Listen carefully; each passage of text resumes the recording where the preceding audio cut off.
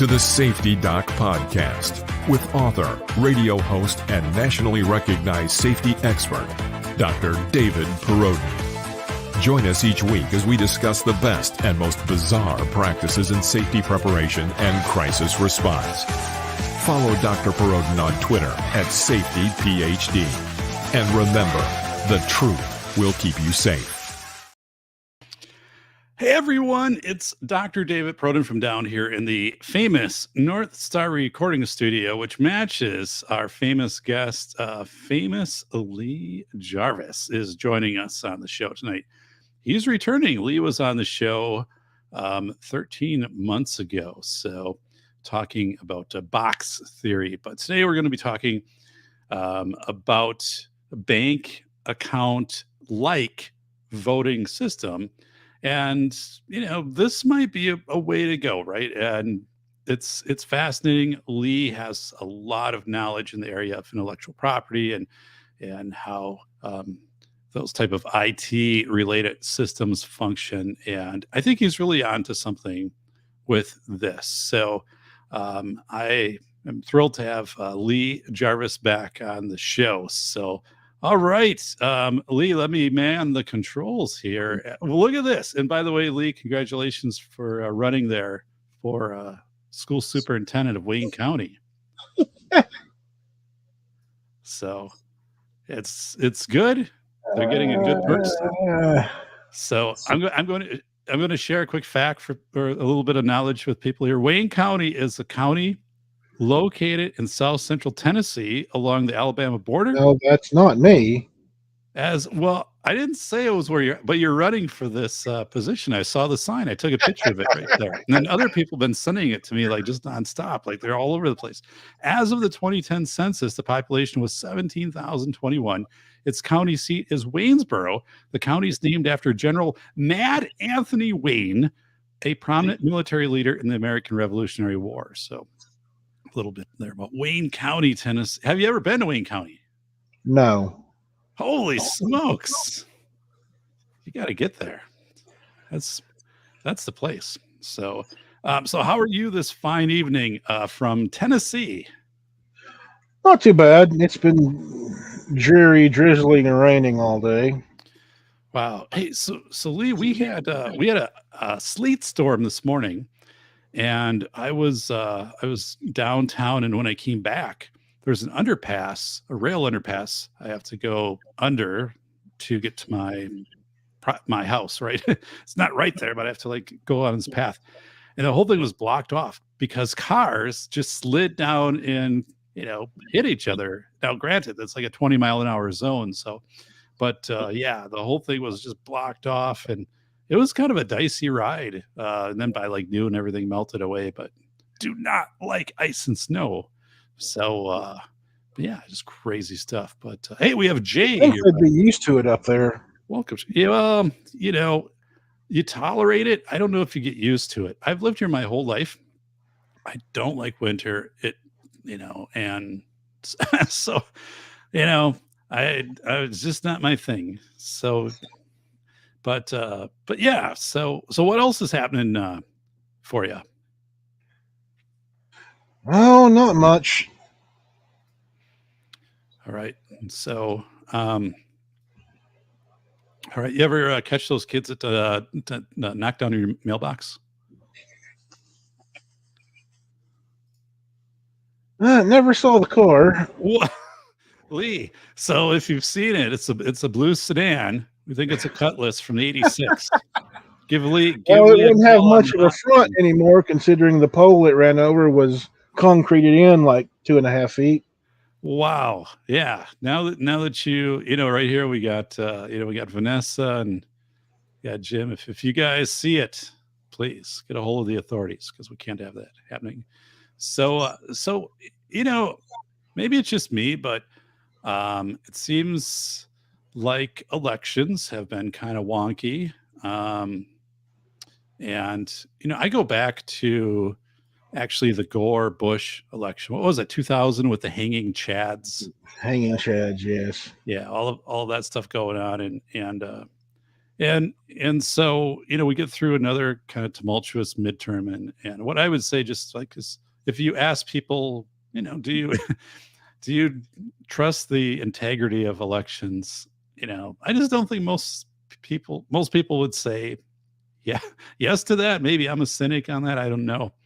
But so, part of today's show, let's get into this. So, how how do you think we could? Before we get into that, did you want to go into Real ID first? Well, we could, yeah. Because it's relatively short. Okay. So Lee Jarvis's real ID is Burt Reynolds, but with two T's. Burt Reynolds. So if you look him up, you'll find him. Let me find the article. Burtt Reynolds. So, all right. So Real ID, for those of you who are thinking, what is Real ID?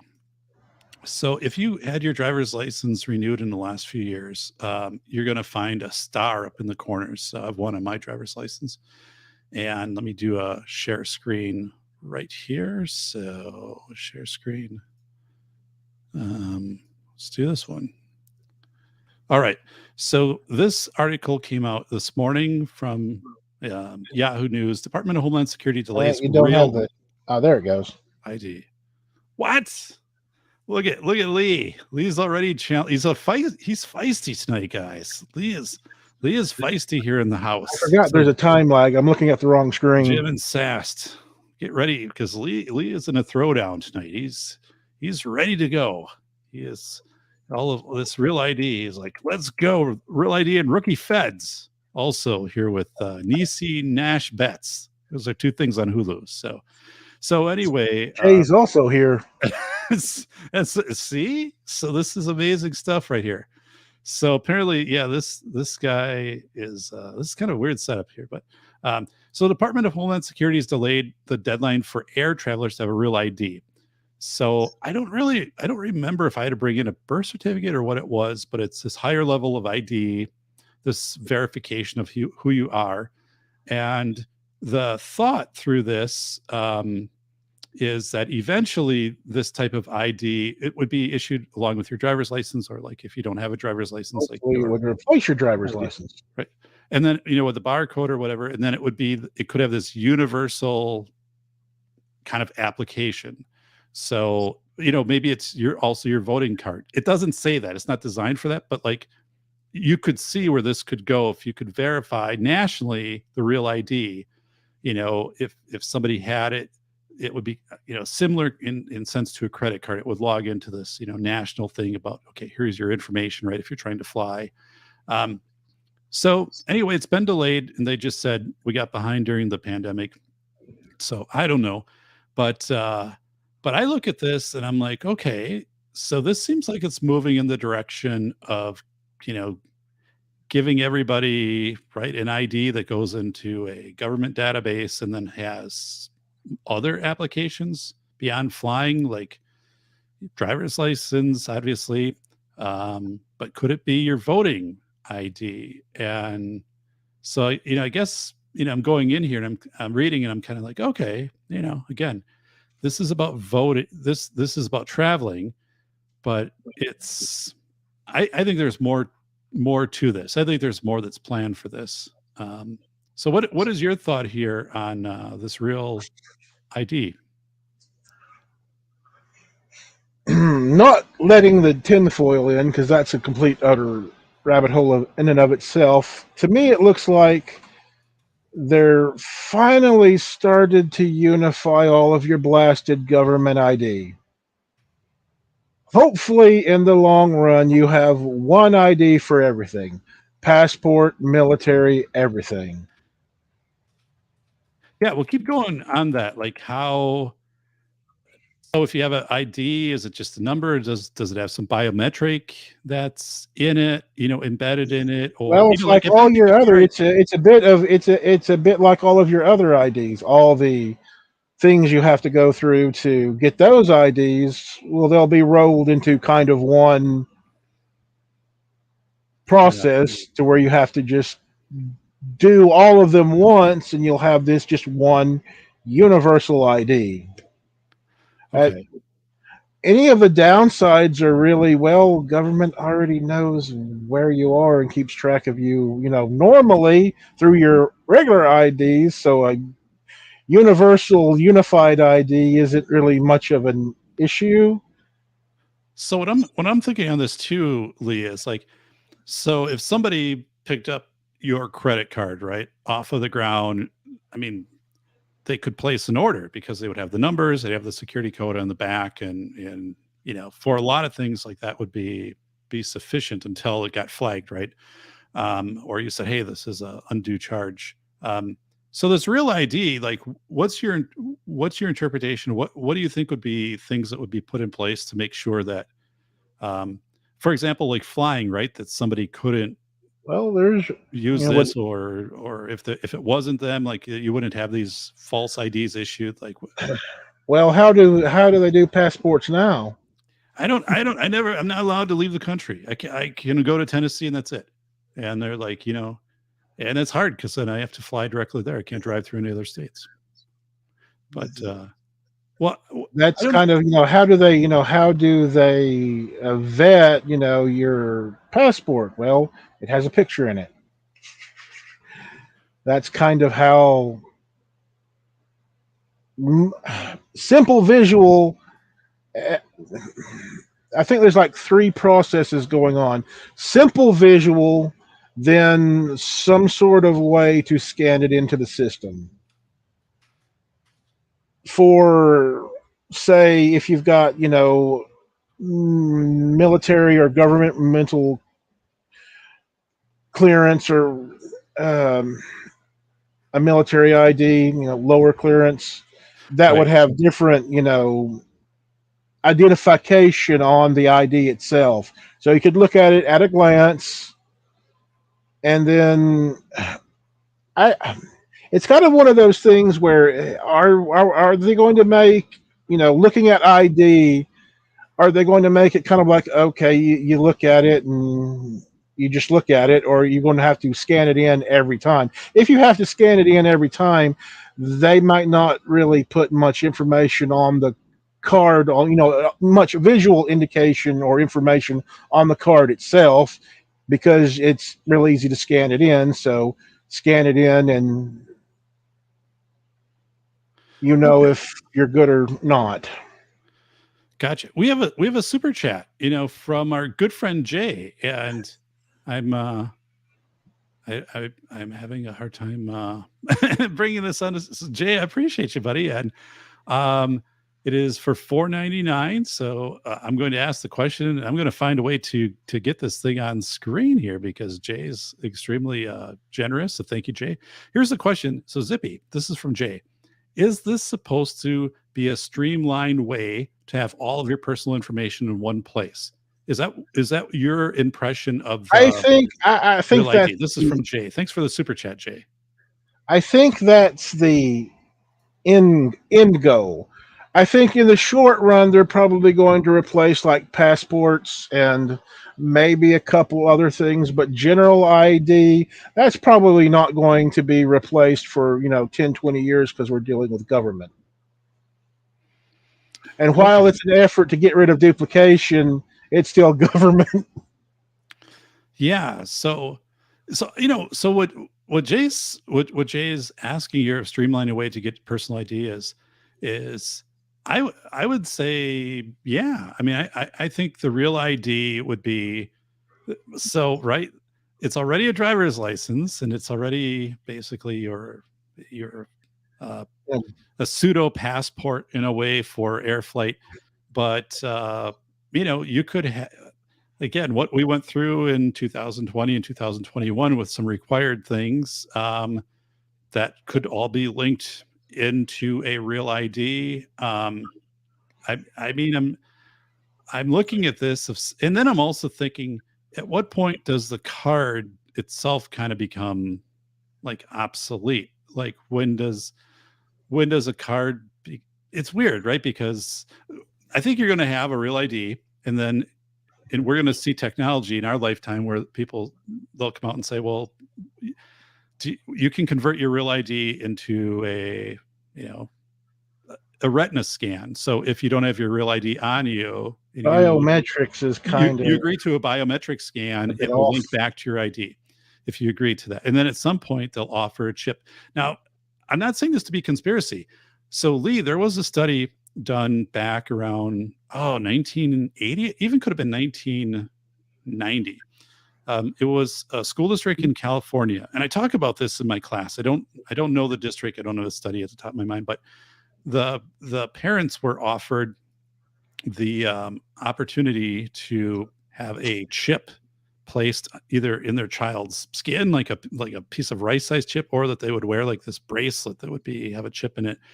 And That's what you do to pets. most of the parents said yes, because the school said, it's safer. We'll know if your kid is here. There'll be like an RFD scanner. It'd be automatic thing. And if they're like, if they go off campus, we'll be able. Barcodes are easy to scan too. That was a thing. So people kind of did it in safety and convenience. So we see people right now, there are stories out there of people who, their employer says, hey, like if you, put this chip in, then every day you could just like scan in the break room and you can get the vending machine. It'll automatically deduct from your paycheck. And people are like, sure, I'll do that, and I'm like, whoa. So I look at this real ID, and there could be things embedded in the back of this, such as your credit score. I mean, how long does this periodically up? Does it, because the database would. Well, it'd be the other way around. If whatever your the chip is no different than the card. Oh goodness, did something? No, you're good. Okay. The chip is no different than the card.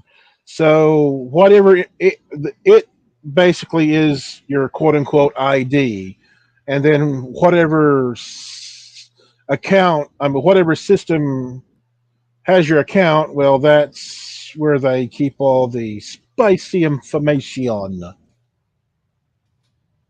So, okay.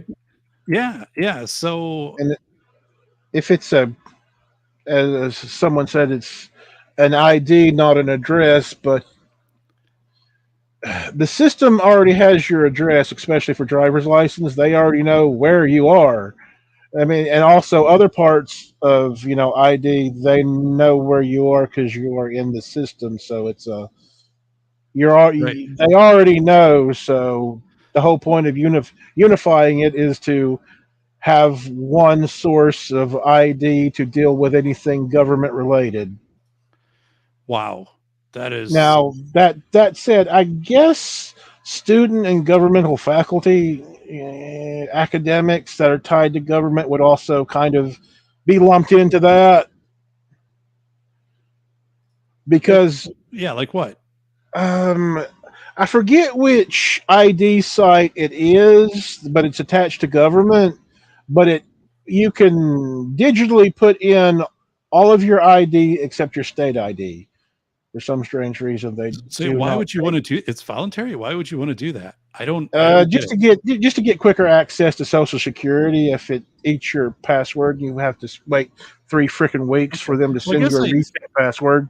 I guess I do get it. And let me tell you this. So I've talked to people who are right in their 70s, 80s, 90s, and they're like, this whole thing with like having to have a smartphone and authentication of getting a call and numbers and that, they're like they're ready to have something simpler like a card or a biometric. Like they're like, just sign me up for that. And I'm like, whoa. But the system is really, I think, has become rapidly challenging for people that are not tech savvy, or either they don't even they might have vision barriers. They might tremor. I mean, all these things. Like I think it's pretty unrealistic, right? But so anyway, what do you think would be a benefit, and what do you think would be a drawback of Real ID?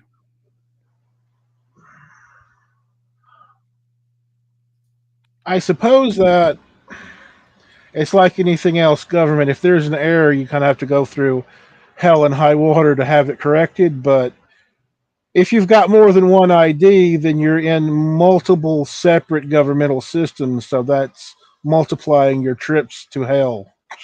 So it's kind of, if they actually seek to unify it all, unify and simplify. I know that's dirty words for anything government, but you get the point, that make it something simple and to the point to replace a lot of paperwork and hassle. Yeah. Yeah. Okay. So that would be a positive. And then SAS wrote ID could be on the blockchain, right? So that's and universal, right? So if you move from one state to another state or whatever, that ID is there. You don't have to go through a lot of these hoops of when you change from one state to another or whatever. Like that ID is there. And all Yeah, so, you probably will have to go through a hoop to update the information. Major changes tend to be a pain no matter what the system, because government is a bit wishy-washy like that. what do you think would be like one of the big drawback? Well, it might be a bit weird to say, but since government is kind of compartmentalized and all your IDs are in separate systems, not really, but practically, it takes a while for the systems to talk to each other. If there's any, theft of your data or your ID, they have to do each one kind of separately. With a real ID system, if you hack that, you've got some the one ring to rule them all, as it were. But Right. So Lee, that's a great point. So and as we close out on Real ID, because this does, although like the article doesn't state that this would be correlated to voting, or that this isn't something being considered as a path toward a voting ID. The reality is probably somebody's thinking about that, right? well, I mean, you already kind of have a voter ID with whatever card your election commission gives you. I mean, when you sign up, you're given an election card or voter card or whatever. Right. So it's just kind of unify it all, simplify it, and make it simple to vote.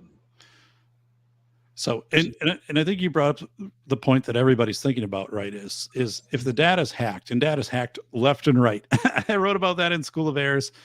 Remember when the big three credit bureaus, Equifax, the big Equifax hack, and then what, no one kind of lost their job, and people, if you signed up and did all this, like gave all this additional information out, they might give you credit protection for a year or two. I think that's the thing of, right, like what if it's hacked, and what if then somebody drains, or this organized crime thing drains your bank account on this mass scale, or freezes up a bank and things like that, or transactions. What does that mean? Or what if somebody steals your ID, right?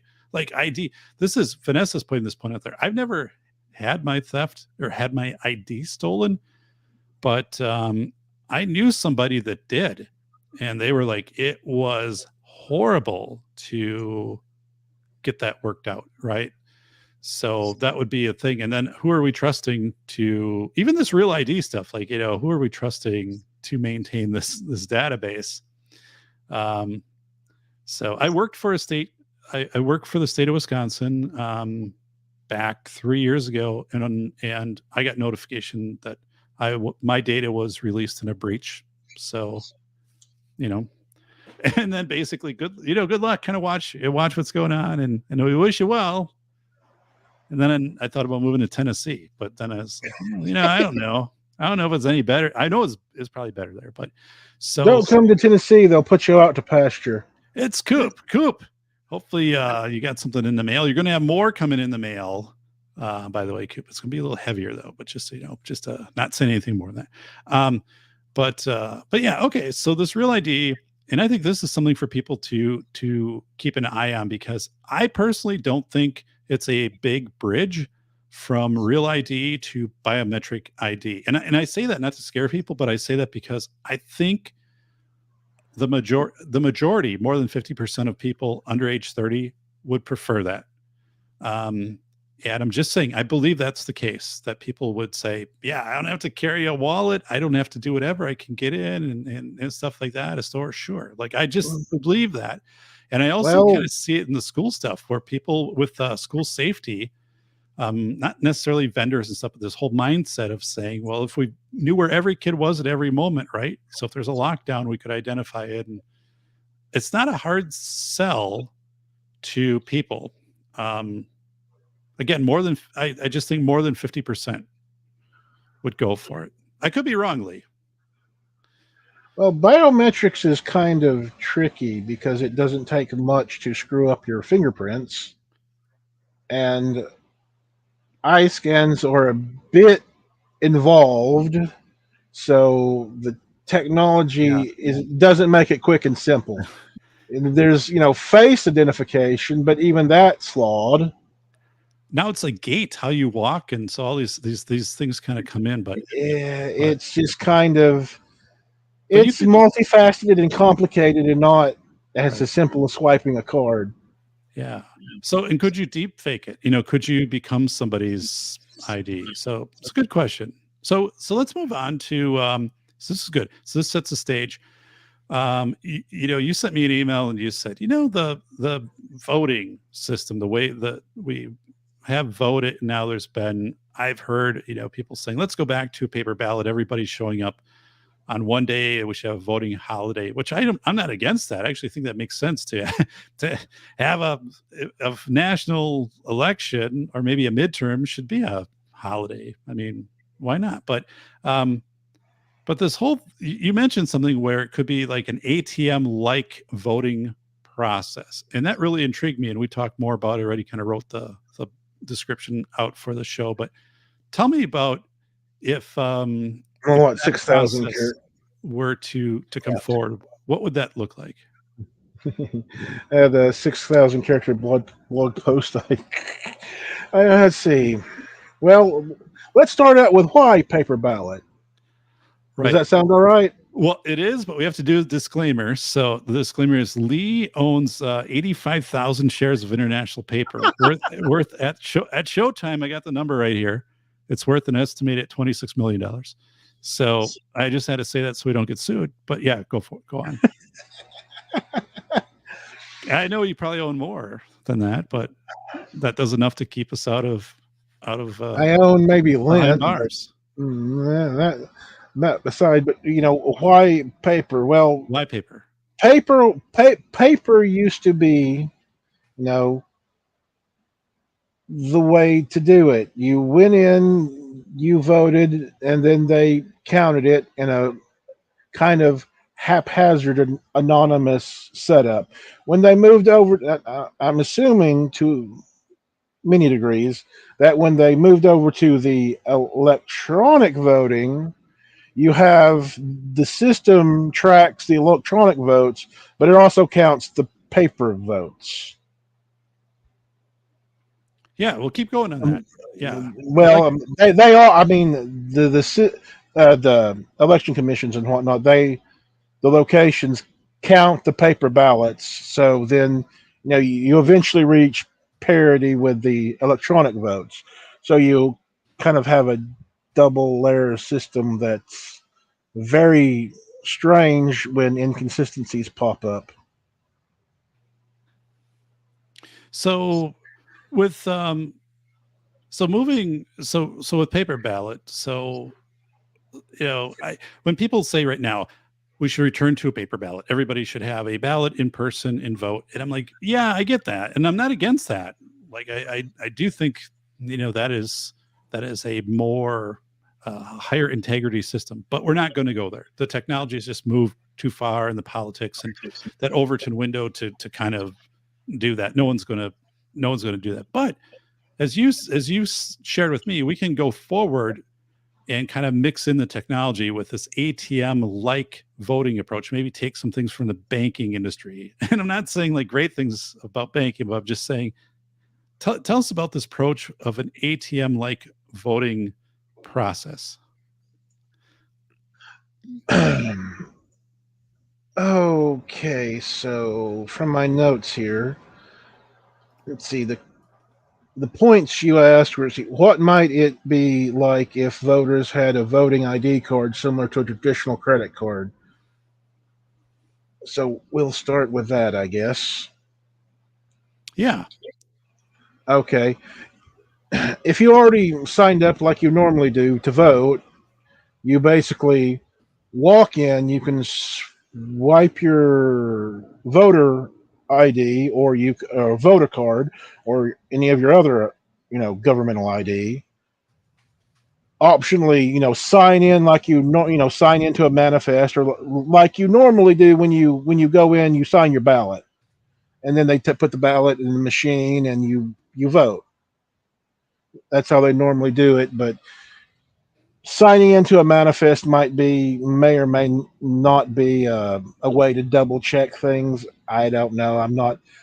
That's into the running the numbers and seeing if it's worth wasting the time. But basically, you go in, swipe your card to basically register, basically to kind of show that you're at the location, and then you go to a machine, put it in, and you vote, and it gives you a receipt, and you leave. So it's not much more complicated than now from the voter's perspective. And this, of course, process can be simplified to the point that an ATM at a bank could do it. But I'm not saying that it shouldn't be normal for a bank ATM. I'm not quite to that. Okay, but you're saying like it could get that way where you shared with me, if you're in the military, if you're out of the country or whatever, if you went to an ATM, I mean, again, the technology would have to be worked out and all this stuff, but in theory, if you had, because if I go to an ATM and I'm somewhere outside of my state, that ATM charge still shows up on my credit card, and it shows that I was there at that date and I made this transaction. And that makes sense. I mean, what you're talking about, right, is if you have this this real ID and this process and it actually, so this ATM thing, and tell us where, you were saying, what if you could rent a voting machine and bring it into an area like an ATM type thing? And I know there's like security things, but like kind of walk us through. Let's see. Maybe accessibility, right? Like if it's all right. A nursing Yes, home. I've got the question you asked. How might the bank account style voting process make voting accessible for the elderly or persons with disabilities? Yeah. So I've got my thoughts. I'm not sure if this covers military, but it might. But as far as voting goes, with with the voter card, you basically vote. A person can vote anywhere. At any voting location. So there's no restrictions to where you can go vote. So all of the hoopla over vote blocking and congestion at voting locations. Well, if you can go to any location, that helps with people being able to go in and vote. But back to the question, when you streamline and simplify the process, early voting or even normal voting can be done by going to any voting. Okay, we covered that. Even an app could be used because the account is the account is kind of the arbiter, and you're kind of the gatekeeper to the account. So you work, you have to put some effort. It's like with buying stuff with credit cards. If there's a weird charge, you go and ask questions. Right. So give us an example of what that might be. Like would it say like, oh, like you voted over here at Snake River, and I'm like, I don't even live in that township. I live in Wayne County, Tennessee. Would that be something that you'd go back and So like you could get home under the system you're talking about, or you could even get to your car and bring up on your phone and see da da da da da boom. Yeah, it recognizes that I voted today at this location. Is that what you're talking about? Yes, it will tell you. It will tell you the machines are registered to the election commission, so the machine can be tracked from the election commission, which gives it the location data. So when you vote, it shows where you voted.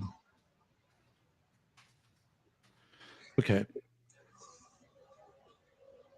So kind of tell us more about we were talking before about accessibility and Yes, people in a that's nursing yes, assisted yes, living yes. center, or people that there isn't a voting, there's not a voting area close to them, and you had a kind of a novel idea of kind of taking this Yeah. ATM voting thing to them. So tell us about that.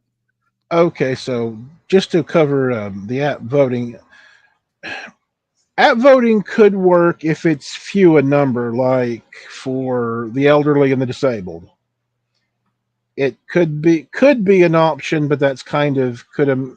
Yeah, I'm kind of 50-50 on the whole idea of app voting to begin with. It's kind of like early voting.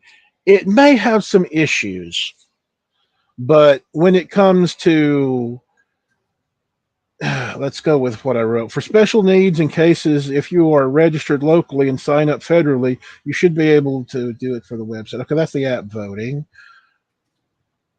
Okay, mass app voting, and I would in this case.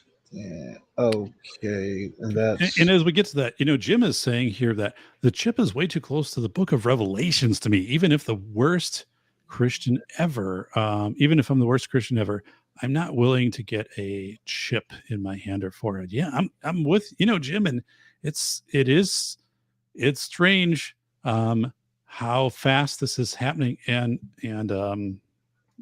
how many people I think kind of want this. So it's not involuntary, but the people who are just like, yeah, it's more convenient for me, right? Oh, I don't have to carry a driver's license, get a chip, or I'm a university student. Um, so let me bring up so right here. There's an article as you're kind of getting your notes organized there. For Jim, this is an article that came out on April 11th from the BBC. The microchip is not this. I'm not going to create a free account. What are you trying to scam my data? Become a part of my real ID. The microchip implants that let you pay with your hand. So this lady seems like she's paying with her forearm, but so Patrick Paulman causes a stir whenever he pays for something in a shop. So he has this implant right there under his skin in this area, this guy. So the first implant was back in 1998, and but now it's becoming more common. So you can see on this thing here, like it's right here, this implant. Okay, a 2021 survey of more than 4,000 people across the UK and the European Union found that 51% would consider it. That's the point, Lee. That's the point to drive home in this. And I've said this, and I see this in school safety, but more than half the people agree to this, and 51%. But even if half, like there's a lot of people who are just like, sure, let's do this. But so anyway, just to put this out there, and they're saying, oh, it's like key fobs, or it's like a public transit card. It's a thing you have, that a fast pass when you're going through a toll booth. But and if you incentivize people to do this, what if you get your an implantable ID for elections, right? But then there's other conditions. It can track you, but every time you vote, you get a one-time $25 deduction off your taxes, or a above the line tax credit. I don't know. I'm just trying to come up with this stuff, but I just think this is and then they sell, it could sell your data. But anyway, before I go crazy. So tell us more about, it's an assisted living environment, and suddenly they're doing a celebration there one day because it's voting day. How does that work? Well, the voting machine itself isn't particularly isn't particularly large. It's not much bigger than like a 15-inch TV, LCD TV, a flat screen. The only real moving part on it is the uh, receipt printer, which has non-fading receipts because all the receipts they have now fade after a while because Really? they're thermal based. Yes, they're thermal based, so they fade after a while. Okay.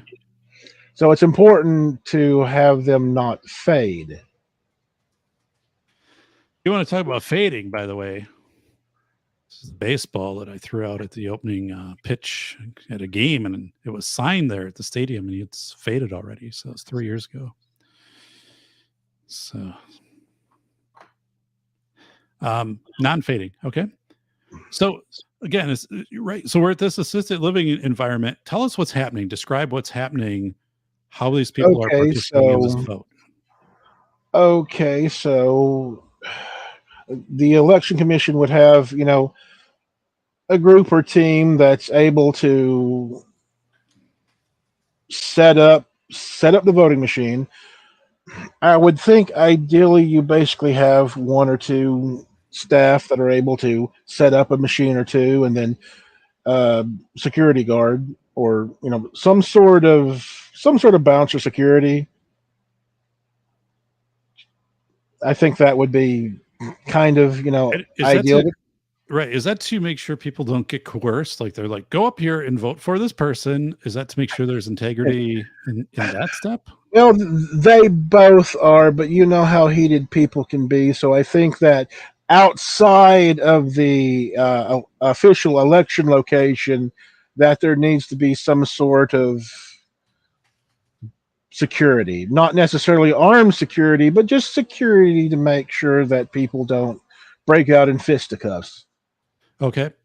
I mean, it may probably won't happen in a nursing home but at like a rec center. A rec center could also, if especially if a lot of the uh, residents around the rec center are disabled or elderly, that's a good spot to set up shop and have them come in and vote. But for residents at like a nursing home, you might be able to even miniaturize it into a simple data pad, and the staff are taught to be impartial and just help people do their thing.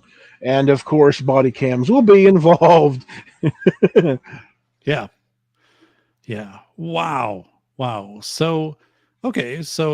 Um, so the so one thing that would be changed is the portability of voting, right? That the Yeah, voting units come to because people, and then I think what you're saying too is Lee. So it also matches the person to the vote. So not that again, I'm not saying this happens, right? But it's not that you would have one person go to an assisted living environment and then collect votes and just the risk of having people who aren't incapacitated interfere. to vote would be minimized or like these rep. I think another thing that this quickly solves is the repetition of votes, right? So somebody couldn't vote in three places at once, or if you couldn't track a Well, vote yeah. I mean, you can only vote once per account, but that's per how this would work. So okay, so got it. So Lee, let me go in here through the since we're on this subject, yeah. let me look at the. Okay, let's see. Let's see. Vanessa saying you want to get in a fight outside of voting area. That is your problem. Wow. When I was voting, it was for the Here midterms. it is.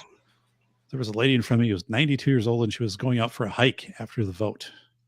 So she was kind of all in her hiking garb, and then she said, "I just celebrate my birthday. I'm 92." So I'm like, well, bless your cotton socks. Holy smokes. And she probably went out and hiked 10 miles a day. So then she's like, have you heard of Lee Jarvis? I'm like, yeah, guy from Tennessee. She's like, you're damn right. I listened to the Lee Jarvis show down there in Wayne County. It's AM radio. It's within 52 miles of Wayne County. You can get it. Then it quickly fades off.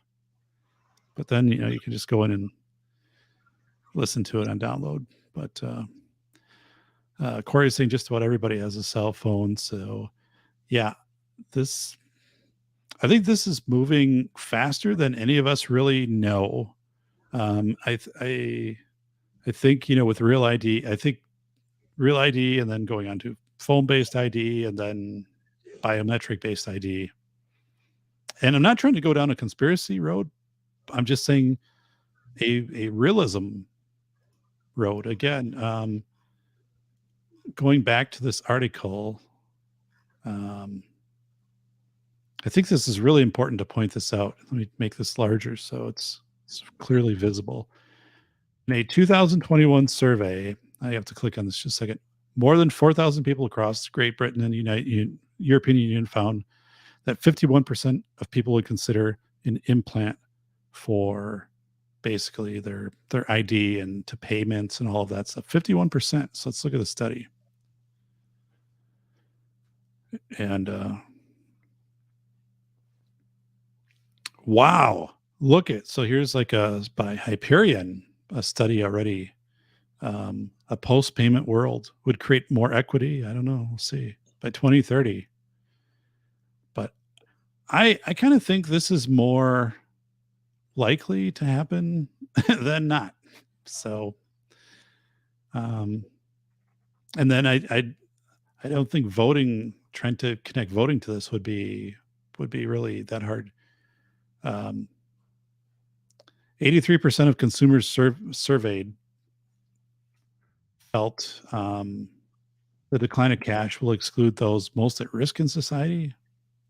Yeah, maybe, I guess. That actually probably makes sense. Like, people are worried about getting rid of cash. But anyway, so people ages 18 through 24 surveyed, 31% would be comfortable with AI making automate decisions on their behalf. So, like, just let the computer algorithm decide.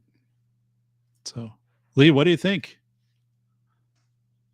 Humans. National voter registry too. Maybe we can get into that. Is that something? Well, I've got I found the rental train of thought that I wrote down. I'll go with, let's see. Ideally, I'd like to the process simplified to a point you could have staff and guards per X number of machines, and like for $5,000 you can rent out 3 or 5 machines for a few hours. We should come together and celebrate the caged madness that is democracy, like a proper Irish or New Orleans wake. Not sure if political parties could host an event, but a business should have no trouble given how silly the rules are. They half ignore them anyway. Yeah, got it. So National Voter Registry, what are your thoughts on? That's duh. I mean, they complain about fraud, and duplicate votes and things like that, but they refuse to make a national voter registry. Right. Seems like it makes sense to make a national voter registry because, right, if you had a duplicate, it would automatically flag in the registry, right? I mean, like, again, if I use my credit card and someone like uses the same thing to whatever, and it's not, it's 1,000 miles away within 3 minutes of where I made an in-person purchase, right? And they're making an in-person purchase, it's flagged. I mean, so, right, Yeah, I've had problems buying, what was it, Scottish chocolates for a friend because none of my MasterCards would go through. MasterCard was like, "Oh, we'll fix it," and they didn't. Wow, look at that's like an informal commercial there for MasterCard here from Zippy. Highland chocolates. Highland chocolates there with Zippy. So Zippy, let's go into individual. So let's talk about voting online or voting with an app. Where do you see that in the future of voting online or voting with an app? Students already take, like, I think the ACT or something during the pandemic online, and students are taking tests online. But where do you see online or via app for voting? Well, if you have an account system, I think one of the more I think the one of the problems with app voting, at least common app voting, is that it's a very fast cycle, so you have no time to error correct. Even if you give it time, it's still a very fast and furious process. When you have to, go to a voting location, make sure you're signed up every year or two, and then go back to the voting location and sign in and put your card into the machine. I think that slows the process down enough that you can catch errors. Got it. Because it was in so in Arizona in November for the election, in Maricopa County, which is a very populous county, 60, and this is from the election officials, 60 of the county's 223 voting centers experienced technical problems, their tabulation. So and what they said is people then would submit their ballots and in a box or something underneath, and then it would be counted separately or whatever. But it doesn't seem like that was a real great process. And then it just kind of went away, right? Like we don't hear about Katie Hobbs and Kate or Hobbs and Lake. It just kind of worked its way out of the news pretty fast. But yeah, so this is pretty crazy. What do you think, Lee, about early voting? Do you think that early voting would? What's your thought on that? Good or bad? And then also, like, could this voter Early ID voting, system eliminated or what? well, our early voting is not a early voting is only problematic when it's mail in. I mean, that's kind of the thing. I mean, in theory, you could start early voting. Like, okay, so you have like under this system, you'd have like a 2-week period to vote, and many of the locations should basically run outside of normal working hours. That way, people can come in and vote. Shock, amazing. You know what I'm saying? No, I do. So you have that because because they operate outside of normal working hours as well as most working hours. People are able to have more access to vote, and plus with being able to vote at any location, military bases and diplomatic, whatever the heck you call it, embassy. Embassies are U.S. soil. Military bases are U.S. soil. Right. So if you're traveling across the world, if you sign up early, right, you could go to the location nearest to you and vote. So Two Storms is saying Two Storms 1776. God, I just heard an echo. So wow, that might be coming through AM radio down there in Wayne County, Tennessee. 75,000 amps. It's a hell of a system. You don't want to touch it though; it'll be the end of your life. So okay. How about a voting day though? Like, so you got your card, so it identifies that it's you. I mean, a voting, yeah. What do you think, Lee? Like, what is your thought on, should we just have a national holiday? And damn it, you vote on election day. You don't vote 7 weeks up to election and this other stuff. Do you vote on election day? What do you think? Too much foot traffic, too much activity for a single day. Now, you could have a week period around a single day holiday. And you have 2 weeks to vote normally, and up to maybe 3 weeks before that, you can sign up for early voting and then go to a location that's run on a skeleton crew and go in and vote early. So what do you think is reasonable for that time? Like it would be 14 days before the election? Because right now I don't know what it is, but it seems like you can. I think I already cast my vote for the 2024 election last week. So, I mean, it So does seem the vote period will just say just 2 weeks, all right. whatever. What's that? 10 working days. Well, yeah, it should run 24/7. So when they say, yeah, so 7, 14 days. Okay. That should cover 98% of all voters' needs.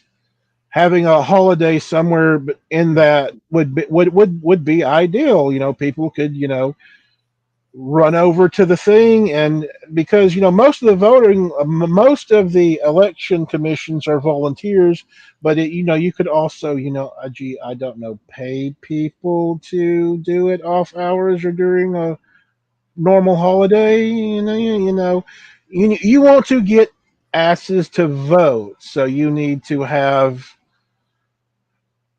a Right. I mean, I think there's novel ways to do this, right? Like if you serve on an election, oh, to count votes and whatever, or yeah. to be there, that it counts as as whatever fractional point toward your social security down the road, or if you currently have. I think there's ways to do that to incentivize people without making it too much of a, oh my goodness, like you volunteered, you made $83 an hour to work this post.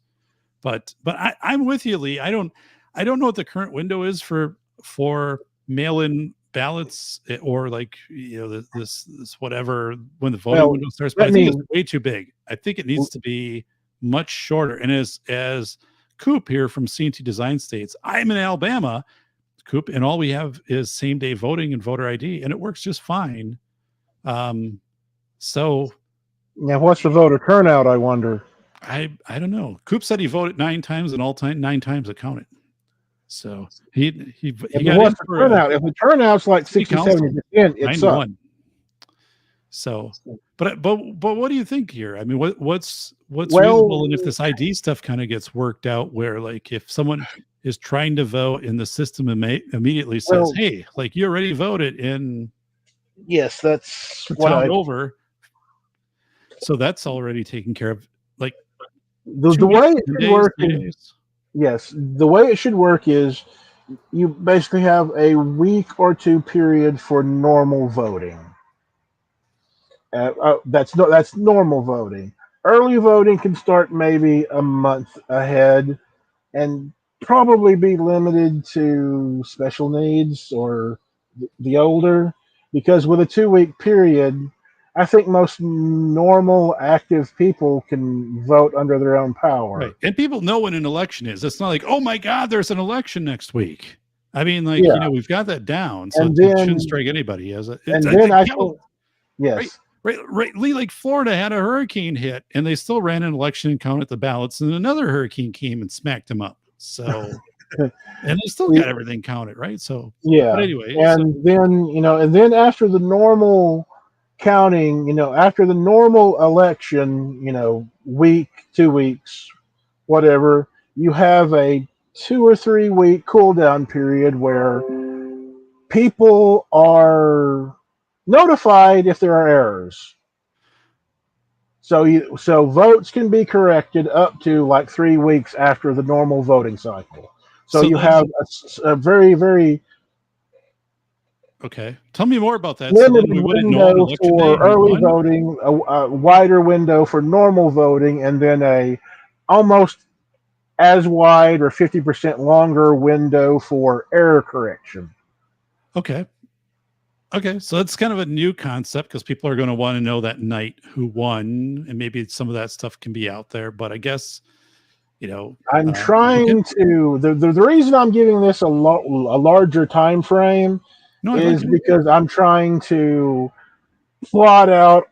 I'm trying to actually just have it long enough to get more people to give voting a chance, because our voter turnout sucks. I mean, nationally, I'm not sure about statewide, but if this, if bank account like voting is for all levels of voting, and for all elections, then it gives people more reasons to vote than less reasons to vote, I think. Let me do this. Do you think there should be this thing of if you vote, you get put into like a lottery system? I've read some articles on this of saying, and not that it's kind of like a mega bucks, but incentivize.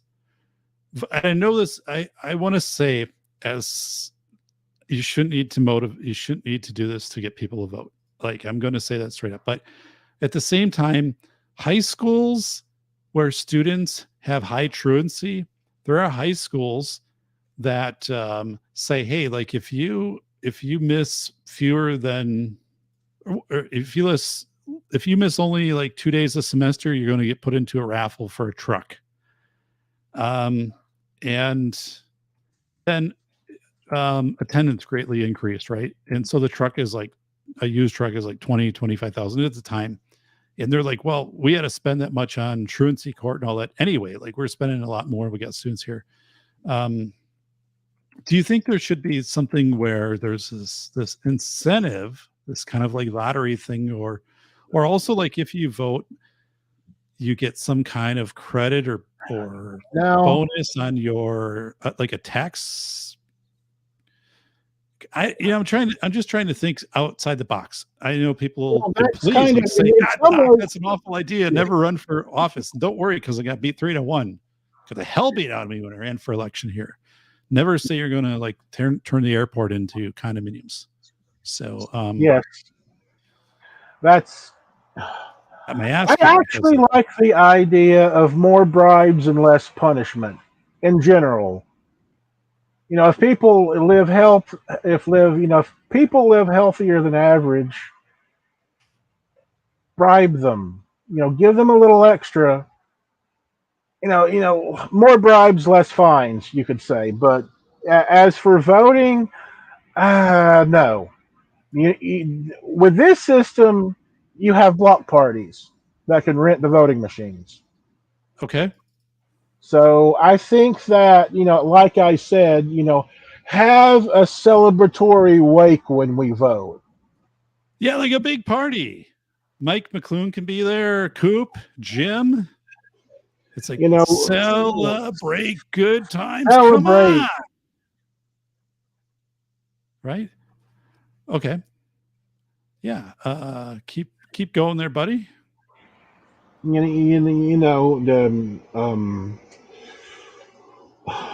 the Irish and New Orleans, they celebrate and have a party for as a wake.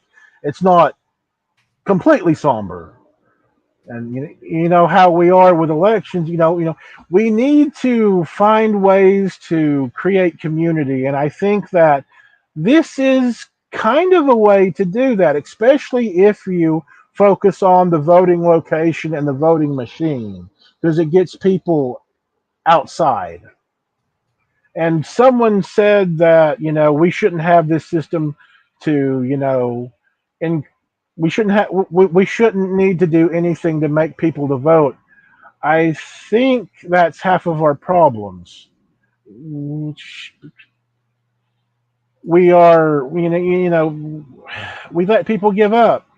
I mean, we don't really try and So some people will say like voting really only matters at a local election, right? And so if I'm voting for school board or voting for my city council person, the big state and stuff, so it's defeatist. So let me pause right here, Lee. This is good.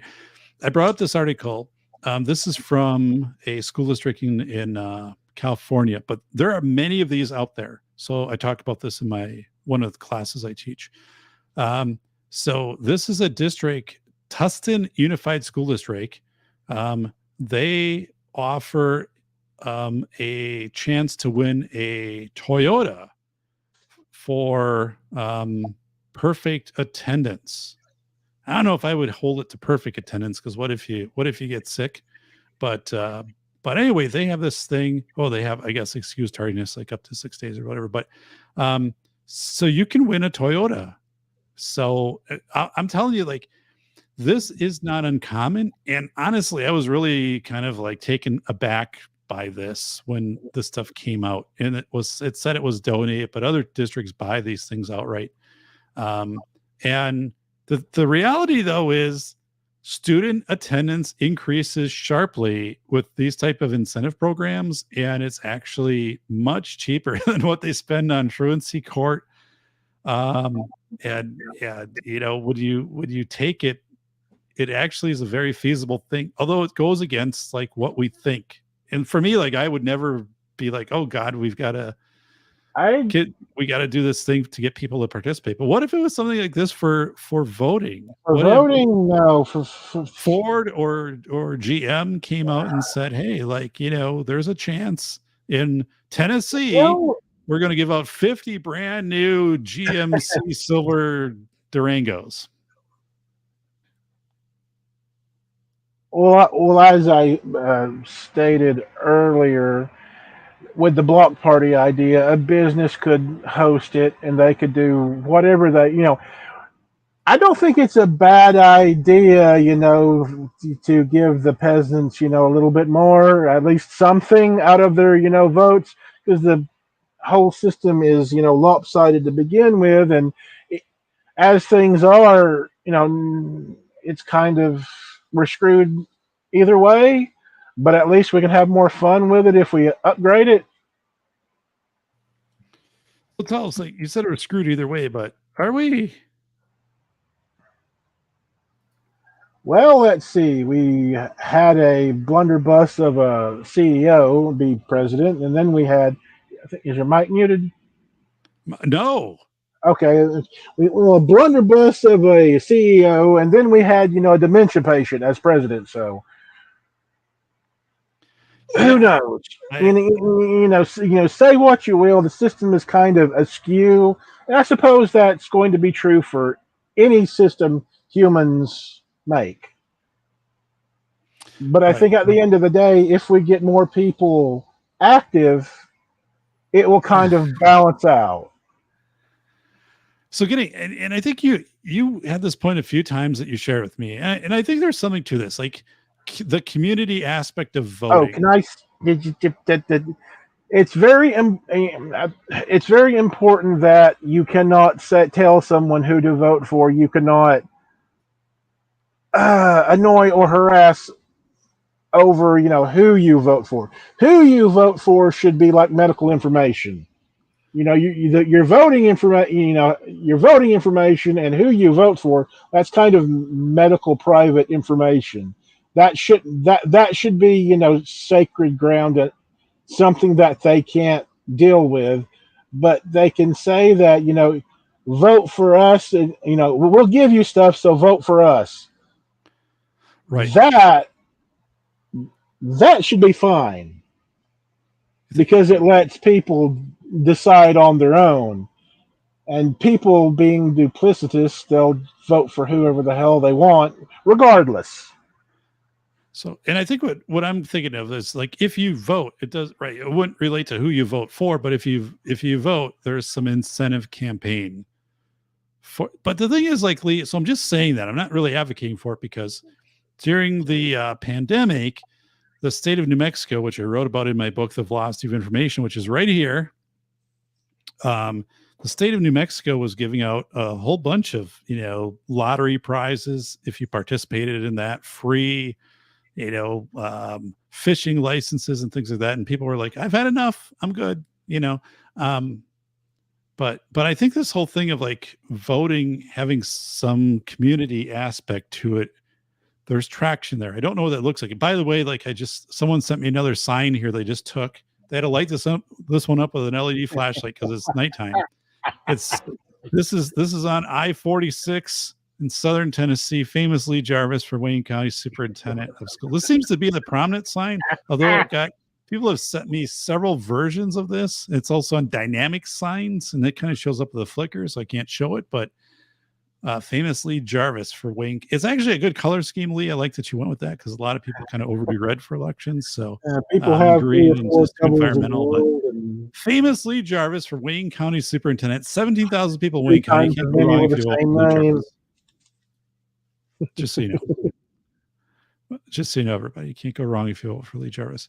So I like this community aspect of voting. I don't fully have that figured out, but I do think generally you'd want an impartial middle ground to it.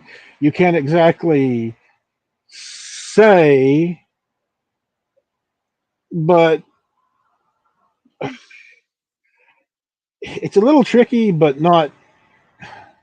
Well, you can ask people to vote for XYZ, but you can't give them stuff to vote for XYZ.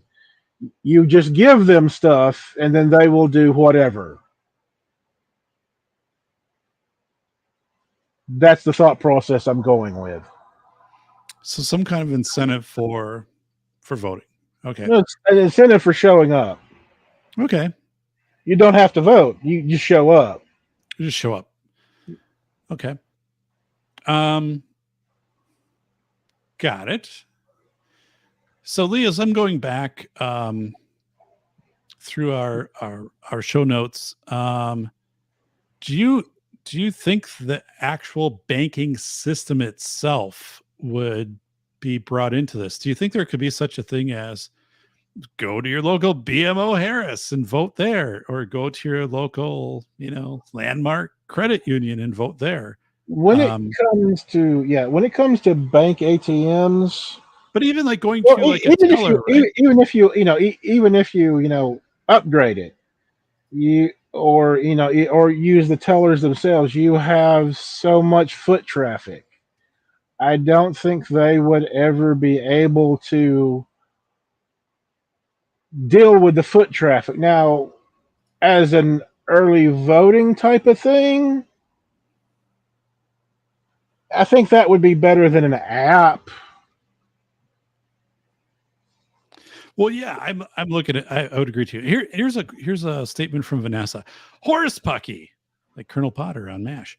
You're an adult. Get off your butt and go vote. I do not need to pay you to vote or gift you anything. So I appreciate that you share that, Vanessa. And again, I'm not trying to take positions on anything. I'm saying what we're right. We're trying to talk about what might be directions that people go down the road. What are some things that we see?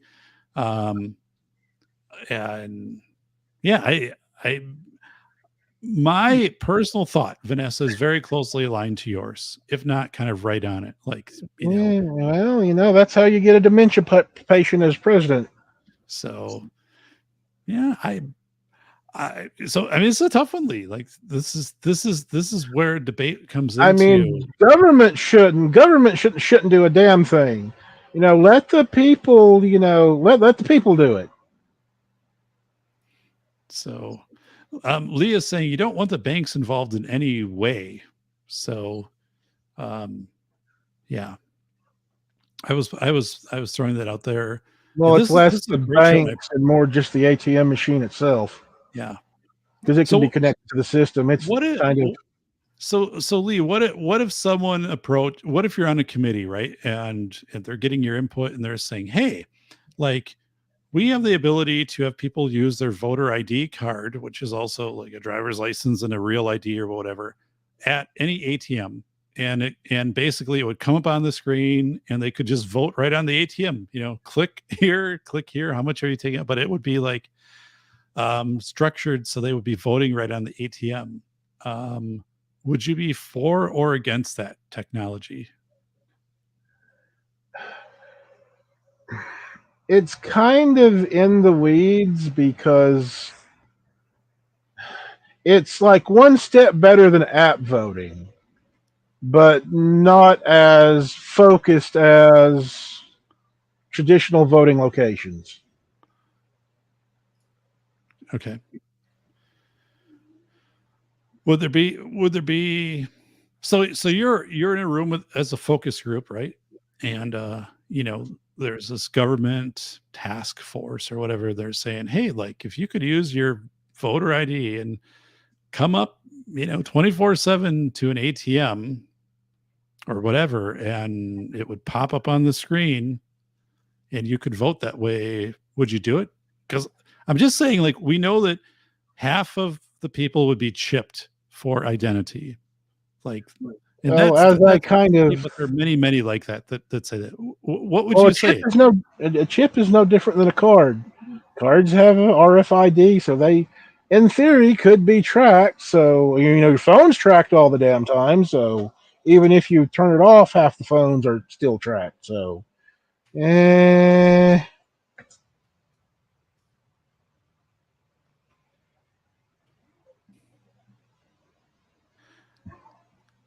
I almost see it as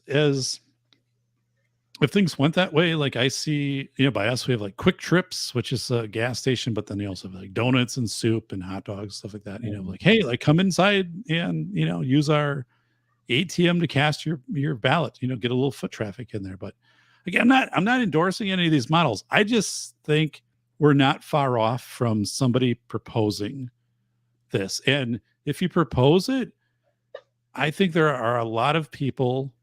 Again, we know 51% in the study, and I've seen multiple studies that say half of the people would agree to be chipped for employment, or like if you didn't have to carry a driver's license, 50% of the people would just go for that. And all a chip basically is taping your ID card to your hand. That's all it basically is. And also, we have apps on phones where you can just swipe and pay. True. So it's not any more shockingly different than anything else we have. True. I was amazed, Lee, at our local grocery store. I no longer had to insert my credit card into the reader. Basically, as long as you had it within like 5 inches of the device, it would just it just read it. So Lee's like, oh, you don't need to do that anymore. Like, just like hold it up, like, or just like wing it past that. And then it's like, beep. I'm like, holy smokes. And then I'm kind of like thinking, I should really have like a RFID wallet, that protects the signal, because someone could come up behind me and I mean, quickly grab the numbers if it's that. It just was really weird. I was like, how in the hell did that broadcast that? There's no battery on this plastic chip here, but wow. Well, the way an RFID chip works is that radio signals are outputted and it activates the chip, and then the chip is read. So if you have a strong enough radio frequency on the right frequency, it can activate the chip, but the chip has a very limited range. Yeah. Wow. Lee, how do you think elections will change 10 years from now? So what do you think will be different in 10 years from now than today? No, they didn't change any in 2016. They didn't. Let's see. When was the 2016? Oh, Lee's like, what year is it, for God's sakes? Lee, it's 2022. Lee's like, I'm in Tennessee. There was an election, 2020? That's 4 years, every 4 years, right? For the presidential election, is every 4 years. The next presidential election. Not much change, maybe like 2032. Like, what do you think might be different for technology, the way people vote, the way? So I guess one of the things that really baffles me, Lee, is like, how does Florida basically count their votes and announce winners in 48 hours, in Arizona and Pennsylvania take 3 weeks to do? Because they have competent voting commission. So it's really weird, because we never do the exemplar thing. We never look at the 50 states and say, like, which state really has it down for voting or for whatever it is, and try to model after that. We don't do that, but I believe that each state has its own rules over the election commission and the process thereof. There's really no, everybody's independent and everybody doesn't want to change. That's why we are kind of in this mess because there's no innovation. It's like the market itself with how IP rights have created, big mafias that stagnate, innovation and creativity. It's the same in, government is the same process as big business.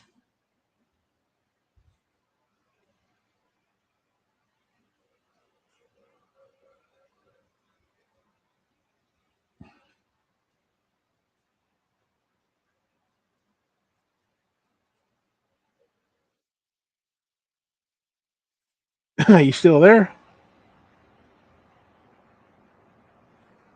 Oh crap! Did something break on me? Okay. I just kind of put you center stage there for a moment. So I'm still here. So what do you think is going to happen? I know we have some things here in the chat. Vanessa and Sassa saying, states should run elections, but do you think we're going to be moving toward a federal election? And so what happened to Doc? I just moved myself out, Coop. But look, Coop, look at that sign back there. My goodness, Coop, look at that sign. That's amazing, by the way. I won that from election. It was sent to me by a CNC designer out of Alabama. But I voted, and they're like, "Hey, you want a sign for your studio?" I'm like, "My God, that's the best damn thing here." Guy before me won a pizza.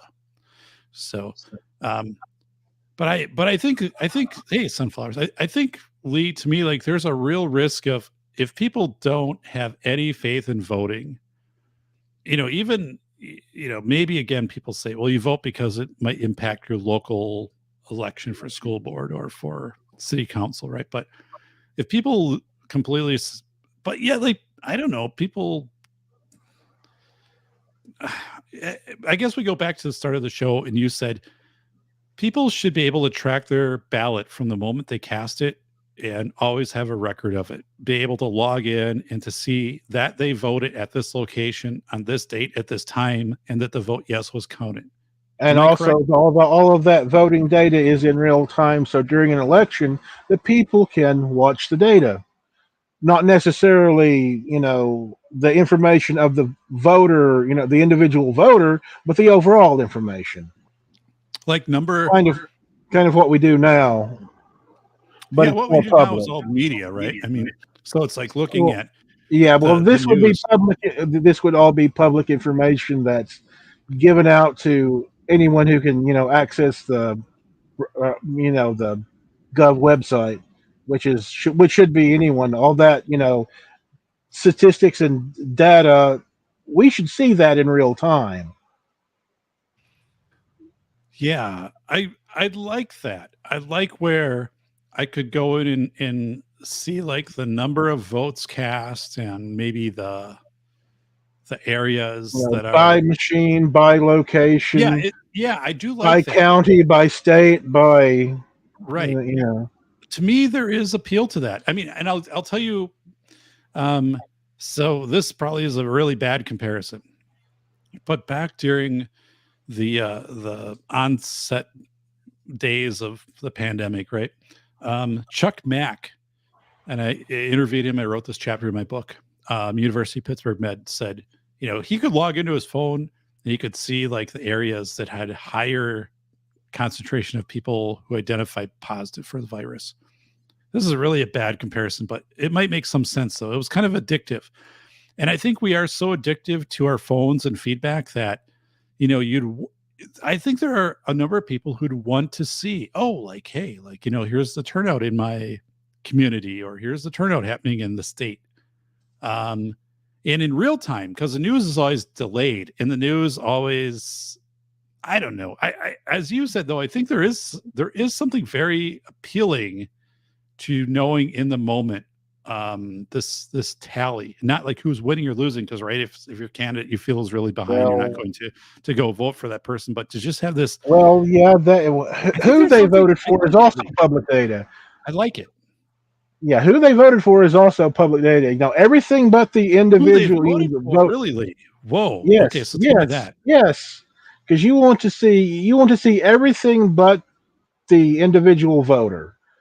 You know, you don't want to know their account number, you don't want to know their name, but you do want, the machine, the location that's, the machine's registered to, which which then, has the statistic, the analytical data of the city, county, state, and so on. Wouldn't you You think want that though? information in real time. That's, it's kind of like a third of it. The account is one form of security. The public information is another form of security, and the voting location is one leg of security to kind of manage the data overload. Okay. Let's see where you're going. You're going with that. So, wow. Wow. So, but so what you're saying though, just so I'm correct, if I log in and it's 2:30 in the afternoon and I'm like, oh, like, the mayor is like leading by 811 to Well, you don't 600. have to log in. That's the joy of it. It's public data. I'd have to find it somewhere though, right? Like I'd have Yeah, to, on the Gov website, it's public data. It's like weather reports. Go online and look at what a site has for weather report. You can click on the data, and a year or two ago with the COVID data reports, you could go to websites without having to log in or anything and look at the statistical data. You want to see that data without having to log in. It kind of doesn't make any sense if you have to log in to see it. okay. So it's on a government website, like local or state or national, or like Well, it's here I just got leejarvis.gov. I just went to that and it just downloaded a virus. Thankfully, my McAfee knocked it down, but it had a hell of a fight. It took about 127 RAM to like knock that thing out. well, that's because you have McAfee, Get Kaversky, So Kaspersky. it was just like it just quickly did a pop up and said, we're in the battle of our life here, Doc, working this out for you. And then it finally like snussed it out of the system. But yeah, so I think I like this idea. Honestly, I think it's really appealing to be able to see in real time the voting numbers. But I think if you see results, right, that could influence whether, like, if I'm voting for someone for mayor and they're losing by 200 votes and it's 1 o'clock, I'd be like, screw it, I'm not going to vote for them. Like that was my main purpose of voting. So I don't think the result should be real time, but I think like the number of Uh, people voting. what's You think what? results should be real time? I'm voting for Yes, Vanessa Kitty. She knows what she's doing. it's it's I would it's. vote for you, Vanessa, by the way. I'd vote for look at Zippy. I would vote for you. How can you? People are always going to complain and create conspiracies and other nonsense. If you obfuscate any bit of the information, it's only going to make the noise worse. So you want to simply just make it public data, all available. Elections.gov.org, or whatever. You go to the site and then you can click on whatever sub-region, city, whatever you want to see the statistics for, and hopefully they will log that data, and you can always you track it by the year. Why not? So, but in real time, you think it's a good idea to? You don't think it would discourage people from looking and saying, "Oh, I was going to vote for Lee Jarvis for Wayne County, but he's already up like 81 to People 12 will votes." vote So for the damnedest of reasons. There's no point in trying to there's no point in overthinking over which way a butterfly is going to go in the wind. There's just people will do whatever. You can't really control them that well, and when you do, it just creates more chaos. Okay. So, interesting. So this is where you and I kind of take we kind of part to different sides a little bit, because I wouldn't show the results in real time because I think it could either discourage or encourage people. I don't know. I don't have. I probably wouldn't do that. Um, but I'm glad we're having this conversation. This is really good. This is excellent, Lee. So I appreciate that, because I'll tell you one thing. I always never I never liked this working with school boards, when school boards would always say like, "Oh, we're going to vote 9-0 for something," and they never like had a debate, because I think we're having this an intellectual debate, and we're having some great stuff from the chat here. Good from Coop. Corey's got some great stuff. So yeah, Sass seems to kind of miss the point, I guess. The receipt has your account number on it. When you log into the machine, you probably put in a pin number to fire it up so you can vote. You also something I didn't mention is you can opt in for bi-yearly and quarterly mail-in statements. There's many ways to track to track and keep track of your vote. It's not just a quote unquote receipt. It gives you,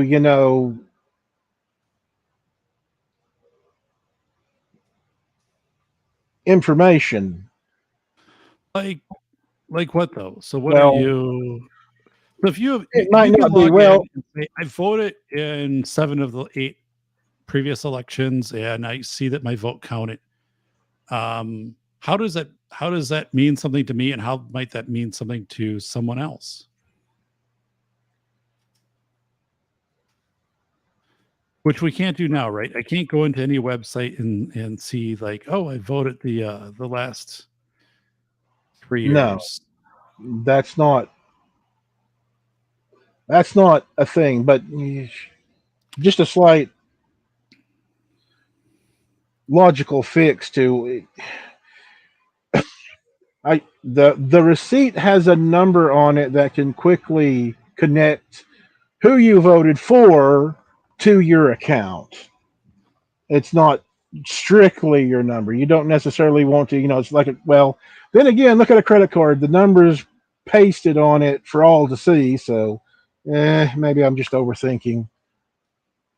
So what was your question?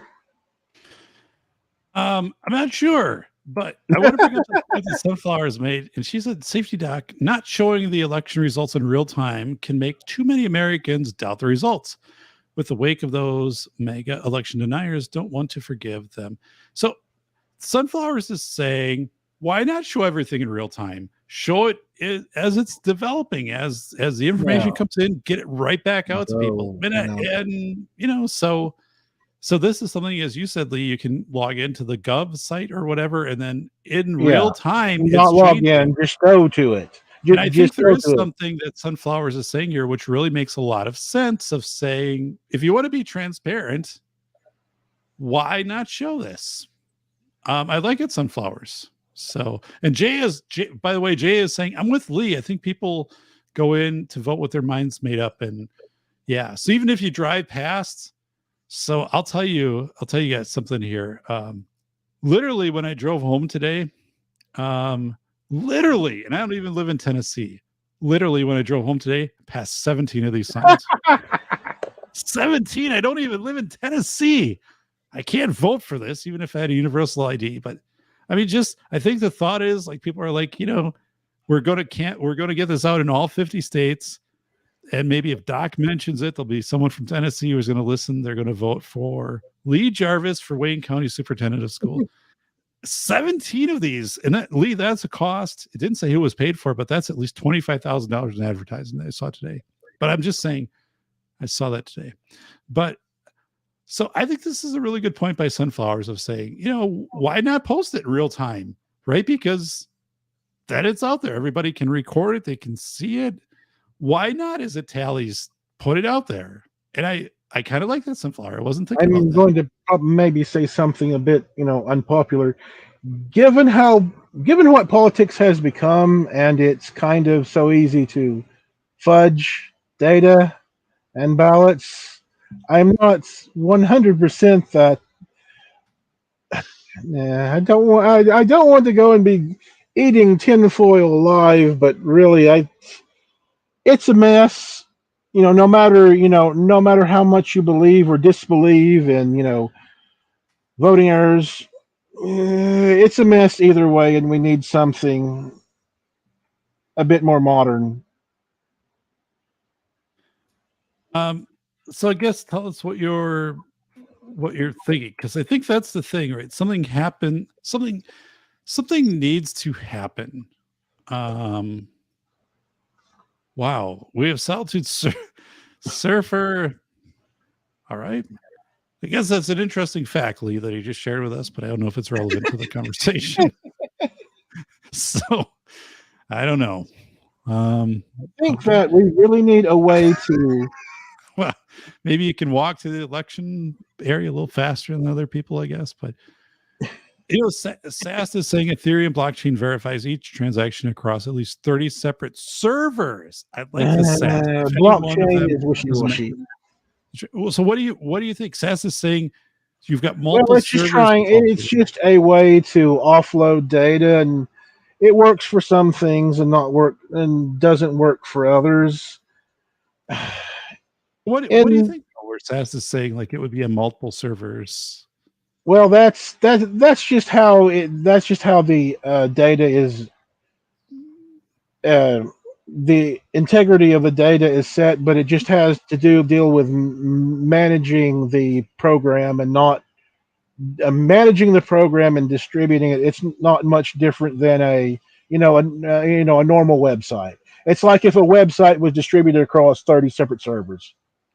Is that a bad thing? It's a mixed bag. No one server has control over it. I mean, at the end of the day, it's good for spreading information, but it's kind of just information. It's for mainly just outputting information, mainly. At least that's how I see it, since I like torrents and loathe IP rights. Okay. So I know SAST. I've had him.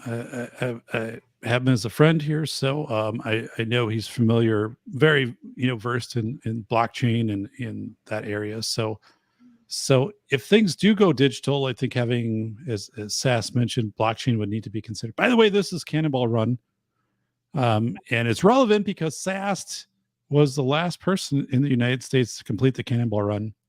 He actually did it to and from the greater Connecticut area to Florida and back to California and then to Connecticut, 17 hours. So SAS did that, the Cannonball Run right here, just so you know. So it's relevant just that we recognize a celebrity in the chat. We have great folks in the chat, but he did do the Cannonball Run. So, do you think there's a point where people just kind of, I don't know if it's like give up on elections? Well, what was the last, election? I mean, look at the voter turnout. Some of them are okay. If you're above 70%, I think you're kind of doing okay-ish. But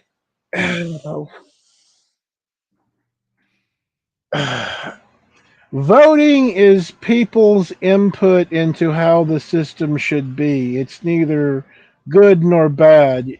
More input is better. I can't see how less input is better. Well, let me ask you this. So this is from Tufts University, and it's showing an increase in youth 18-year-old through 29 turnout. Went down a little bit in 2022, but has kind of trended up since 2014. What do you think about this, Lee? what about the argument that, you need to have some. So TJ Martinell, I've heard him say, and he's a writer with the First Amendment Center, you know, you you should have, quote unquote, skin in the game. You should have property, or you should have some kind of vesting for voting. What do you think about that? Of saying, um, well, there we go. There, cannonball run stuff. But what do you think about that? Of saying, if you're going to vote, you have to. I don't know. I don't want to say property, because, oh my God, that sounds horrible. And I mean, that's not where I'm going, but I'm saying, there's almost like you have to have some level of course that you take, or some level of applying for your first job, or having your first, I don't know what it is. Lee, tell me.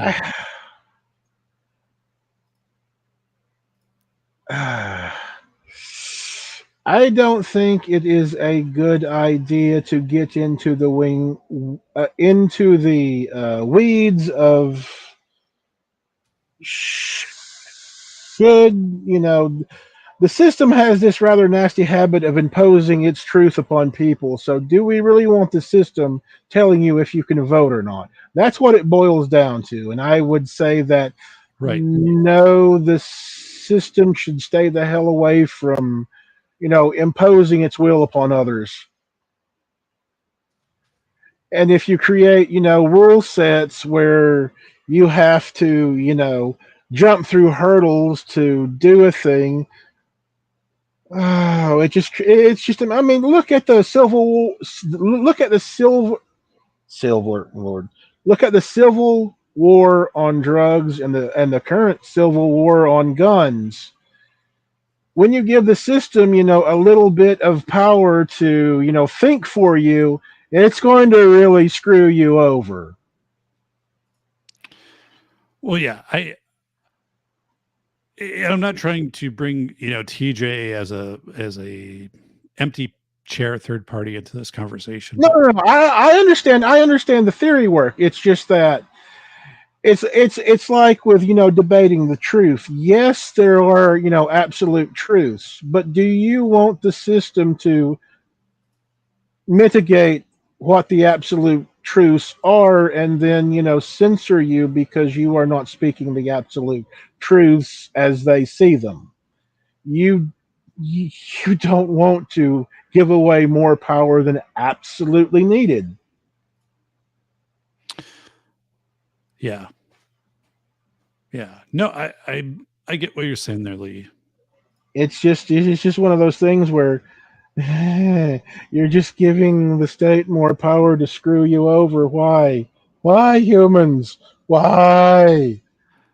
Why humans?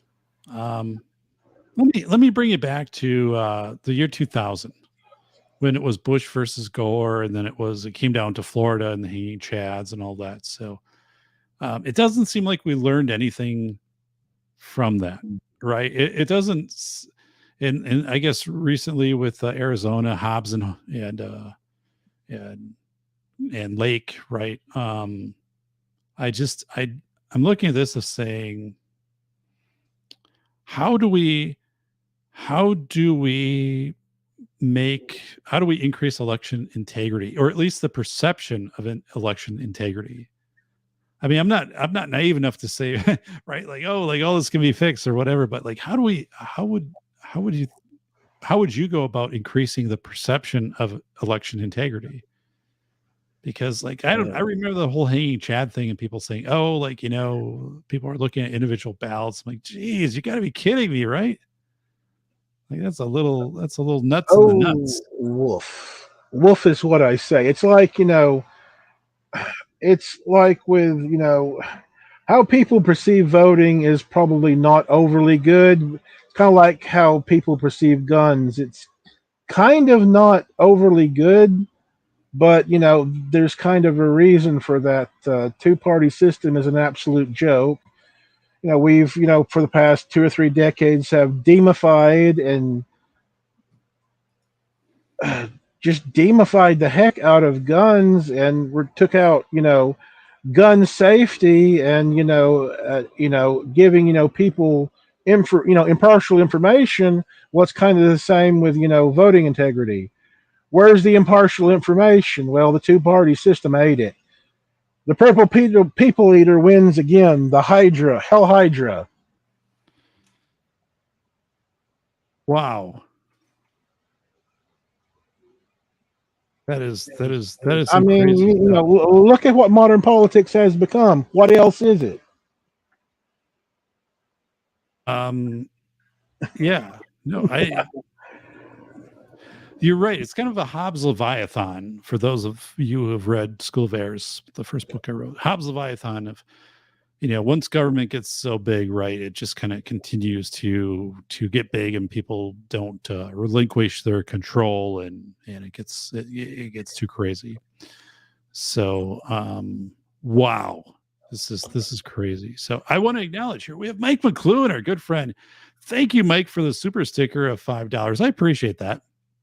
So I appreciate the support for the show. Thank you. And Mike is a regular here and supports the show. So thank you, Mike. It'll be pretty amazing when I have my taxes done this year and my tax preparer says, what's up with this YouTube statement here? You had some ad revenue and some super chats. I'll be like, gosh darn, the show's taken off and we even got Lee Jarvis on. My tax preparer say, the guy from Tennessee. I'll be like, yeah. She's like, I've seen the billboards. That's what you'll say. I've seen the billboards. So we have SAS One Too Many saying, I'm not concerned with perception. I'm only interested in accuracy, not achievable with humans. Yeah, I'm with you. So yeah. So personally, like, what is, when you vote, Lee, or when you've recently voted, like what are parts of that are either barriers or that you don't like, or what are aspects of voting that you're like, if I could just locally where I vote increase these three things, if they could make these three things better, or two things, like what would it be?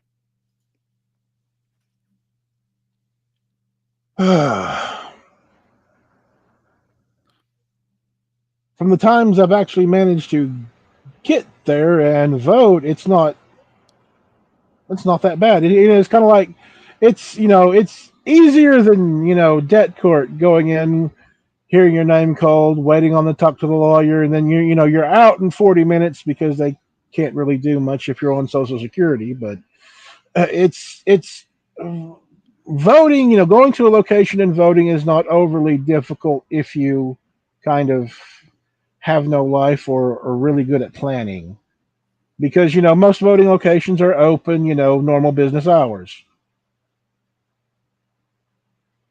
Right. Do you think it's so, like where I vote, which is our city hall, you have to go down steps. I mean, for me, which is okay, but I'm like, wow, like if ours is flat. If if I have a mobility impairment, like this voting location really isn't ideal. And plus you're spending a lot of time on the steps. And so I've noticed that several times, that's not a really good setup that they have there. But okay, so I get this. So Lee, I'm also bringing up, here's a website called voteme.app, and they're promoting this online voting, and they're not doing this for government elections, but they're saying, hey, you want to vote in your homeowners agency, or what do they call those, HOAs or whatever? Yeah, homeowners association.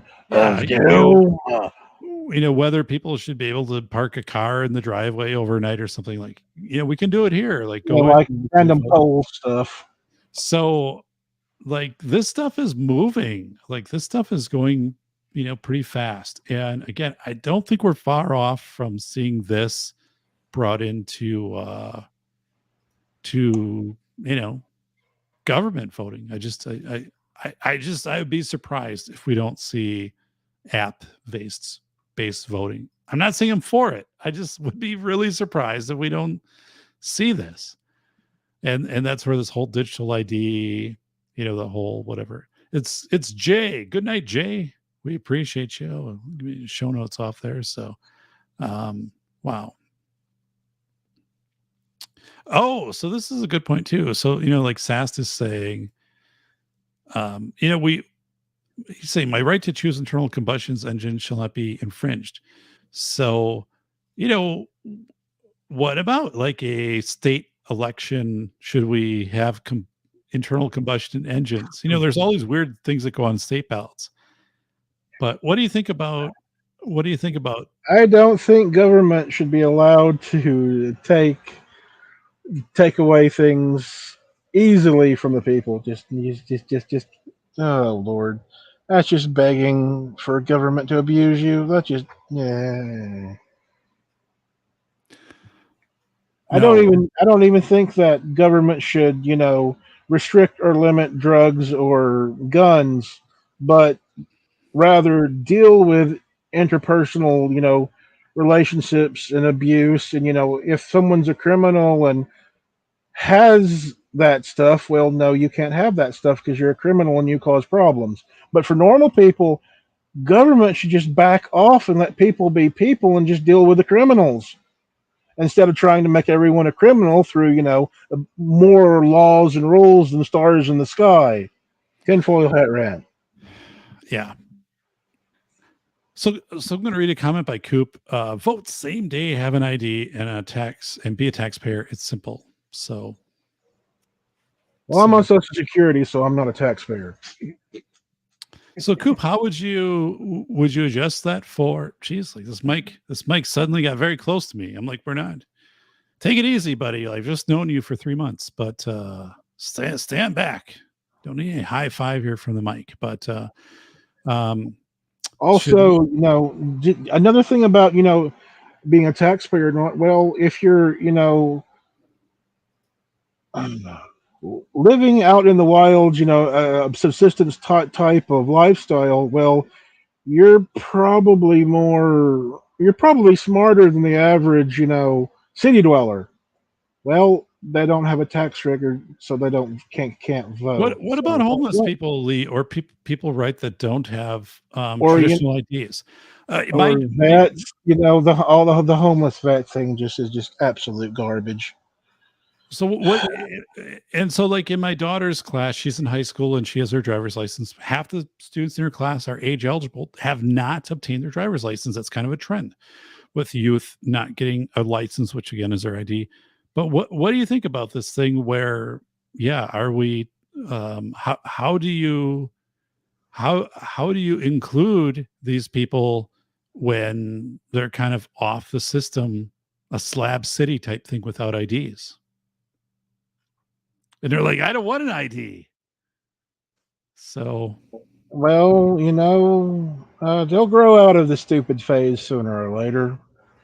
Now, mind you, I've always had problems driving, so I've not had a normal driver's ID in a very long time. I've got a state ID, but not a driver's ID. Okay. What does that involve, by the way? Like, well, you go in, you sit, you wait for when they're ready for you. Then you sit in front of the camera. Cameras, you give them your information, of course, Social Security information, all that fun stuff, address, whatever, you sit before the camera. They take the camera, they print it out on a thing, and bam, you've got your ID. It's not super complicated. Now, when we're talking about the DMV, it's worse than voting because you've got one site with maybe 10 machines and you've got a couple thousand people lined up around the block going to vote. Well, that's kind of how the DMVs are. Okay, so to get an ID for you, was that real cumbersome or? Not overly. Just walked in, sat down, waited, 5-10 minutes, and okay, gave them information, and then it's kind of like a quick checkup at the doctor. It's not, you're out, you're out, 40, you're out in under an hour. Unlike the DMV that takes, maybe, an hour a minimum to Where wait did on them to where did get you go to to you. get your ID? Where'd you go? Sequatchie County, Tennessee, So you went to a City county Hall. office to Yeah, get the ID? yeah, Okay. City Well, Hall. okay. So Lee, just on the screen, we have breaking news. This is breaking news, by the way. This just came Over through the wins wire. election. Lee Jarvis wins I promise election. I promise, swamp ownership rights. So it Stay out took of my damn swamp, and people wow. will stay out of your damn swamp. It took a long time to tally the results, but Lee has officially now been declared the winner. And Tennessee folks collectively say, hell of a great guy, says local Tennessee folks right here. So breaking news, Lee Jarvis has officially won the election for Wayne County Superintendent of Schools. Well, Lee, congratulations. I didn't expect that we would get that news during tonight's show, to be honest with you.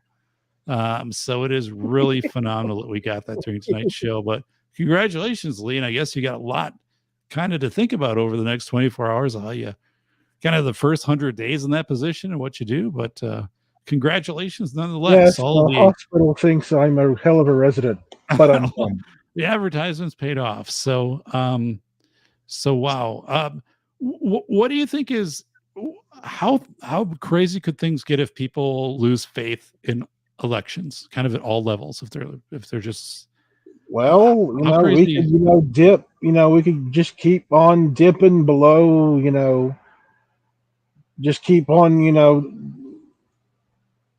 the voter turnout numbers could just get lower, lower, and lower. And of course, with people, not caring enough to vote, the lawmakers will.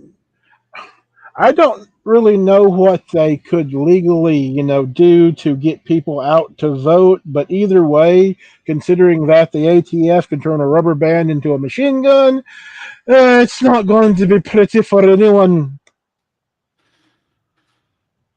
Yeah. Do you know people that have kind of just given up on voting? Jay, he doesn't vote a lot. It's kind of like it's just like. Of course, he's a young and he's under 25. So, but it just things seem so just nuts, and the system is not made in a way to change. I don't think it's going to take a heck of a shock to the American people for us to start improving in any real great way. So, like what? Because I guess I don't see where anybody's right. Well, People the are going to Great start Depression, like, another what's the Great key? Depression will maybe get people off their asses. Are you kind of seeing those things where you're at? I don't know. Modern logistics is very, very interesting. I think that there was there was a report where we have like a 40 where it was reported that China has like a 40% drop in production and exports. I've heard that. And I I don't know because when you think in global logistics, there's enough to kind of scoot by, but there is so much untapped potential in local markets that if push comes to shove, I think things will kind of work out. But it's like dragging. It's a Great Depression, but we're muddling through. Of course, I guess we've always muddled through. Okay. So it's a really good point you bring that up because I think the economy is significantly deteriorating. And by the way, we have more breaking news. This is from No. the Tennessee Daily. I'm bringing this live feed. It says famous Lee Jarvis wins election. Lee Jarvis wins Wayne County. Big changes on deck in next 100 days. Again, it's live right here. It's just a still shot I took, but it's live out of Wayne County, Tennessee. So, Lee, the news is getting out there. You got a busy day ahead of you, my friend. But yeah, so now it's really starting to hit people. Like this is, I mean, so if anything is going to turn, they're like, holy smokes, Lee Jarvis won Wayne County. Not that we didn't expect that, but by God, everybody in the world was trying to kind of derail that because they know Lee means business. And here he is, he won. So anyway, it's a good thing. So Lee, I'll be honest, like I worry significantly about the economy. It's kind of my forefront of not only like by the way, thumbs up the show. We got 18. If you can throw a thumbs up, I'd appreciate that. Subscribe, appreciate that. But I just think the economy is in a spiral downward. And I'm very concerned about not the integrity, about just the functionality of supply chain and just the economy. So for example, like I know gas prices have come down. I'm kind of like, yeah, I guess I don't really fanfare that a lot because utility prices are up and my property taxes went up 16%. But I'm looking at this saying, wow, like I remember Ronald Reagan, for example, and I remember when Reagan recommissioned the battleship Wisconsin. And just this powerful feeling of positionality of you have this president, right? Showing this national treasure of this battleship being brought back to life in the 90s. And I just, America first, right? And I think we're so far away from that now. And I just don't know. The neocons were never America first, unfortunately. Yeah, you're right. You're right. I mean, I understand. I understand. It's a great marketing lingo. America first, American exponentialism, or however the hell you pronounce it. Of course, it's just marketing lingo. It's not what they actually do. Yeah. So, Sass is saying, kind of the social media, the stuff we have coming out about from the White House bragging about the economy. I see that too. I'm like, holy smokes, you gotta be living in a different world to be posting some of that stuff. But wow. Okay. So yeah. Lee, what do you fear the most if people lose faith in an election? What do you personally fear? Do you fear, that suddenly the power goes out or like essential services are gone, police and fire? Do you fear the hyperinflation where suddenly, a loaf of bread is $9? Or what do you fear, like personally, if people are just like, I have no faith in who's running the country? Like, I don't even know what's happening. Do you have anything that kind of keeps? California is having rolling blackouts because they don't like oil and they have too many electric vehicles. But really, it's kind of I think if times get harder and a lot of the technology and convenience of modern living kind of decline, people will people will find a way. Will it be chaos? Maybe in the cities if they can't maintain some sort of convenience. In the countryside, oh, the power's off. Well, I got crap to do. Right. Because the rail strike, for example, which apparently was averted because Congress forced the rail workers to work, but that seemed like a strange thing because from the White House perspective, at least my interpretation of that would be back in fall, the White House gave this impression that, oh, we solved this. It's not an issue. But then, of course, after the election, it was an issue. It was never solved. So I'm kind of wondering about, Uh, I guess I don't know about you, Lee, but I've never seen the supply chain issues persist as long as they have in my entire life. I've always seen, for example, capitalism jump in and people kind of solve something to make a buck, right? Like if a hurricane comes through somewhere, price gouging, right? Whatever, but people are getting supplies there. But I'm not seeing people getting amoxicillin to the pharmacies. I'm not seeing cat food get to the shelves. Or I had a schedule. This is the first time I've ever had this happen to me. I had a schedule to get my vehicle in, and the dealer told me it's easily 2 weeks out. I could usually get in within 2 days, and they said we don't have the staff, we can't get the parts. It's 2 weeks. And I'm like, holy smokes, pretty routine stuff. So I guess I'm seeing some systems fail that I would also look and say, like, would the mafia jump in here? Would there just be like flat out capitalists just jumping in trying to make this work? And I'm like, I don't see it. I don't see it, Lee. Yeah. I don't Well, live in Tennessee. it's an interesting mess. One of the Let me preface by saying that I believe that capitalism is a process that came into being to replace the processes of kings and nobles controlling trade. So to me, capitalism is trade by and for the common people. What modern capitalism is monopolies. Monopolies control everything. Globalism has become, a bunch of mafias controlling the world. So you've got, supply chain controlled by, legalized mafias,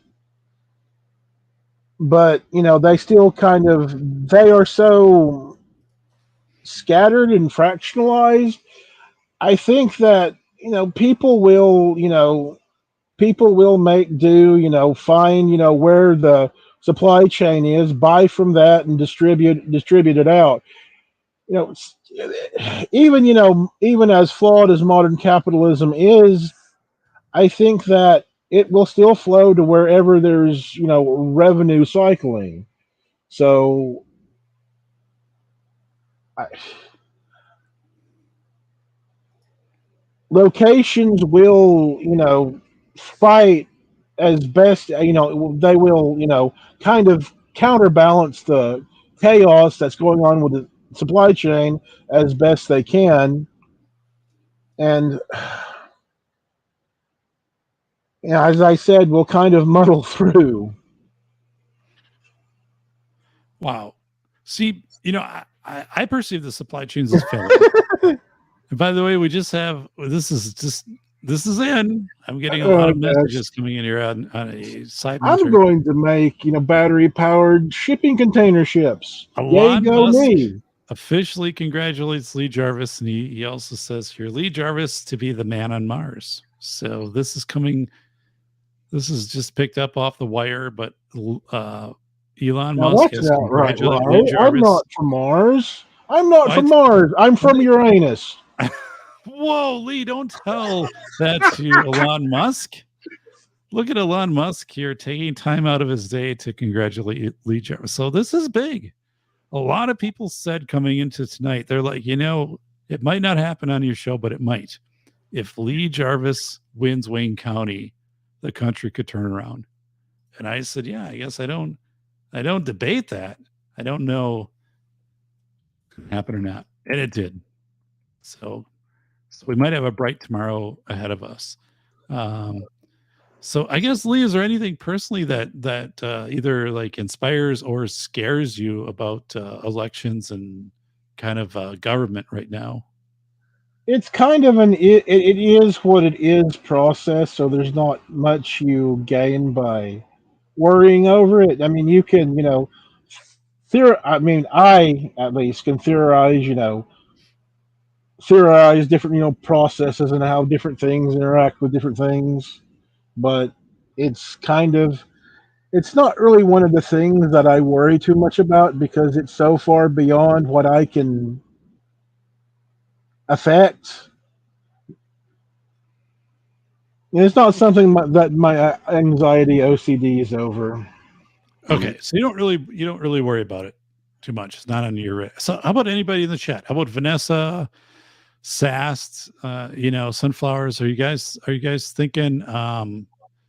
You know, is this freaking you out a little bit? Are you looking and saying, "Man, I don't know." Like, are we going to? I've also seen Lee. I've also read articles, right, where McDonald's and Walmart are closing stores, which is very atypical in the United States. Are closing stores, and are we going to see the fabric of our communities? I mean, not that Walmart and McDonald's are the fabric, but are we going to see the mom and pop stores and just a lot of these places go bye bye? And so, yeah, I really wonder about that.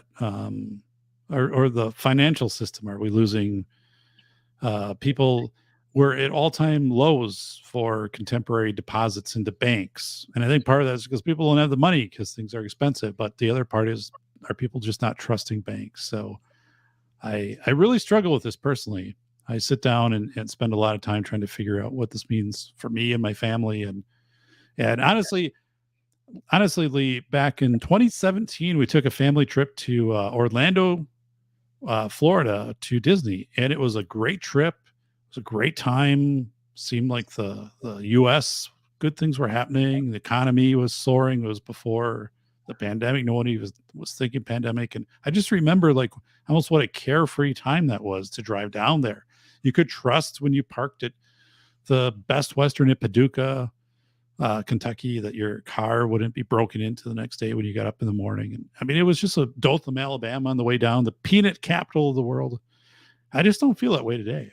And that's just 4-5 years ago, this deterioration of my personal kind of trust and willing to take a family cross country like Clark Griswold did.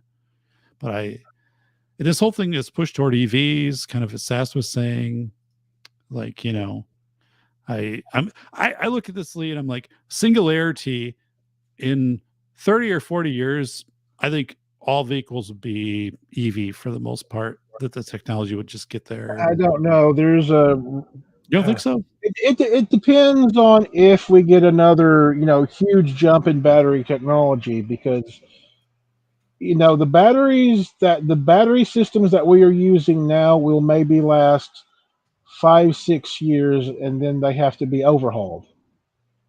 And that EV you bought, well, after 5 or 6 years, you have to replace. There goes like 20 grand to replace the battery system. Right. Now, wouldn't you think though, like in 20 or 30 years, that would probably not be an issue? Well, it all depends on how the supply chain is, but even if at the scale of the way things cost, you might be able to take 5 grand off that. Of course, that 20 grand is Tesla. So yeah, still 10 grand to replace the battery system in a car. It's like some of the cars in the past 15, 20 years, they have rubber belt transmissions that right devour themselves, and then it's like 10, 15 grand to replace the transmission. So it's like, what in the world are we doing when we could? I do not see any good, I don't see much good, cycling in how, green energy does, because the panels give out. You need a lot. The windmills fall apart. You can't really recycle some of the plastics. It's just like, we need at least 100. I really think we need at least 100 years to make green energy viable. Okay. Yes. So we really need to invest in nuclear. Well, I'm with you. It's really weird watching what's happening in Europe. Germany's having energy crises, and they shut down their nuclear plant to buy energy from Russia. Let me tell you, I have a friend who lives in Germany. He sent me a video 2 days ago. Law enforcement in Germany going house to house telling people to not turn on their Christmas lights because people were in defiance, right? By the way, like Lee, this is another headline that came out. So ABC News. I just want you to know it's out there. So, Also, did you know that they are experimenting with the ability to turn the radioactive waste from nuclear plants into batteries? I wasn't aware of that. No, but it makes So sense. I think that nuclear is a good idea for civilization short term, 100, 200 years. I agree. I And completely agree with that. then we would be able to really enter into a better renewable age as long as we don't blow ourselves up. And it's not really the nuclear plants that'll blow ourselves up. No, I'm with you. And also, like, I've researched in energy companies like Duke Energy, for example, in the US, have said, they received massive opposition when they tried to propose a new nuclear plant or they try to extend the life of a plant. Like the government and shareholders and environmental groups are extremely anti-nuclear. And I look at that and I'm saying, I don't know, man. I'm with you. I think nuclear is the bridge to the future. It's like with any other, big government, private Cthulhu, projects. It's going to be a mess no matter what you do. So you might as well go for, kind of sustainable long term things. And a lot of the green energy is just short term stuff that really doesn't help much in the short or long term. It's really more of a elective or premium type of deal. Oh. No, I'm with you. I think we have things mixed up because I'm with you. I think nuclear should be what's happening now, a bridge to the future technologies, nuclear. And then we get into things like, solid state batteries and stuff like that, which I think will come down the road, but we're forcing this right now and because of these political decisions. And again, my friend, like with, corn ethanol, we forced it because, wasn't it? Because government can make lots and lots and lots. Government and big business can make lots of money off of it, and screw over the people and put a bunch of cars, vehicles, and lawn equipment into the damn landfills. I mean, what the bloody hell are we doing? You're absolutely right. Yeah, I remember not too far from us, they had a big ethanol plant, that went up, and this is going to fuel, vehicles and stuff, and I'm like, I don't know about that, and the whole thing, right? Like, yeah, it really was detrimental to engines, and I lost a couple engines myself, small engines to ethanol. The carbs, just destroyed them. So, I do have a question: Is alcohol or ethanol or whatever in diesel better than normal gas? It's weird. Diesel prices were so low for so long, and then suddenly it was like $1 or $2 more than normal gas. I don't know the answer to that, Lee. Does anybody know the answer to that? I mean, I could for gas based stuff. Ethanol's not, Lord, but diesel is a different beast, and it's also cheaper to produce. So why does it cost almost twice as much as? Because they want to shut down. I don't understand. I don't understand. Why government and big business does not work together to lower the cost of fuel so we can get more people out and about trading, paying taxes, consuming. I just don't understand why are we not cycling more revenue. It's like we just want to offshore it somewhere else and not cycle it inside the country. Yeah, so it's a really good point right there, Lee. And it's one we haven't talked about here. Is right the whole logic too of like why don't we have better fuel prices to motivate people to participate in commerce and right, to stimulate the economy, and we have all of this money, millions and billions, and I read that the accounting aspect of the government is only accounting for about 60% of the money. They don't know where the other 40% went. Um, so this always amazes me, Lee, right? When we have all this money kind of going to other countries and not being invested in actual tangible things such as roadways and Well, we have no railroads. real, I keep saying that our Constitution is founded on grift and deceit.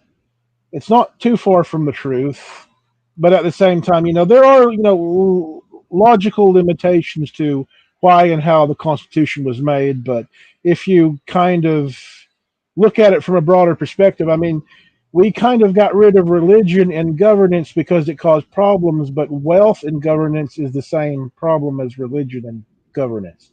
So, on the local, originally, politicians kind of had to make, will and deal to, make something of their local, locations. But over time, they've become, clueless nobles. It's come full, 360. We revolted against clueless nobles, and now we have them once more Yeah, tell us because more about that. because of globalism and how IP rights have created, absolute monopolies. So, okay, so maybe we circle around to this being addressed in IP, um, a revisit of IP, the way IP works in Well, IP law. I I hate to say it, but about the only way to really change IP is to ignore IP. So, like what? To ignore it because, well, if things get worse, they can't afford the lawyers. I mean, it comes down to when you have to make do, you're not going to go and check if you have the proper licenses to do. No, you're just going to go and do it. And that's kind of one of the things about IP. IP slows and stagnates trade. People can't trade as efficiently or as in number because, well, the big business monopolies hold them back. And of course, look at media. Look at how executives are basically destroying their IPs and brands. Like Disney, maybe, right? Would you Yeah, say, or what would you? Yeah, like Disney and many others. They don't really well.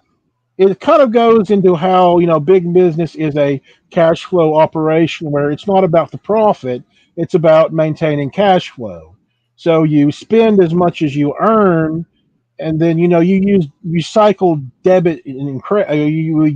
You cycle debt and credit to kind of and the executives pocket the money from the process, but the process itself is kind of bankrupt. And when an executive fails, well, so what? The business is dead. Employees are out of work, but the executive can go and work for one of his buddies, and rinse and repeat.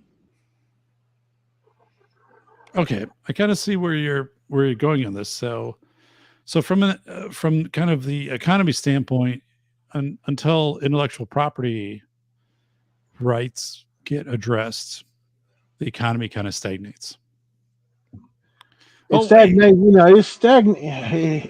It it stagnates in scale with overall trade. So if go back 20 years ago, even if IP rights were kind of insufferable, there's so much revenue cycling around, it didn't really affect the average person. We go 20 years in the future, and the economy's gone almost to the point where government cannot function at any every other level. People aren't going to give a crap what government thinks. They're just going to try and live their lives the best they can. gotcha. Yeah, and I kind of see that right now. I think, and actually, personally, like I'm kind of reserved to doing the best thing I can do, kind of outside of government, influence. Um, and just locally, like kind of living and I talked to my friends in Germany. They're kind of saying the same thing. Again, I had a friend in Germany that sent me a video, and 8 o'clock in the morning, the police knocked on his door and said, "Hey, if you have lights, Christmas lights, you have to turn them off." And, but then, these people in the community there in Germany, they'll put lights on at night, but they'll be like, "Oh, I got them operating off a solar panel. So it's not operated off the grid." But you kind of see this pushback and rebellion. And I know there's a lot, obviously, it's censored out there for us. But yeah, I think there is this point where you got to live your own best life, kind of in quotes. But at the same time, I also look at these structures. Like, where was it now that this power outage happened? Because somebody sniped out a couple, was it North Carolina? A couple power stations. Power outage. Sniper. U.S. I don't know. I can't even find a recent article on it. So, North Carolina, Lee, are you aware of this? Let me bring the article up. Tens of thousands still in dark after targeted attacks in North Carolina power substations. So, one or more snipers basically shot out essential parts of power stations, and parts of North Carolina are still 40,000 customers are still in the dark Saturday night. So this is the type of thing that really starts to increase my, I don't know if it's anxiety of saying, it seems like we're in this deterioration of society when we have people taking out power grids or trying to derail trains or whatever it is that's going on. So I don't know, man. People back in the 1930s, when the economy was crashing, the Great Depression and the Dust Bowl, Al Capone, even though he was a mobster, right? Al Capone would have soup kitchens in Chicago and feed thousands of people every day. It's kind of a weird dichotomy there, to be like a gangster and also like feeding thousands of people. But I don't know if we have that same approach today. I think, if things continue to get more, I don't even know if it's tough. Like, people, we live next to the state capitol, and they have record numbers of car thefts, but people are stealing cars, and not for money. They're stealing them for just recreation, or just to be like, I'm part of the Kia boys, or to like take a video of it with their $1,000 cell phone. So one thing I guess I definitely observed through elections is we have a greater and greater lack of accountability, right? So if you break the law, like this Sam Bankman-Friedman with the FTX scandal, right, of billions of dollars, and the guy you can steal from the people. That's just absolutely brilliant. You can steal from the people, and you're not a criminal. You steal from big business or government, and they will come after you. Remember that a hacker 20 years ago killed himself because he stole a little bit from some big business. Yeah, I mean, I watched the George Stephanopoulos interview. So yeah, Corey, that's exactly what I mean. We lost the generational glass place, that replaced windows and stuff, that had been here for 50 years. We lost a dry cleaner that had been here 90 years, family business, because of the pandemic shutdown. They said that. They flat out said that when they would close in their article in newspaper. But George Stephanopoulos, sits down. It's such a fake interview, right? And of course, Sam Bankman-Friedman is like, I didn't think it would go this way, and it just got too fast, grew too fast, too overwhelming. I'm like, dude, it's consequences. You did this. You have to go to jail. It's like, you should never see the light of day again. And he's out there, he's in the Bahamas. He's still doing what he's doing, his lifestyle. He's presenting at conferences. And I'm like, holy smokes. Remember Bernie Madoff? Bernie Madoff was on TV as the first or second lead story on major network news for 11 days in a row with the Madoff Ponzi scheme. This dude, you never hear about him. I was watching the nightly news, different major stations, and they don't even mention him. They don't mention him at all. And I'm like, how in the hell? So like this guy just walks away. And then of course this thing of, oh, they didn't even have records to note, like, people submit business reports. Well, of course you knew who was on your payroll because you were paying people. You had some process for that. So I'm just looking at this of saying from how do you trust a government that's not willing to drop the hammer on someone who just defrauded people of billions of dollars and pensions and mutual funds? Who did They just let Bernie him go. Madoff steal He's just from? basically like pension funds largely, and very large kind of investors, but Madoff took Large investors. There you go. but investment funds, but pension investment funds. In other words, he stole from the wealthy, which is the same as stealing from big business. But that's kind of what Sam Freeman did, because Sam Freeman, hit big mutual funds and also pension accounts. I think they were making so much money off crypto that they didn't really care. I don't know, man. Well, I mean, the thing is, right, but now that they've been exposed, he's basically coming out and just saying it grew too fast. I got overwhelmed, and like George Stephanopoulos is like, oh, I guess that happens. Oh, Robin And I'm Hood. like, well, what the hell? You got to be kidding me that the That's SEC the same excuse Robin Hood gave. and this guy's basically been cleansed. In the it's like a Catholic going and confessing your sins, and they're like, the media is like, okay, like say 3 Hail Marys and you're good. And I'm like, how in the hell did this guy just walk away from this? Media news is absolutely ignoring Twitter files, so who cares about what the media news says anymore? Yeah, I don't know. Hey, Toy Town, good to see you here. But I look at this and I'm like, whoa, like then again, this like further, and who did he donate to? What campaign? So this just further decentivizes people to vote if they're like, oh, there's like a multi-billion-dollar player who doesn't really even have this money, who's throwing the money around, and there's no investigation. I don't know. To me, this is really a weird point, because I remember the Bernie Madoff days, and I'm looking at this dude who's 30 years old, and I'm like, they're just letting him skate. He'll never be brought to justice. They've already given the narrative that it's a young kid and he got in over his head and move on. And I'm like, whoa, like, Al Capone went to jail for IRS, evasion. And this dude is walking. It's just really a weird media angle, and government. Like, who is sitting there in the government that we've elected as officials saying we have to have a hearing? God, they had hearings for Dee Snider from Twisted Sister, asking and demanding to prove that rock music wasn't causing kids to be violent. Right? That actually happened. They brought in Dee Snider and they grilled him in Congress.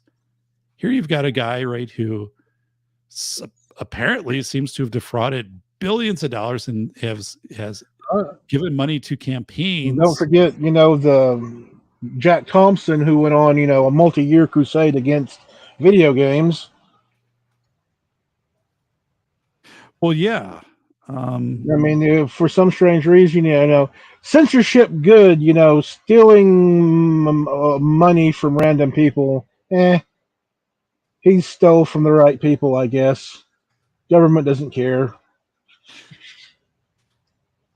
So this is where I really, really struggle, Lee, with all of this, because I'm like, how do we write this? How do we, I guess, how do you write this as far as well, if you want to fix the overall system, you have to be pragmatic and have a middle of the road mentality.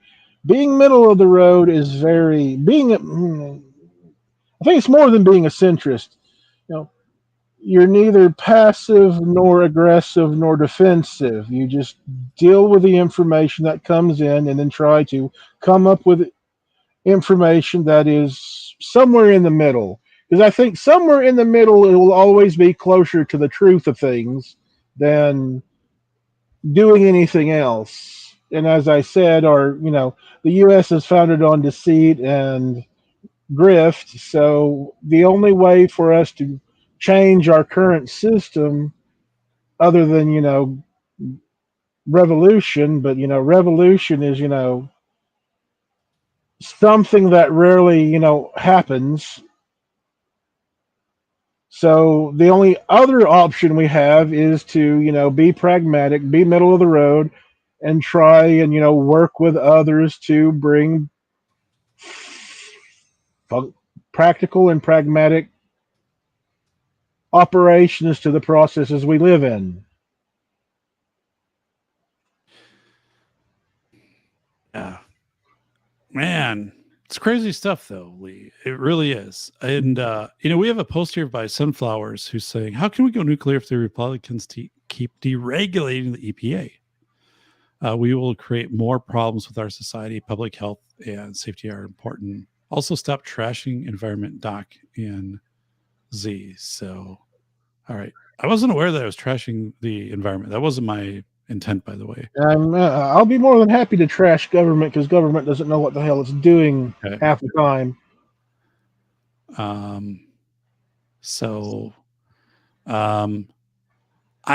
mean, empirically, like I just think nuclear energy, right? We can point out 3 Mile Island and Fukushima and Chernobyl, right? Fukushima was built on the edge of a friggin' coast. Right. It doesn't seem like that was a good design and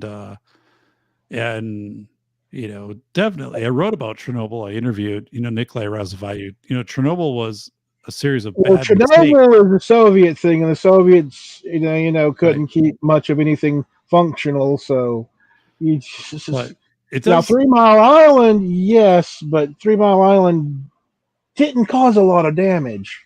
Yeah. I guess and more so, newer technology is a lot more safer. That's the thing. That's the thing where I would go at is saying, yeah, I think, and it seemed like that was the way 20, 30 years ago, that nuclear was going to be the future for at least like 100 years. And then maybe something would come after that. Well, it's kind of like one of those things where you have to really heavily invest in nuclear. So it's cheaper to invest in oil, especially since, the US and the UK control the Middle East. So, oil is cheap because we're taking it from the people who live there. So, happy days. Yeah. I read some reports. I don't know if it was it's Ron Wayne, the Kentucky Batman, who's not far from you, Kentucky and Tennessee. I think those states are pretty close to each other. Well, one of the interesting things about the Middle East, I might be talking out of turn, and I'm not the most, in-depth history person, but one of the most interesting things about the Middle East is after World War II, the US and UK, the quote-unquote West, basically randomly chopped up the map of the Middle East and gave it to random people. No wonder we are having problems there. Not to mention the whole aside of stealing resources from its native people and all that fun stuff. But yeah, it's an absolute mess. Why can't we drill a little bit more, be a little bit more self-sufficient, try and work out practical processes to deal with our problems instead of sell it all off to foreigners? Yeah. No, a New York Outcast brings up a point. He says, with all the power options available in technology, why don't we just go with home power systems? Oh yeah, the people lose money, but I think there are. Well, yeah, it's like with the $20,000 battery for a car. There is a cost there, right? It costs a lot, and heating and cooling require a lot of power. I think that's the bottleneck for home energy is heating and cooling. We get past that bottleneck and it should become more of a thing. Heck, even our current systems might be able to handle it a lot handle it decently and practically. But heating and cooling requires so much. Is there something to Lee? And I can't find it right off the bat, but I thought there were some either states or regions or counties or whatever that required if you're off the grid, you still have to pay a certain fee to support the utilities. It's kind of like if you said, I'm not going to use a road, but you're still taxed to support a road. The joys of being a county and needing money but not really having the ability to get it.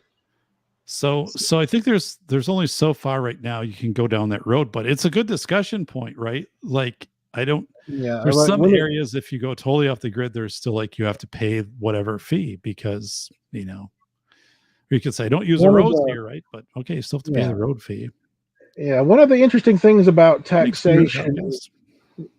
One of the interesting things about taxation is that we've come to a point with logistics and data management that we should just have a simple, 30% consumer tax. Whatever you buy or accrue via interest, 30%. Don't need any government fees. Don't need fines for withdrawing from IRAs and whatnot, because it's all the whole process is about cycling money. Now, when you do something like that, that also includes, all local, state, federal taxes. That's everything. So you can break that up, giving the biggest cut to counties, and then give the next biggest cut to cities, and then Fed gets states get like 10-15% of that 30%, and then Fed gets like 5%. But counties are in a very odd spot.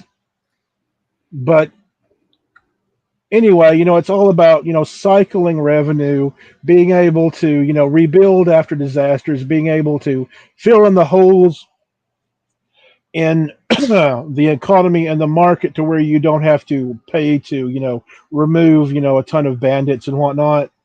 You have to whatever your system needs to be able to heal itself and maintain itself, and it's hard to do that when you're trying to force so much crap on the people. They can't trade, they can't work. Well, that seems to be the issue, Lee. Like with the $600 transaction, the 1099K, I guess, like I remember talking this summer to local folks at our farmers market, and they were saying, yeah, I don't know how this is going to affect me, but it probably isn't going to be good, right? And am I going to be audited because I ran a farmers market like with 85,000 additional IRS agents? Like these were the legitimate concerns of people I was talking to. It's absolutely insane. The Fed should be moving to like a simple 15%. Right. Tax. Basically, as I said, with the 30% consumer, just make it 15% for the Fed, and it doesn't need to have any extra fees or fines to withdraw stuff. Criminality, they can still have fines and whatnot, but for normal, just go with the 15% and let people be. And also the cost savings of not having complicated tax law. I mean, my God, we would be generating so much more revenue, but we can't do that because the system needs to be complicated in order to exist. Humans, why? No, and I think this is something that's gone under the radar here. The IRS reminds Americans earning over $600 on PayPal, Venmo, or Cash App transactions to report their earnings, and this went from, I believe it was $20,000 to $600, but the impact of this from people selling on Etsy or farmers markets, or we can go down the line with this. I wonder if I'll be hit by this, because what I do is I use PayPal to move money from my credit cards into my checking account to kind of rob Peter to pay Paul. I don't know, Lee, but it's my money. It's good.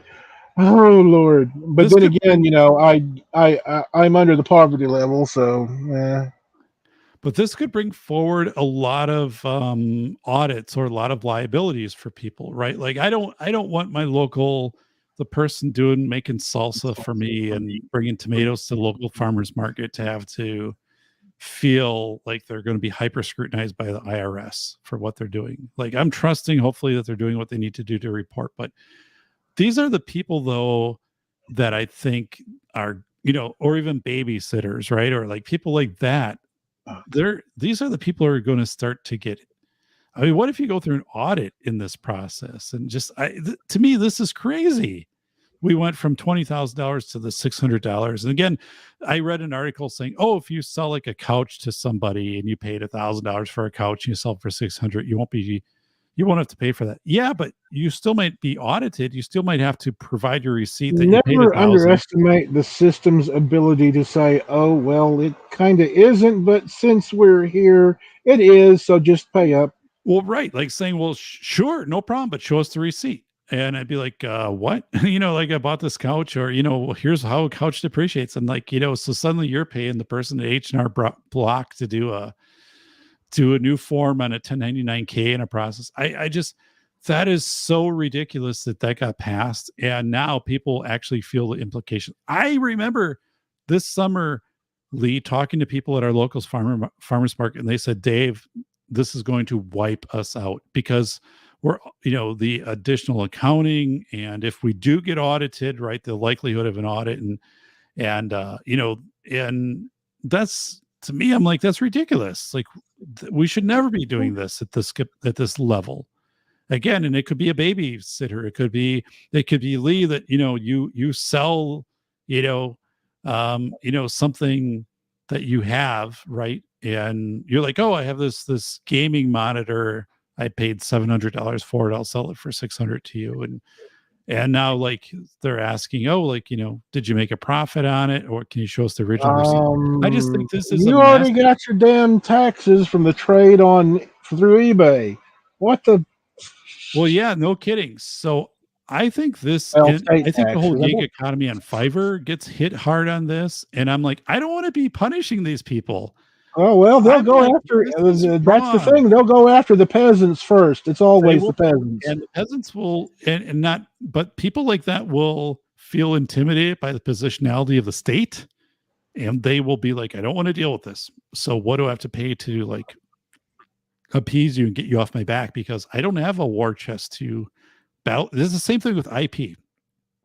I know a lot of people who say there's an image that I shared in a newsletter and it was claimed as intellectual property. I was using it.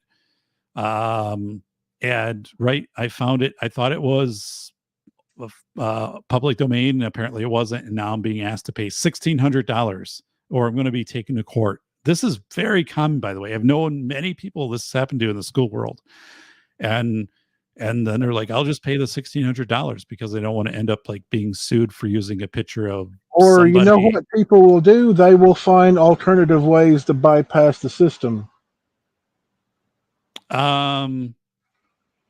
It's not every single, it's not every single electronic pay system yet. And when it does, people will find an alternative way. I wonder if they'll start going after Western Union. That would be interesting. Or No, certified you're checks. right. Right. Western Union, are they going to go through, what wire transfers and, so, well, thank you, Sunflower. Sunflower's just loving this discussion. So glad to have Leon return to the show here. So, but yeah, this is really good. This is really good stuff because where does it end up? And because ultimately, Lee, it's like, well, then will it drive a lot of these transactions to cash? But the government in November publicly stated they were participating in a trial of a digital currency. And with this digital ID and all of that, it really is, as we start to show it with the real ID could easily be linked to your bank account. It could be used as a pseudo credit card. How many? So Lambeau Field in Green Bay, where the Green Bay Packers play, is 100% cashless. It is. So 80,000 people show up on game day. I went to every Packers game in the 1990s, and you could buy a hot dog for $8 in cash, but I mean now everything's cashless. So I've seen it at stores I've shopped at. Other people, Sheriff, you've seen it, Two Storms and Coop. Have you gone into a store and it's like credit card only? I've seen it. So it's pretty scary. But if you're running a farmer's market, and basically, a lot of these people already have it set up where you can use like a Venmo, or they have a little card reader in their iPad or something. But I've told people this for the last year. I said, I've listened to the farmers market people, and I guess I'm kind of overusing that example, but I love our locals farmers market. I'm like, this is going to kill a farmers market. Like, these people aren't going to take on the risk of being audited because they just don't have the resources for that. They're just not going to deal with it. So I'm like, the things that actually make our communities fun and vibrant. I love going down and buying the salsa from the farmer's market and being able to get some tomatoes and apples and hot peppers. And I'm like, I just don't, the dude that sharpens knives and stuff like that, I just don't know if these people are going to be there, because I think the system is so stacked against them now. Well, look at what, the farmers in, the Netherlands are doing. Well, the government's trying to buy up farms and shut them down. Well, people are still making farmer markets and trading with each other. 3,000 farms they want to shut down. They want to shut down 3,000 farms. It's before the year 2030. You're absolutely right. And they're doing it as an environmental, credit thing. India had a huge thing with their farmers. So, no, that is a really good point. So for people that aren't aware, I think it's Denmark or Sweden, but you can find it. They want to shut down 3,000. They've issued that 3,000 farms must be taken out of the production grid. I think it's Denmark, which actually produces like the second most food in the world.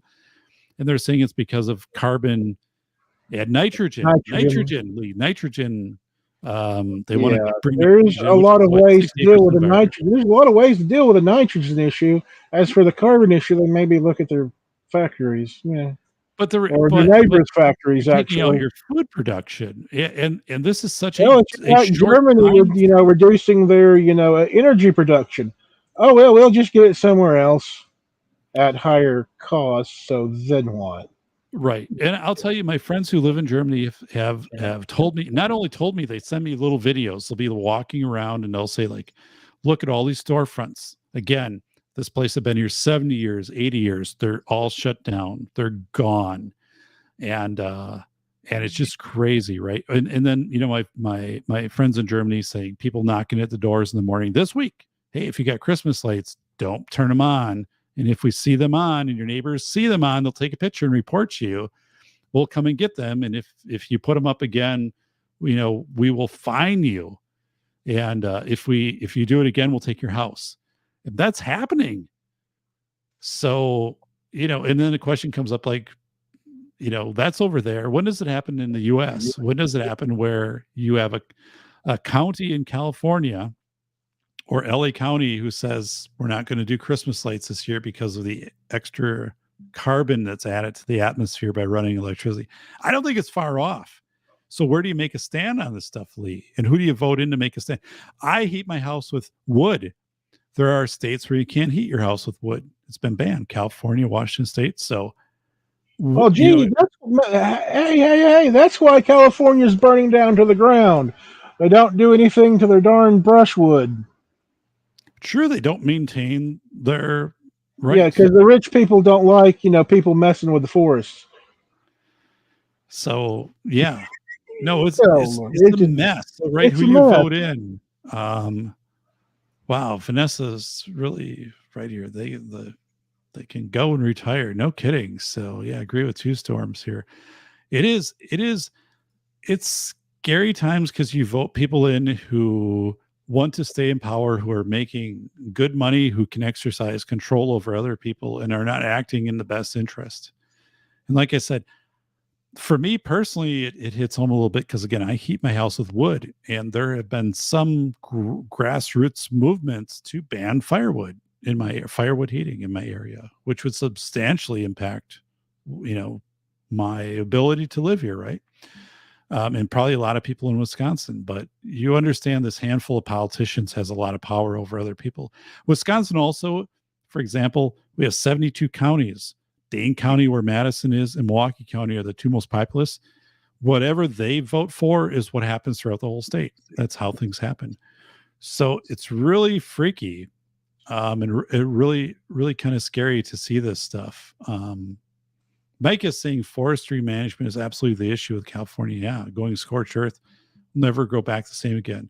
Absolutely. Yeah, not doing forestry management and then saying, oh, we have to shut down the power lines that go through here because they could cause forest fires. And it's a self-eating snake there. But Mike, you've read that right on the mark.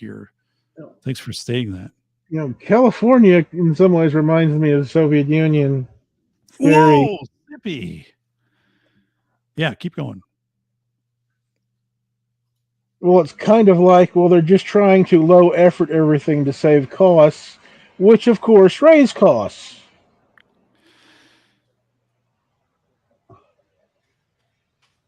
No, you're right. You're right on. To try they're not managing it, and then Saltooth Surfer has said entropy. Yeah, if systems deteriorate, and if you don't attend to them, then eventually they're going to fail. Yeah, and then I suppose it's part of entropy, but if a system is what was my train of thought? It's like we have systems that refuse to be practical and functional, and they're just falling apart, yet nobody wants to fix anything. Right.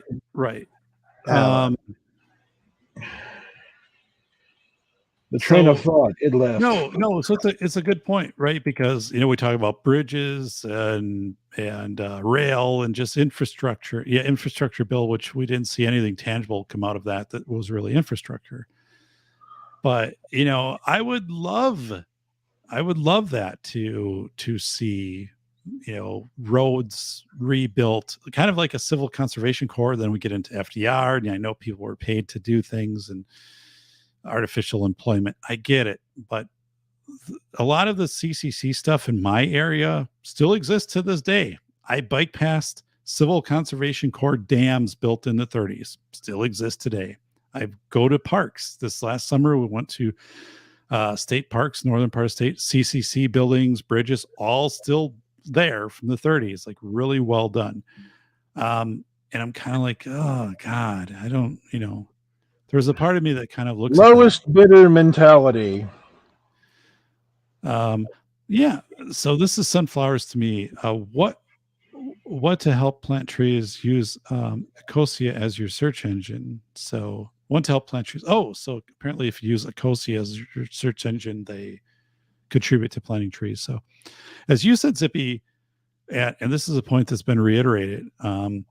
So if people like the whole thing with carbon dioxide too is like, well, maybe we just plant more trees, right? And we've had different carbon dioxide levels at different different times in history and stuff like this. But I honestly, again, who we're electing in and stuff, I look at this in my life and I'm like, I don't think we're more than 10 years away from climate lockdowns. I mean, if you hold a stock portfolio, your portfolio will have an ESG score.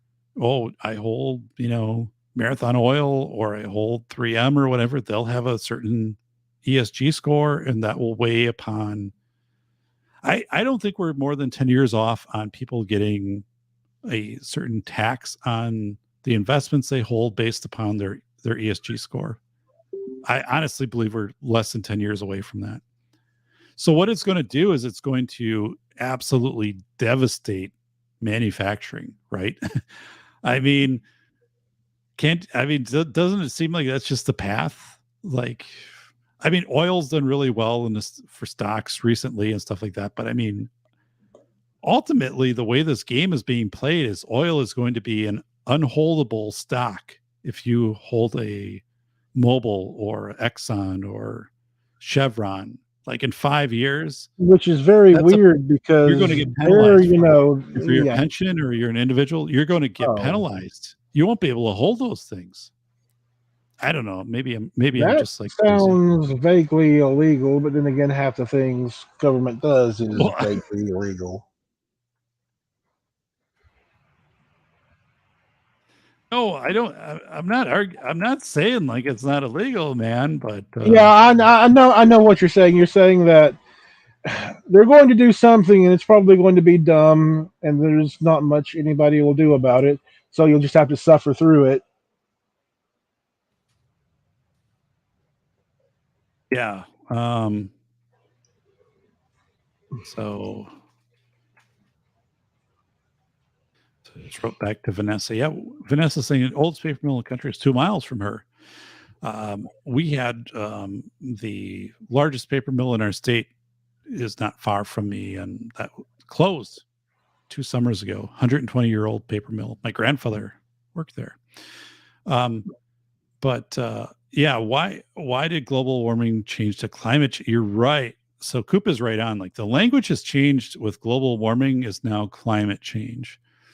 And I watch these videos. You probably see them too, Zippy, where people they're like on top of a glacier and they're like, they have a machine that turns water into snow and they're running that. And I'm like, dude, that's not the solution. Like this stuff's been around for 10,000 years. Like if you think you're going to come in there and run some machine to put snow on this and that's going to solve whatever issue you think there is. And again, I think we have to look over this big timeline, right, of 10, 20,000 years. Any time in research, right, you have to take a big sample to get a true mean, a baseline.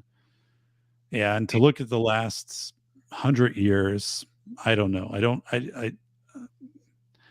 But what are you supposed to? It's Mike. Mike is saying time to close up shop. Thanks, Doc Lee, Jarvis, everyone here. Thank you so much, Mike. Thanks for your support of the show. I appreciate it. It's our good friend Mike McClune, giving a shout out to Mike, who's a regular on the show. So thank you very much, Mike. Thank you for your support. Appreciate it. So yeah, we vote people in. And it does seem like the green agenda is here, and it's maybe here to stay. What do you think?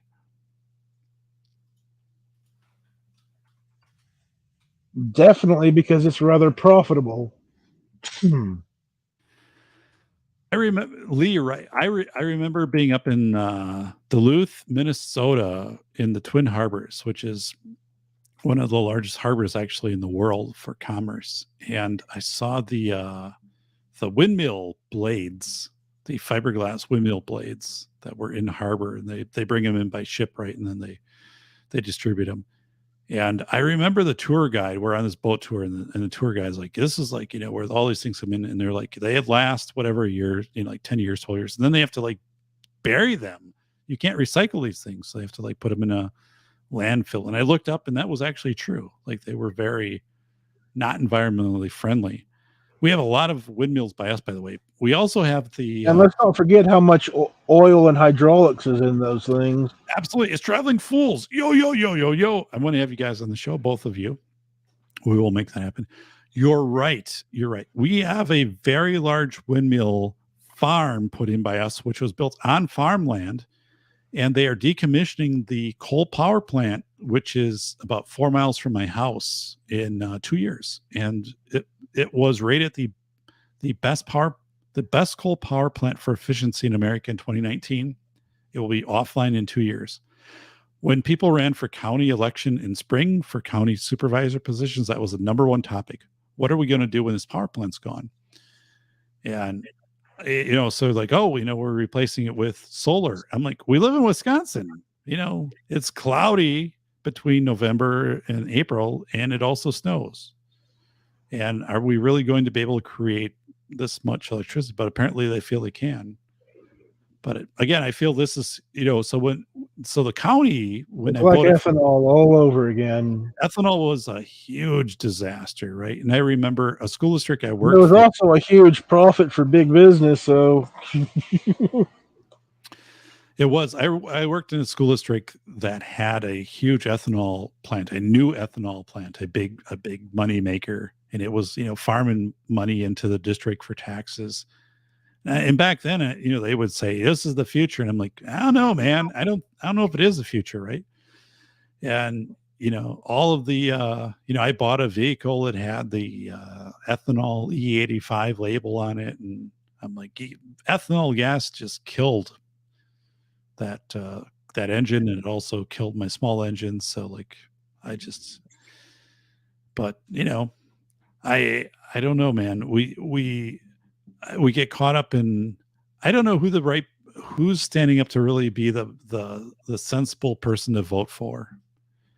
I don't know. School boards, maybe have some power, local votes, city councils, but even that seems to be kind of going sideways. Ethanol's mandated in fuels here. Yeah.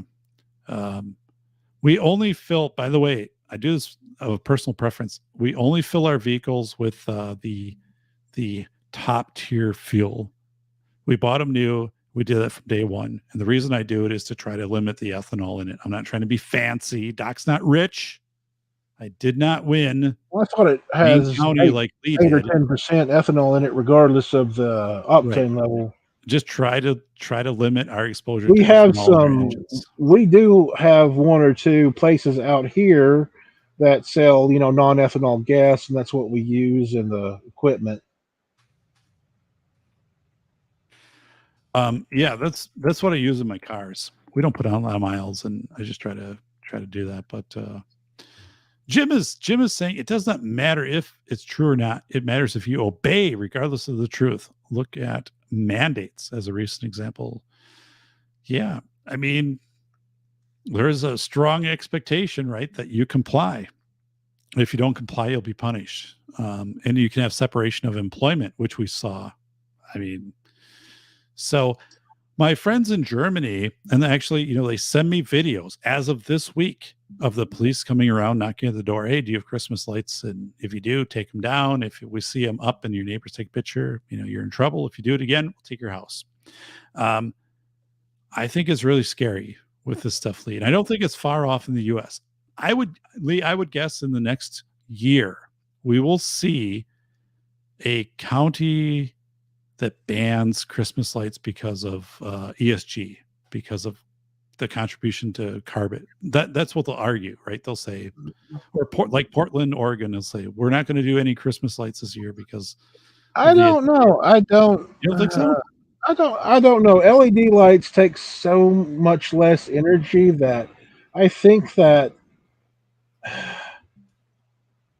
it's probably not going to, but the crazies in government who think they can do any damn thing they want, they'll try it. They'll definitely try it. But LED lights are so much more efficient. Right. But even if somebody says, okay, we get that argument, but even so, they still take electricity. So, let's get rid of them. And someone else might have an argument of saying, yeah, but they like brighten up the area. Like, there's this positive morale, which I wrote about in School of Airs. Like or not School of Airs, philosophy of information. We need morale boosting things. So who's going to stand up for like morale and just like some common sense things of saying, yeah, LED takes 7 cents to run these things for 4 hours. But yeah, I'm just saying, Lee, I think we're 1 year away from the news covering a county that says we're not allowing Christmas stuff, lighted Christmas stuff because it contributes to ESG. And how are they going to enforce that? So,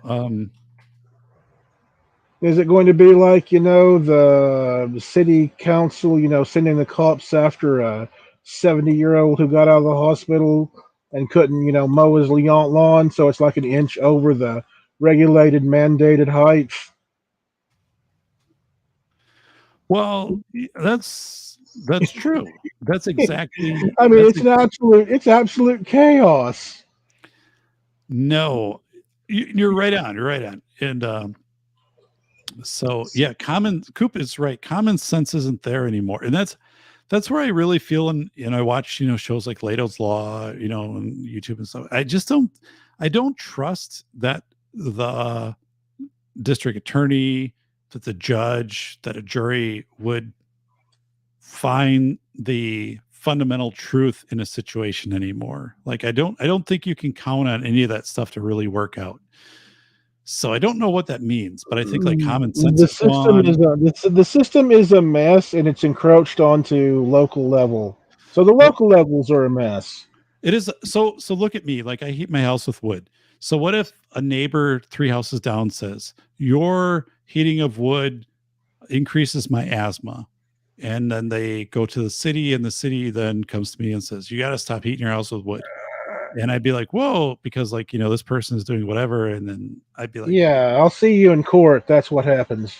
so, but what would the court, you never know. What if the jury comes in, right? Yeah, If it's a jury and the if the jury court, says, if the right, court, what this, then you'll probably have to, not heat your home with wood until it goes past the Supreme Court. or right, you'd have to do that, or here you can put a scrubber device on your chimney, which costs you $35,000 to limit the particulate matter. I mean, I'm like, holy smokes, these things are not that far off, and it all I comes back spend to 30 voting. grand in court or spend 30 grand on filter. Oh joy, oh rapture. Yeah. So these are the things that really really get me concerned.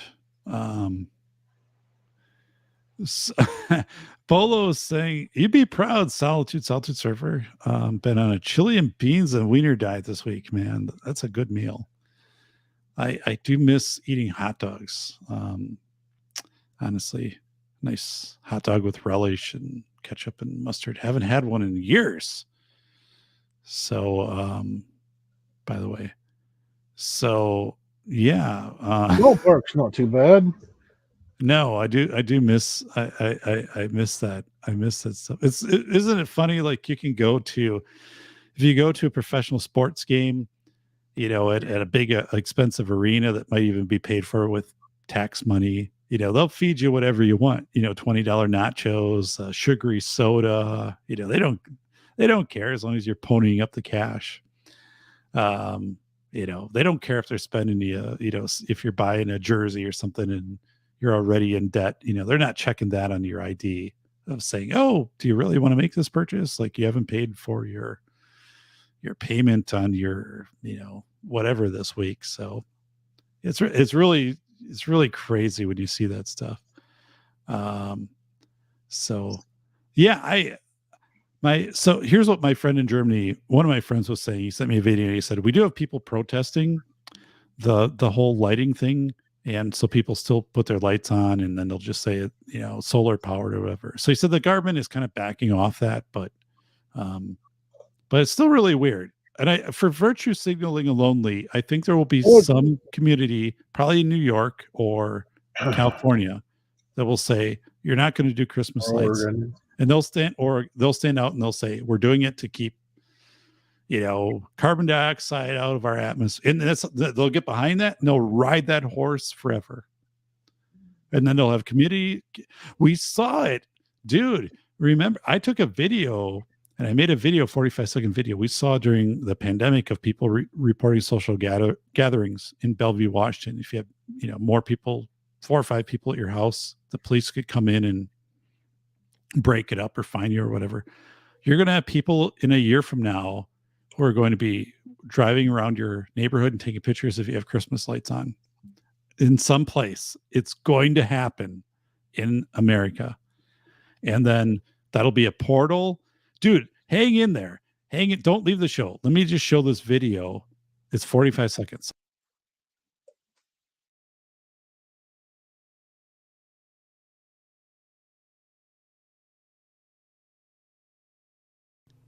Hi, everybody. This is the Safety Doc with a face validity check-in here on March 31st, 2020.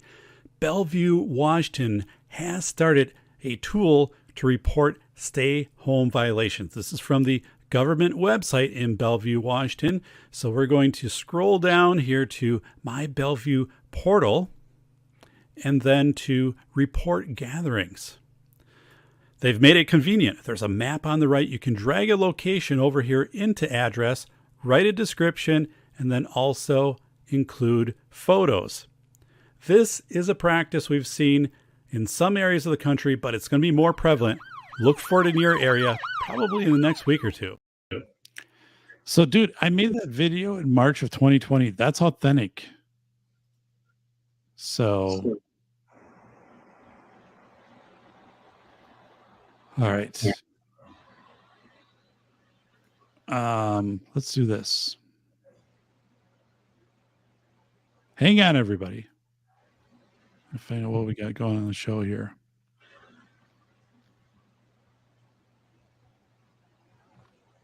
Hang on. All right, we're going to run our intermission, and we're going to bring Lee back and close it down here. So. Yum, yum. It's time for a tasty and refreshing snack.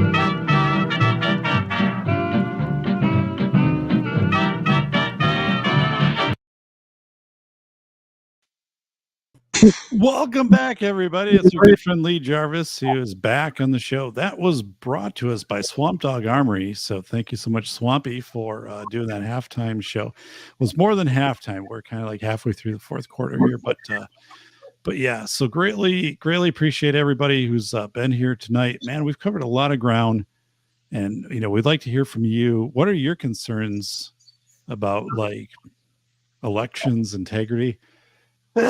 Jeez, I have a concern about that sneeze. Holy smokes! I don't know if you guys can hear that. I sneezed away from the mic. I don't have a good way to like mute this.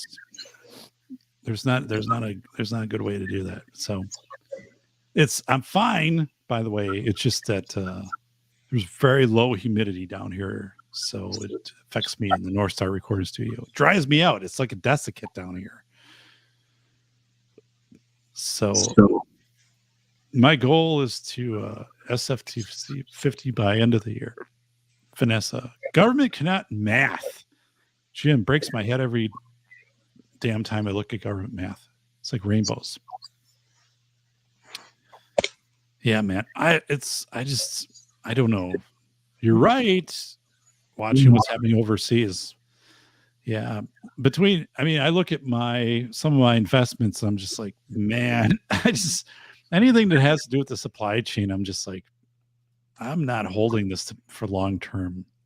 I just think the stock market is broken. It's kind of always been broken. Yeah, and I just think there are fewer younger people to contribute. They say these things like, you're mandated to contribute to a 401k, or we'll raise the limit, so this year you can contribute $38,000. I'm like, who the hell's doing that outside of SAST?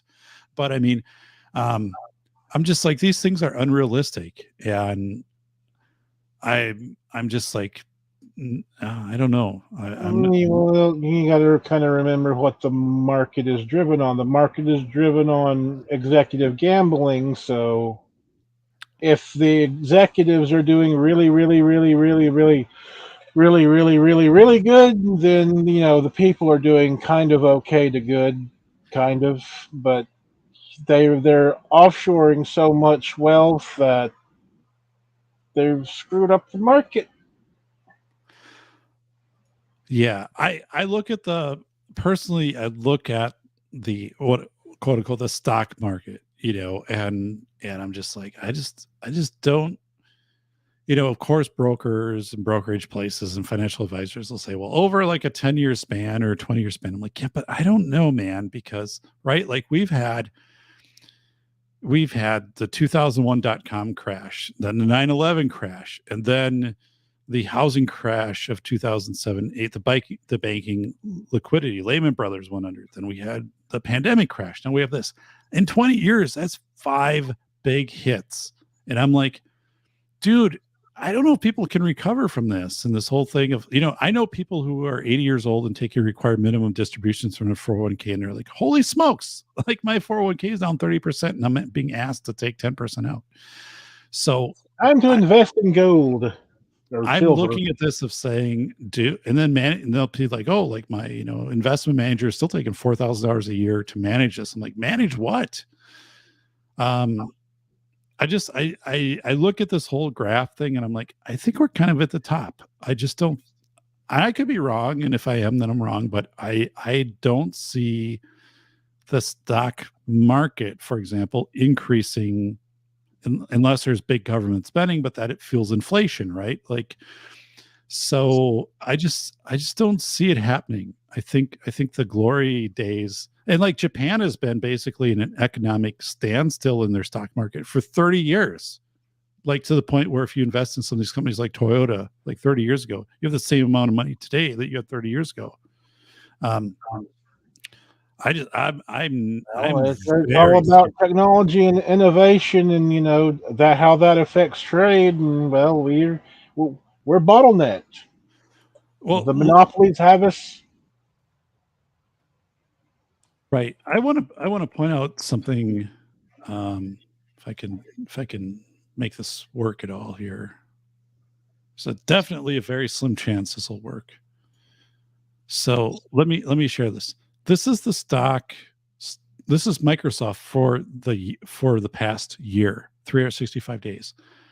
Microsoft, right, which is held in every pretty much mutual fund, and people in the past year, if you own Microsoft, you're down 23.3%, which is crazy, insane, right? That you are down. Yeah, you can look at the 5-year and say, okay, we've been going up, but really, like, you've come back to a point now, where you can trace back to 2 years.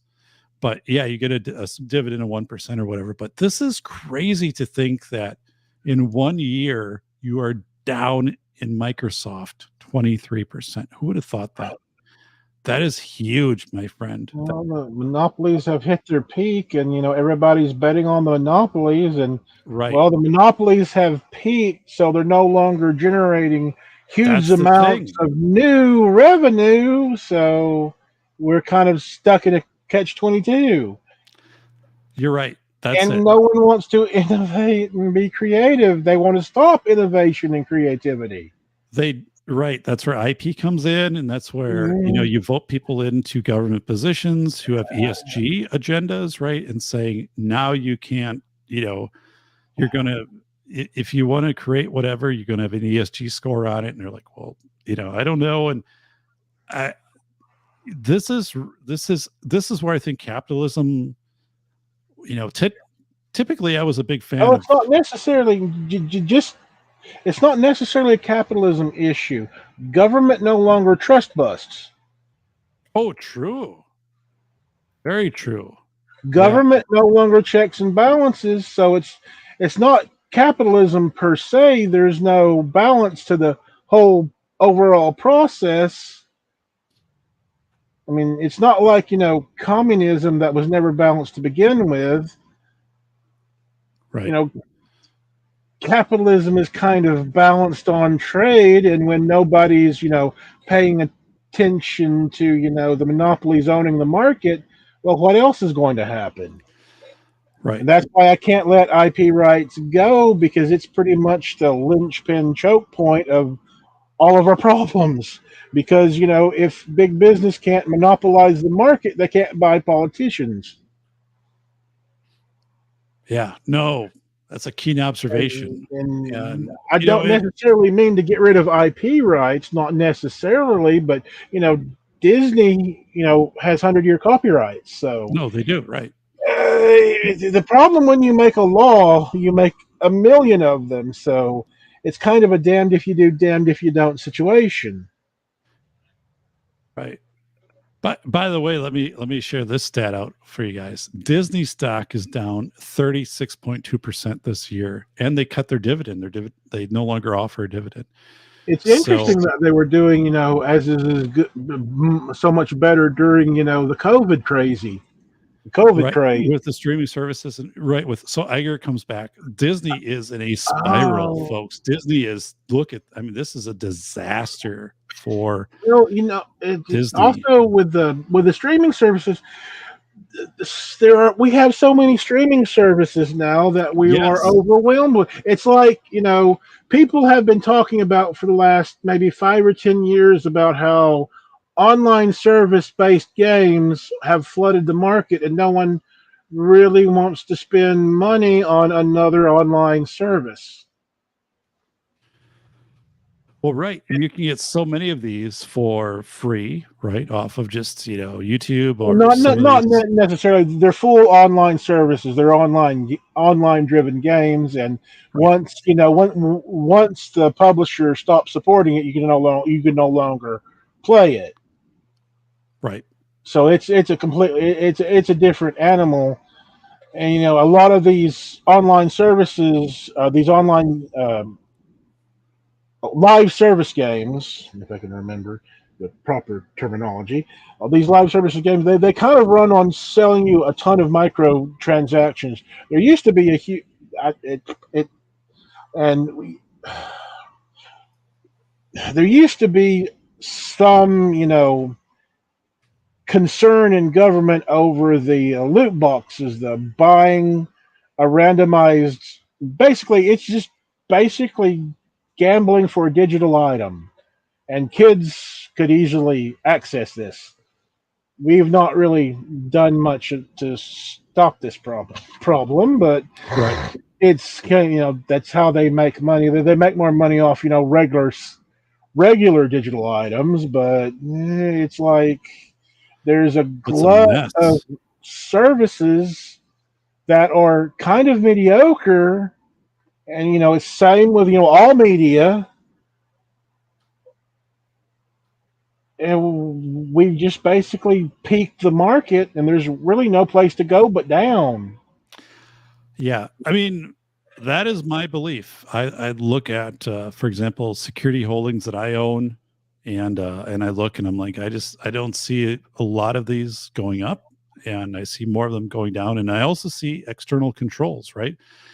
Like, what do you do if you own a company that manufactures something and they're very exposed to ESG scores? And suddenly, if a pension fund holds your company because they're manufacturing whatever it is, that's not cool anymore, right? And so they're going to dump that company. And what if it's a FedEx or it's a UPS, right? And they're dumping it because of their ESG scores. So I look at that, and like I said, I don't know if I have it figured out the safe havens to go to, but I definitely I look at those and say those are flanks, those are exposed areas that these companies didn't have to deal with 5 years ago, and now they do. And it's So kind of it'd be interesting that all right, so I mean, what's the market competition going to be?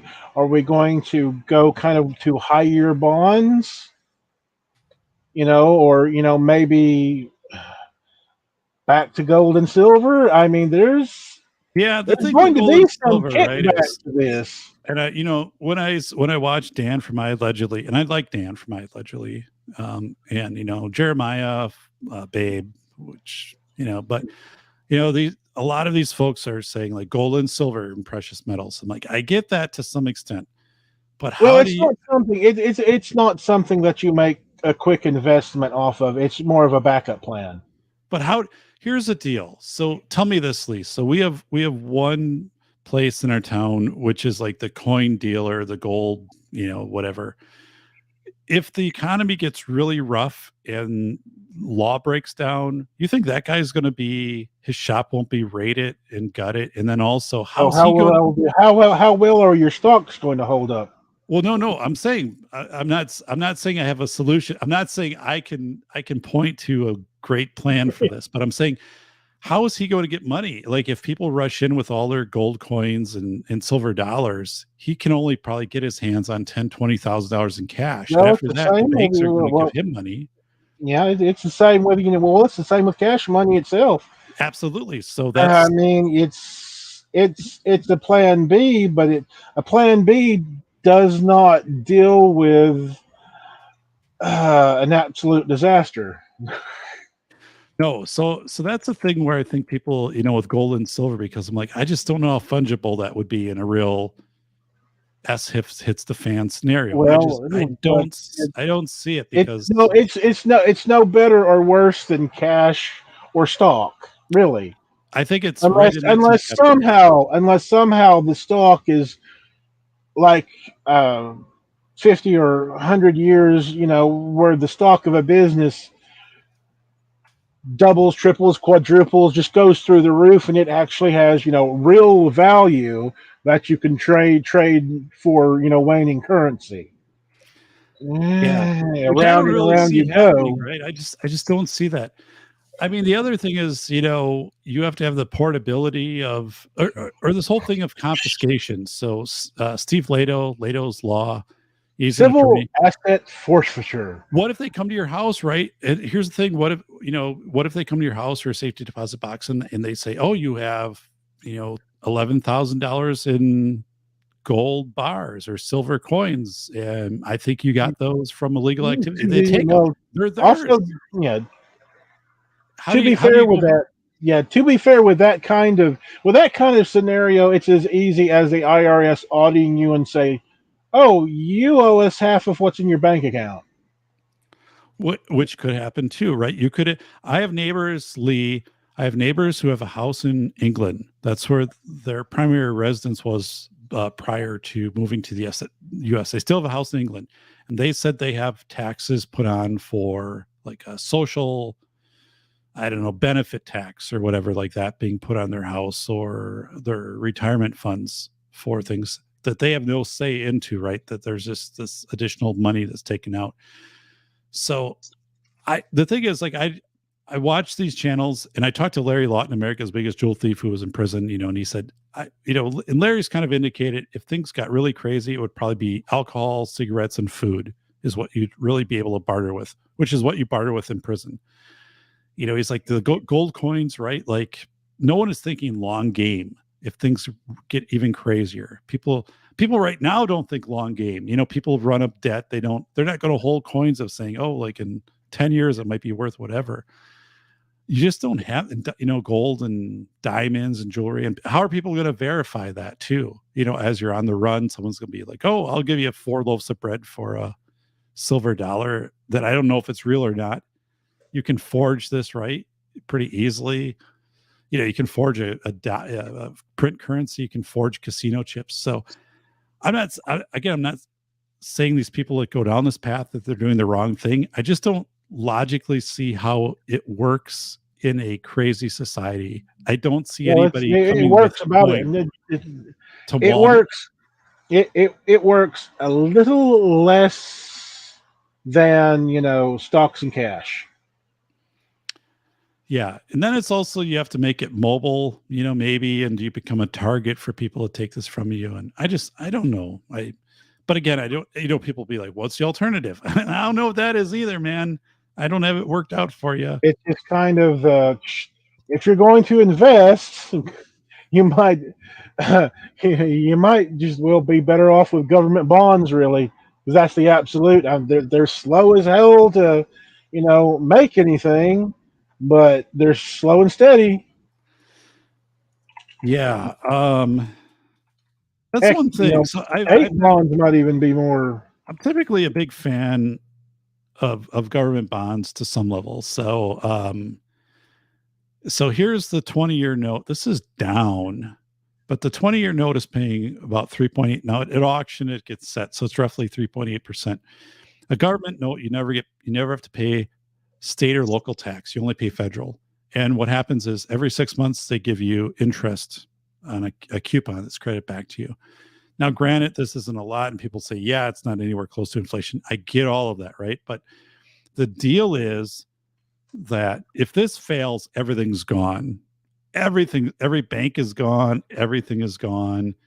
There's no FDIC for the government. If you put $10 million into government bonds, they're fully insured to $10 million as long as the government is solvent. So this is, if we look at the 5-year, government bonds have been horrible, and now they're kind of coming back. They did peak at 4 or 5. Like this was really a good time, like back in October. Now they're down, but I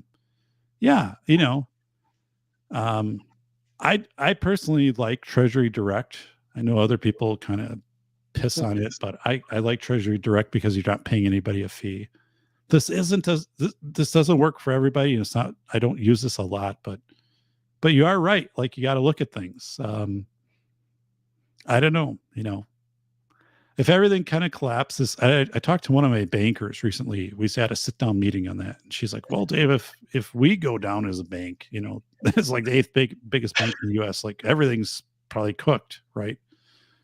I'm like, "Well, where can I invest in Tennessee?" She's like, "Do you know Lee Jarvis?" I'm like, "Well, I do." She's like, "Just invest with him. The guy's golden, for God's sakes." And I'm like, okay, I'll invest in Lee Jarvis, but I need a diversified portfolio. But man, I don't know. Again, who you vote in has such a big, because now like the interest rates have gone down on treasuries, which is really weird because I don't think the economy is better. It just shows that the U.S. is buying more treasuries. So that's also kind of a bad sign. So I don't know. I don't know, but I mean, I've always kind of felt treasuries have been, Well, treasuries until the last year haven't really been much of an investment, but right now I think treasuries have some play. I think we've reached peak societal incompetence and corruption. Yeah, I think you're right. Oh no! Well, you know what, Sass? We haven't even seen the worst of it yet. I think asset forfeiture. I don't know if you guys have followed this, but in Canada now, you have to prove that your wealth was properly obtained, or that you're worthy of your wealth. So this is brand new. I don't know if I can bring it up, but Canada wealth. There's People a certain should be mass reporting their politicians. Canadian, Let's see how the system deals with their wealth. And they're saying a proof of funds is what it's called here in so it's called proof of funds. And you have to, so they can come in now, and this is happening. I have a friend in Canada, and they're saying, how did you get this house? How'd you get these cars? How'd you whatever? And at least there you can it's not like civil asset forfeiture in the US where they can just take your money and then you have to take them to court. You can come up with an argument and kind of like make that make that argument, I guess. But imagine this, like you've saved up, or you bought a storage unit and cleaned it out and made some money on it, because you bid $200 on it and you sold it, the contents, for $2,000. But people like the government can come to your house and say, looks like you have a pretty nice house here, Lee. Looks like you have a nice car. Looks like you have a nice laptop. Where'd you get the money for it? And this is crazy, right? So I think the whole thing of government forfeiture is going to accelerate. And what's your recourse? Like Steve Lato said, good luck, right? If you can hire an attorney on this. As the saying goes, if the system wants you, you're kind of screwed. And these days, the system will probably want you for something, sometime sooner than later. Joy. No, it is. And I think civil asset forfeiture, and that's where, if I heard a politician who was kind of like saying that's garbage, right, to some extent, and then also saying the $600 tax is garbage, that would be somebody I'd get behind and try to vote and support. But I'm really stunned, Lee, honestly, that we are now at the point where $600 in transactions are being hyper scrutinized by the IRS, and that in addition, to that, we're talking about these kind of digital passports, digital currency being trialed by the U.S. government with major banks back in November. I'm like, holy smokes, this stuff is moving fast, including appreciate any support for the channel. Thank you very much. I don't know. Things are moving. I think things are moving, in my perspective, much faster than I'm comfortable with. So I don't know. So everything that they touch becomes corrupt. Yeah, Saster, right on. California doesn't tax Powerball winnings. I had heard that. Kind of shocked, yeah, because it's low-hanging fruit. Someone must have been taking all the marijuana that day when they wrote that law.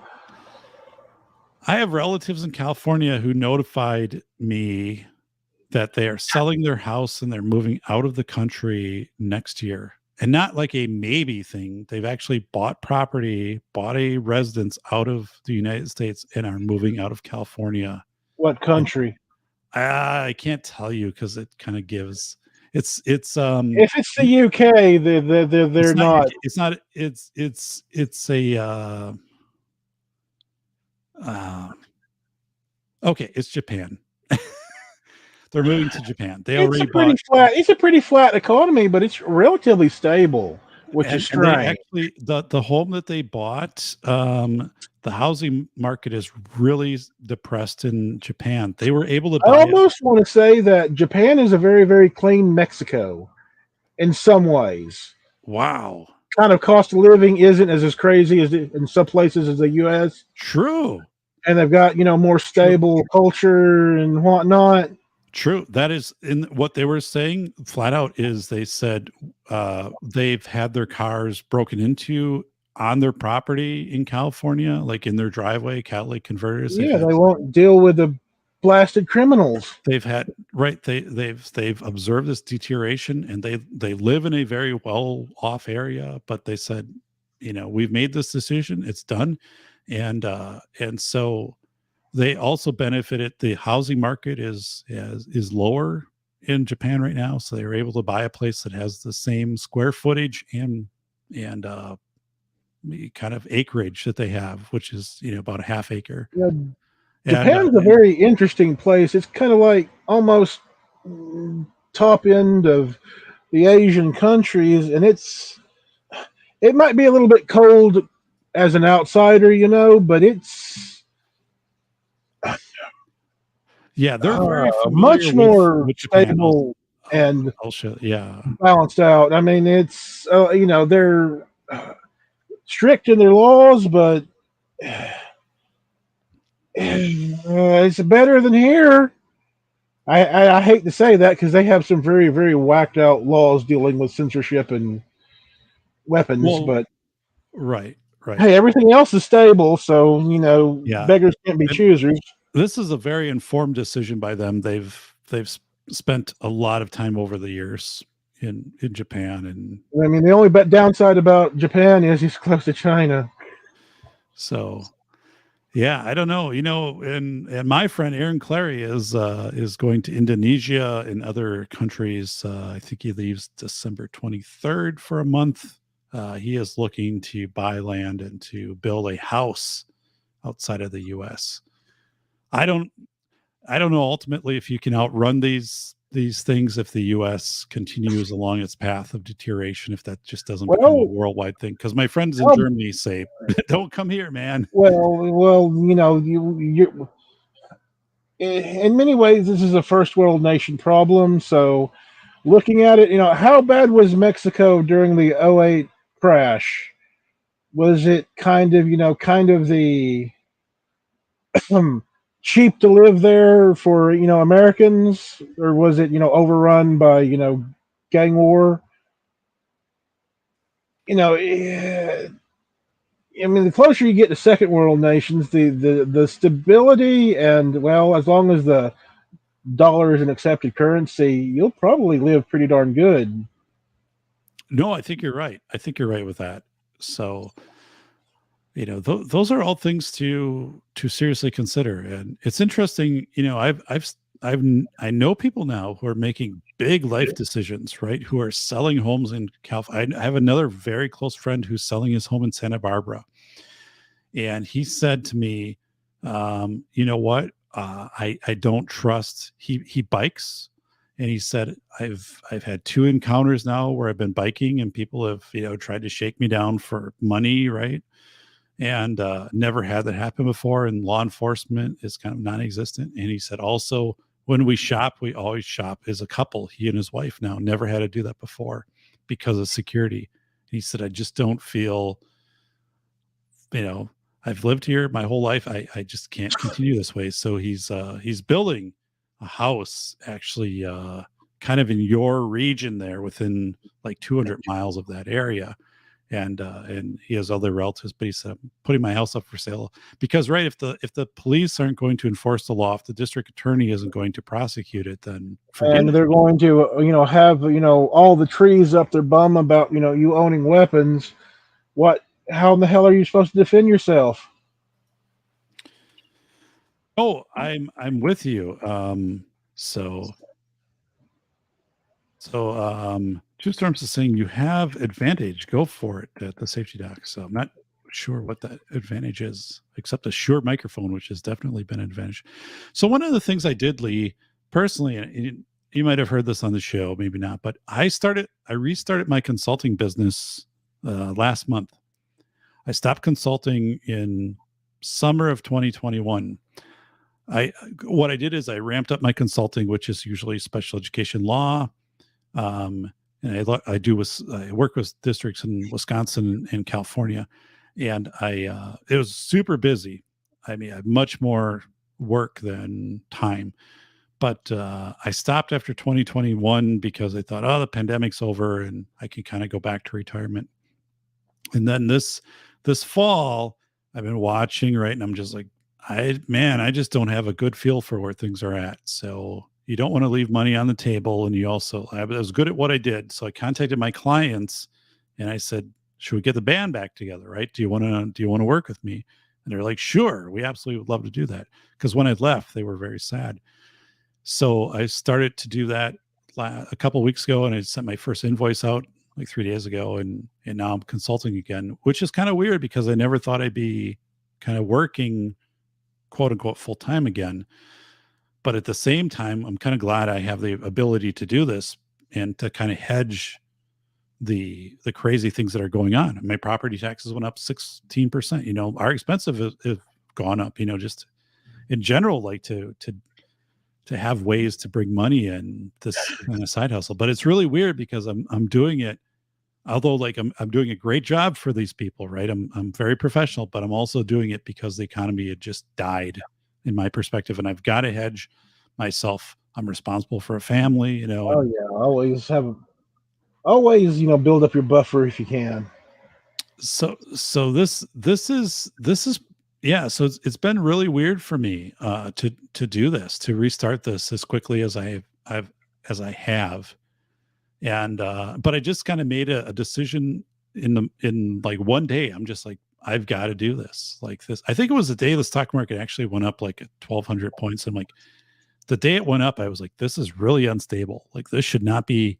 And then it gradually went down like 300, 400, 700, you know, whatever, it all equals out. But I'm like, the economy really sucks. And the shortages of cat food haven't given, they've been for a year at our Walmart. And I'm just like, in the car place telling me it's 2 weeks to get an appointment. Never had that. I'm like, I've got to hedge my bets. I've got to get back in the game.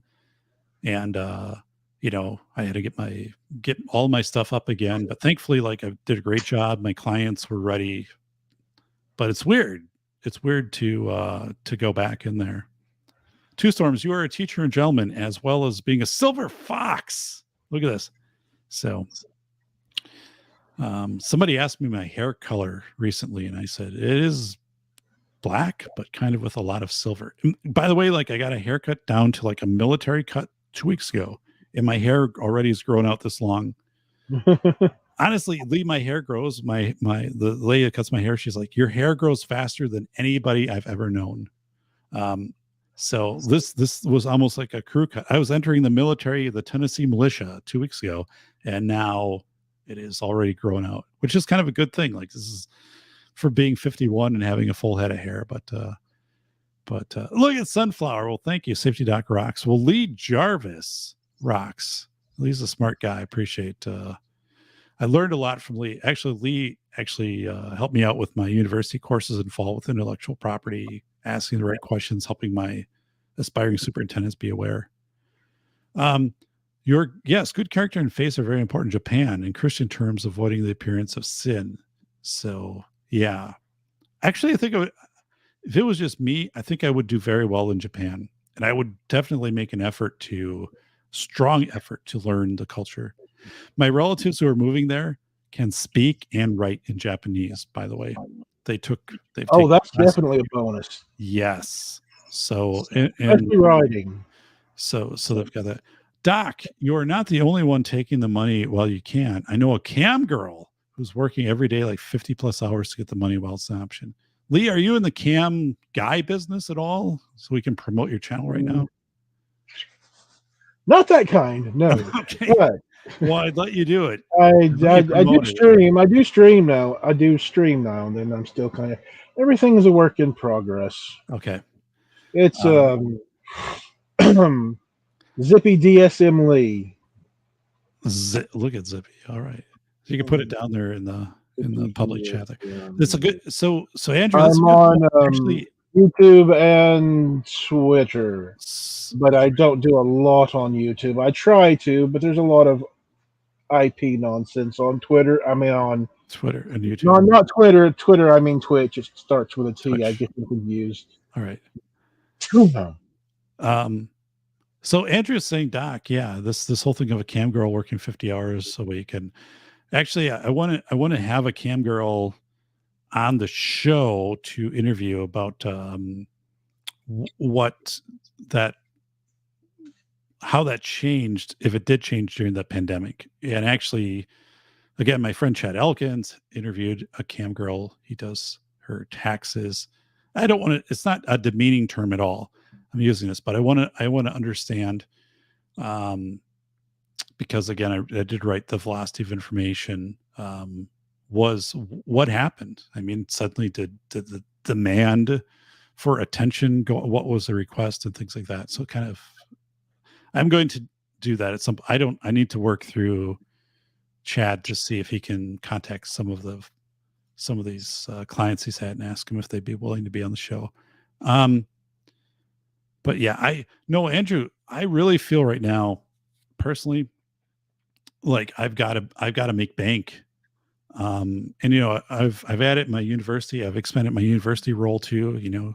My courses that I teach, and I really thought I was kind of riding off into the sunset. And I manage my finances well and our family well, but it just seems like there's so much uncertainty that if I'm able to be working, I've got to do it. And also, I kind of like regret that I stopped consulting.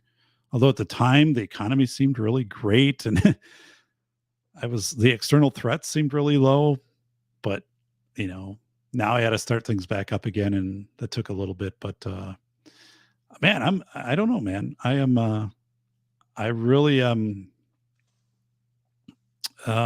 it's really a strange, not strange, because I know what I'm doing, but I honestly didn't think I'd be starting the consulting again. But it was one of those things that I really honestly didn't debate very much. It was very black and white that boom, I've got to add to the bank. I've got to make myself kind of indispensable again. And thankfully I kind of have that. I have a very narrow skill, but a skill that's very important to a lot of school districts. A lot of my work is in California. So, and actually, to be honest, I'd rather do all my work in California as a consultant. If you are in Wisconsin and you consult in California, which state pays the higher wages?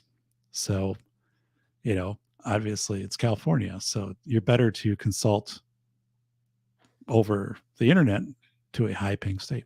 Marty is saying the safety doc, OnlyFans. Oh my God. I'd have to be paying people. I'd have to be giving refunds. That would be they would be very disappointed.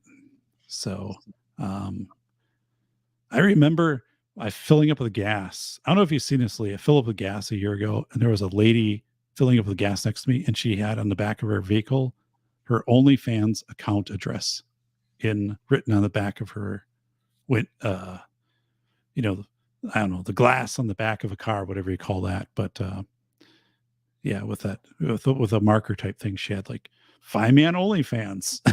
I'm like, holy smokes. Interesting. So, they're still there, Lee. Yes. Lee is still here. Look at this. Here, Posting a bunch in the chat. Marty has a very specific skill sets. Martial arts, probably. Marty's like, I can teach you. Of all my random filling up with gas.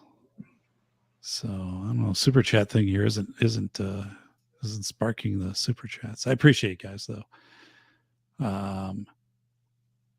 So wow, that's cringe. So I see that in Florida all the time, Doc. So the filling up of gas and the yeah, it was bizarre, man, because she had it in that the whatever kind of like, I don't know what it is that you can write on the glass, like the dealers do it, like, this car, $12,000 or whatever, but she had it right in her car. I was like, holy smokes. Crazy. Jim saying to Zippy, Restream still works. I was disappointed to learn Stream Labs only works from Windows or Mac operating system. Wow. Well, Streamlabs, yes. Slobs sucks no matter what you're going to do. I prefer to use just straight up OBS.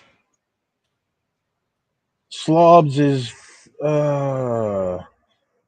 it has extra layers of stuff and it's a little bit extrally buggy, so I just prefer to use OBS. It seems to be a Got little it. bit more stable and to the point.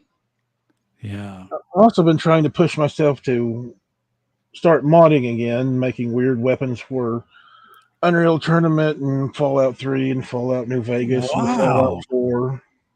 I've been really wanting to restart up my I modded Mass Effect 2. It's just basically editing a bunch of text files to change the stats and power levels of weapons and whatnot.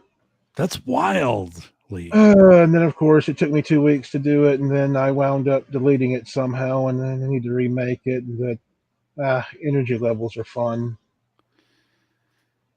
You know what? So a couple things here. I upgraded to Windows 10 over the summer, which was a good thing because I had Windows 7, and that was kind of quirky when I was consulting. And then I have the wood floor down here now. I had carpet before, which was smelled horrible, and then also like I've the office has much more space. Plus, like you can kind of see in back of me, the office is substantially much more professional than.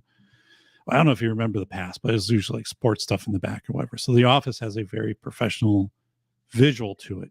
Plus the expensive microphone. I don't use this though. When I consult, I use like a different HyperX headset. But so I'm very serious about getting a new monitor. I have 3 27-inch Dell monitors in front of me that I bought in 2019, which I like, but I'm very interested in getting a 32-inch curved Dell monitor in front. But they have what's called a VA versus an IPS, the new technology. Some people say that's not as good if you're looking at an angle. I don't know. I'm pretty much just sitting in front of it. But I could definitely do a 32-inch screen in front of me instead of 27. I don't know if anybody has thoughts on that, but it would Got push two up my 27s. You probably need to go for like something closer to 50-inch if you're going to replace both of them. yeah, I don't really want to split. So I have 6 feet of screen If in you get front of more me. into streaming, you really want at least 2 screens. I have 3 screens in front of me, but my main screen, they're all the same. They're all 27-inch Dell monitors, which I bought in 2019, which I like, but they're IPS and they're not super bright. They're not like super, they're full high definition, but that's it. You And I can can change go, brightness via, controls and display panel. yeah, I can only go up to 300 candle, 300 nit, which isn't very bright for an You IPS can still monitor. So, change stuff in Windows to make it appear brighter. yeah. But I'm actually thinking of replacing my main monitor with a 32-inch and going bigger and then pushing the side monitors out a little bit. So I'm on the fence, and it would be kind of a curved monitor, and then the other 2 would flank off of it. I think it'd be a cool setup once I got it done. But I noticed when I do my consulting now, like, I just kind of want the main screen to be bigger. Because people will be like, bring up this screen within like a screen, and I'm like, Christ, I can barely see that. So I'm just kind of thinking of doing You can change the font size. I've tried that, but it also messes with the software that I use or their software. You mess with Zoom or something like that or whatever. So Yeah, you have to fiddle it, with it a little it bit. doesn't let like what they're sharing in Zoom increase. It also like messes with the actual Zoom stuff if you're going Control Plus. You have to. So what I'm going to do, I think, is I think I'm going to commit to a 32-inch Dell monitor, which is rated as a good workspace monitor for like people doing work tasks. And it's curved. It is going to push the side monitors out quite a bit, so I do have room for it. And then it gives me an exterior monitor that maybe I can throw up above. But I am kind of to that point where I'm like, well, if we're going to really commit to this, I need to get like a really high-end main monitor. So anyway, it's kind of where I'm at is I'm seriously looking at that. OBS. Yeah, I don't know anything about OBS software. I really should. I'm running StreamYards right now, which has been pretty good for me. And I can also do this. If you're having trouble, it's a kind works for most things, but I guess that's kind of Windows. It works for most things. So I have this feature right here. So It's just kind of cool.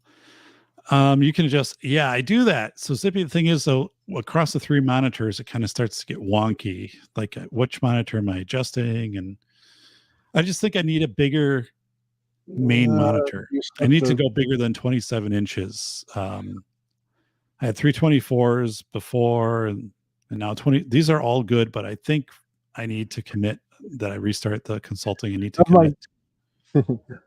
of my 3, I've got 3 TVs. 2 like 42 inch and 1 what are you 19 inch. I've got it vertical, but one of them's in 1080 and the other 2 are in I think it's like 3K, 2000 something by almost 2000 something, Right. but it's scaled up through the NVIDIA program. Gotcha. So the thing I don't want to deal with if I do like a 32-inch screen is I don't want to deal with the text being really small, right? So I gotta make sure I go in there and change that. But the DPI saturation is like 3 times what it is on these screens.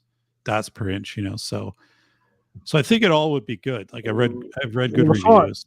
The font in the DPI kind of try and to adjust the program to what Windows font and DPI setting is. So you have to kind of fiddle with it sometimes to force it to work with Windows. No, yeah. And I think, because I'm running Windows 10, the latest version, I think things will all be okay. Things go to hell with me, I'll just give the monitor to my dad. So then he only has 1 monitor anyway. So he's running a 22-inch Dell monitor. So I'd be like, here's your new monitor. Happy birthday. So, but I am looking forward to doing that upgrade in the studio to doing a monitor. But yeah, so it is weird. Like I had that sense hitting this fall, and then after the midterm elections and stuff, I was like, I gotta open up the consulting again. And it wasn't really a debate. It was a 1-day thing. And I'm just like, I made the calls, I made the contacts, and I'm like, I'm back in. Well, thank you, Two Storms. I appreciate that.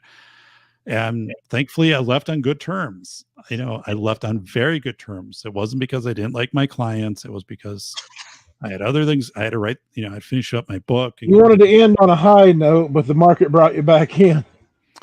The market, not only the market, right? I mean, it's not, it was just the whole thing of the supply chain, and our property taxes went up significantly, and just all that. I'm just like, I don't know, man. Are we going to be looking at, groceries going up twice where they're at now?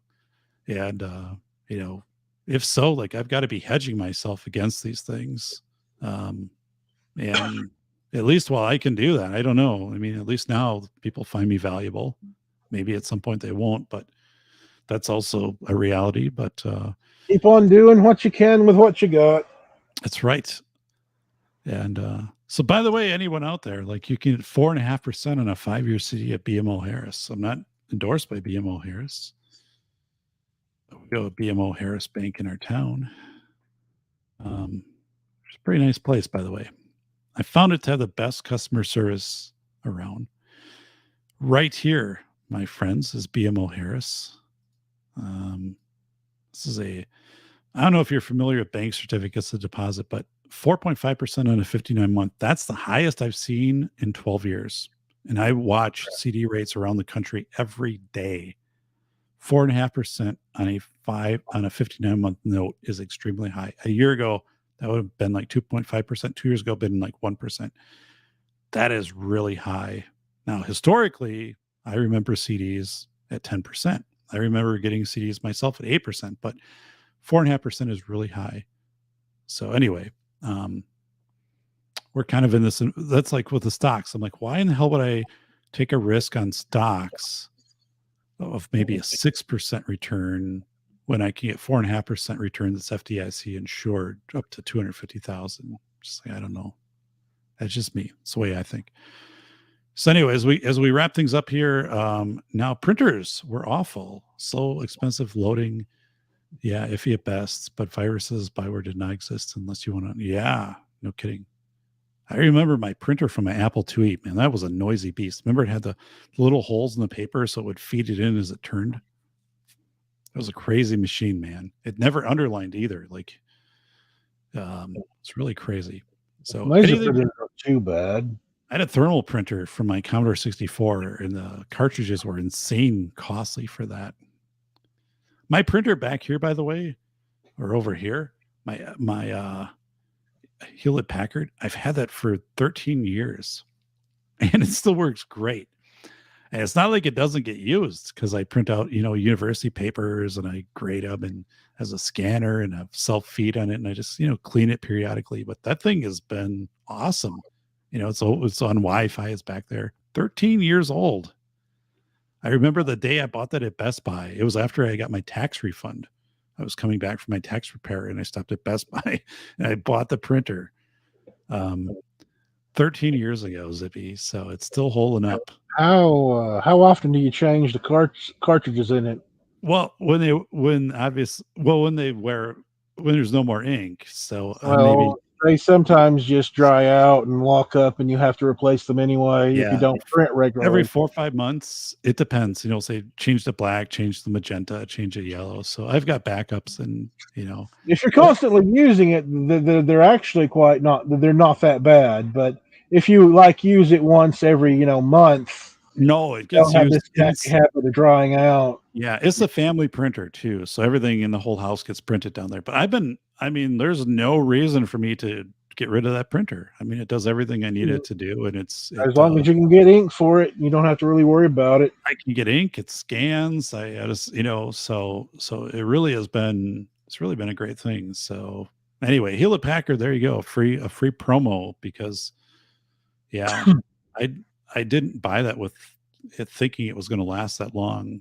And really does a nice job. So, cool. So, Lee, do you have anything to say here as we wrap up the show? 4 hours and 12 minutes. So, if you want to his hourly wage, that's about $4,800. By the way, when you think on things, try to play out all possible sides of it. It gives you better perspective. Okay. Is there a way you can make that a little more tangible for people? Well, one, look at, the perspectives around you, or the common perspectives, the thought processes and processes thereof go in one direction. So the left has its processes, the right has its processes, and then let's say the left process, its secondary process is absolutely corrupt and borked, so you have to play that against its quote unquote open process. Same for the right. The process it does behind closed doors is completely different than the process it does in the light of day. So you kind of have to take the common processes you see, and when you're dealing with an issue, try and play out the processes from all the sides you can think of. It will give you a greater perspective of how screwy things are. Yeah. And I think there's this whole thing too, Lee, of locus of control. You can control. You have the greatest control over what is happening in your own life. Right. Your decisions on what you do that directly affect you, and then it kind of you have less control as that spreads out. But your locus of control, I can control what I'm going to eat. I can control somewhat my attitude. I'm going to take care of my vehicles. I'm going to take care of my property, my house, stuff like that. So you can get wrapped up in a lot of these macro things, but don't lose perspective of locus of control, like just yourself. And that's something I've been paying attention to more, because I not putting my head in the sand, but saying I can control these things. So, Well, it's all about being efficient with the energy you have. As someone who's learning disabled and anxious with anxiety and learning disabilities, you've got a lot of chaotic lines of thought that's constantly going. So you start paring down what is something that you can really worry about and what's something that you have absolutely no way of controlling. So there's not much you can do to worry about it. That said, I do like playing with processes, so that's why I'm nibble on tinfoil a little bit. no, I gotcha. So, well, everyone, Lee, do you want to share like our post, like how people can find what you're doing here? Let Or me find the. Okay, let me. Hang on, let me get to it. It's right over here somewhere. Come here. I know you're here somewhere.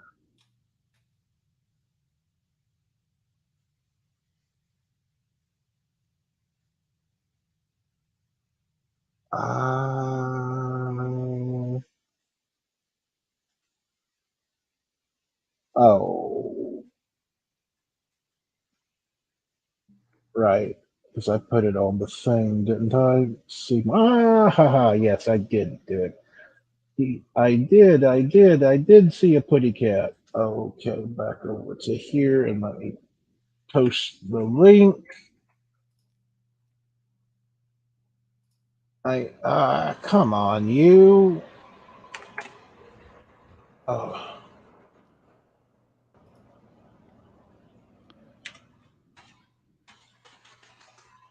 Oh, I'm putting in the emoji thing. No wonder it doesn't want to work. what? Look at two storms. Lee Jarvis for Wayne County School Super. I agree.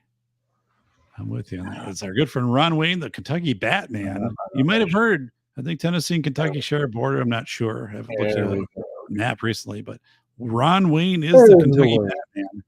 I want to see that logo, by the way. I want to see that patch that has a bat holding a rifle and a bag of Doritos. That kind of. Ron Wayne, a good friend of the show, the Kentucky Batman. Kind of long, rambling. It's not bad for 6,000 characters and 2 or 3 days worth of editing. It's still it could be better, could be worse. Just going over the main subject matter of.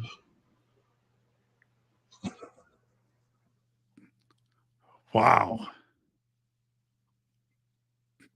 I suppose I've never had a fart that I didn't trust. Right. Oh, wait, I don't no, know. I'm getting to the age where I can't running really on trust them. ESPN tonight, which is kind of weird for a sports channel, but so I don't know, Lee. I don't know. ESPN, they're trying to get people to watch.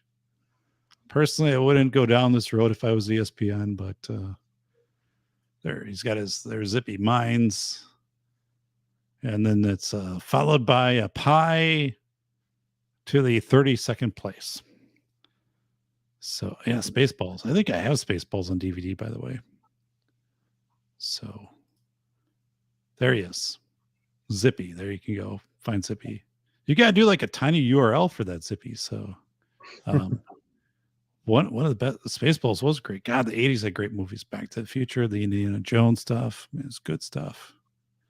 Safety Doc. What did we learn here tonight? What did we learn? So Lee, I think what we learned was let me get rid of this. The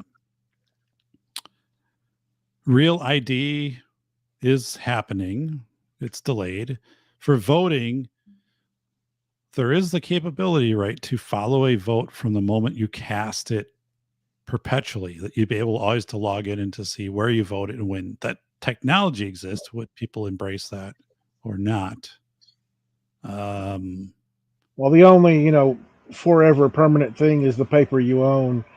It's far more, it's far more You're permanent than a government database, electronic or not. you're a see, and we talked about, the whole thing of like real time, like it's almost like the NFL See now. the They have voting data in real time. it is.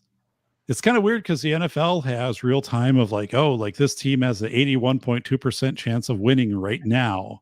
But actually, that doesn't discourage people from watching the game. They don't turn it off. So this whole thing of maybe looking at Or the analytics betting.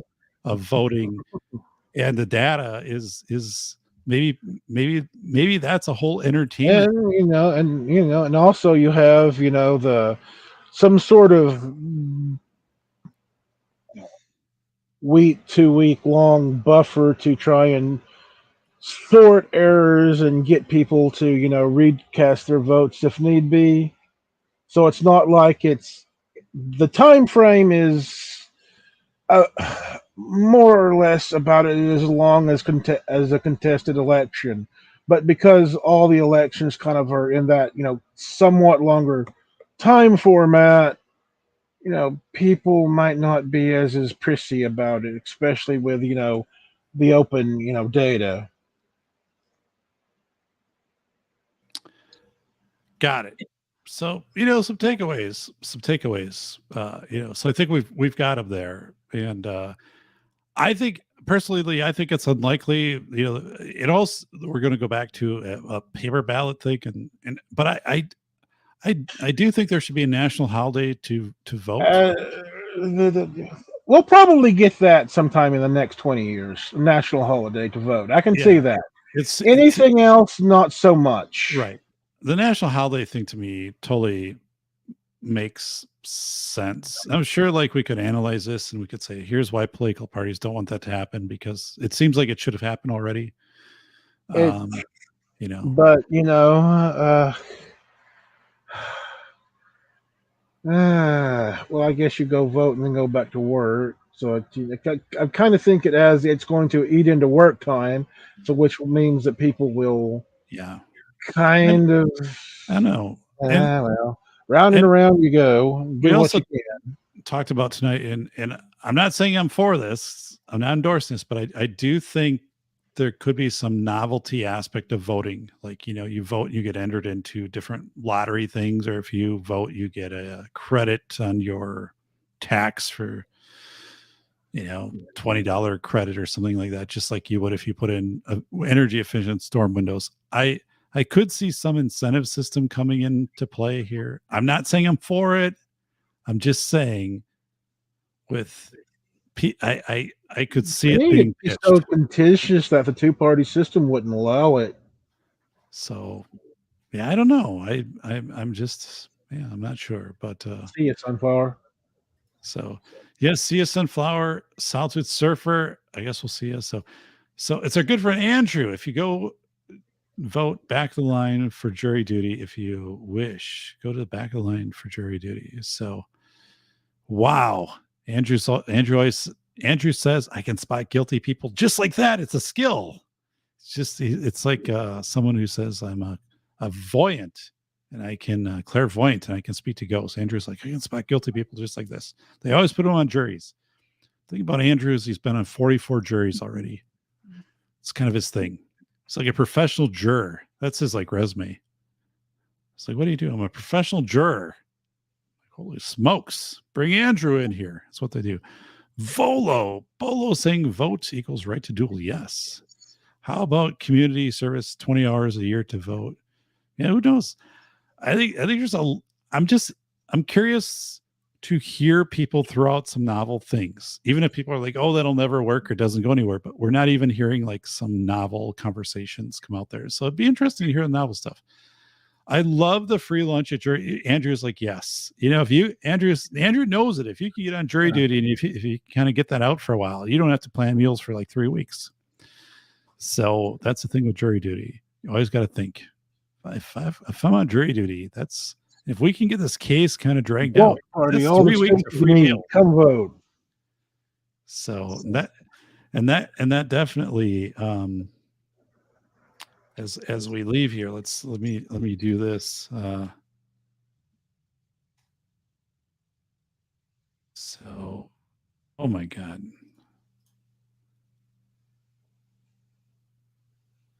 So this was the last time that Andrew was on jury duty. Now it's coming up.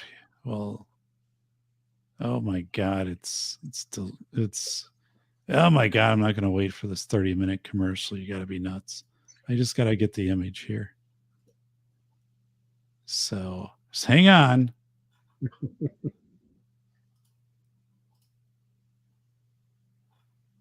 There we go. I gotta get it to appropriate size as we wrap up the show here. So this was Andrew on jury trial a couple years ago. There he was, Taco Town. So the jury lasted 7 weeks, and they had these tacos that were wrapped in a pancake, which was wrapped in a Chicago-style pizza every day. So that was good times. This is Andrew. Oh, sorry, this is Andrew right here. So I don't know who these other two guys are, but that's the meal to wash away the barrel of booze. He said it was the best time. I can feel it from here. Told me, I know, me too. Like, how do you go to bed after like seeing the Taco Town thing? But Andrew's like, you know what? I had Taco Town for 7 weeks, and every day we had Taco Town. Dedication, baby. It was, and then so Andrew's, that's his thing. He's like, I am the professional juror. Bring me in. And then Taco, he's got it figured. He knows how to game the system with that. He's very good. He's professional. But I'm like, if you could look at Andrew's schedule, honestly, like about 32 weeks a year, he's on jury duty every year. So, but we need somebody to do it. And Andrew, gosh darn it, we're glad you're out there doing it. So everybody, if you haven't already done a super chat, it's probably too late, but I appreciate everybody who did super chat at the start of the show.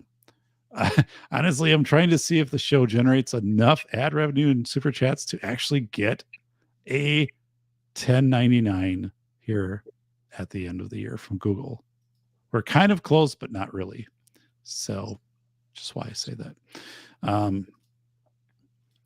So, all right, oh my goodness, it's Celine. If you're not subscribed here, please do so. It's kind of sad that you've just arrived at the show here when we're shutting it down after 4.5 hours, but I appreciate you being here. So, well, Zippy, thank you for being on the show. Our good friend Lee Jarvis here from Tennessee. They call him the Wayne County Batman. He's a good guy. So, Lee, thanks for being on the show. If you want to stick around just for a moment afterwards, I'm going to do all the takeout stuff here on the show. So, sound good? Sound good. All right, so here we go.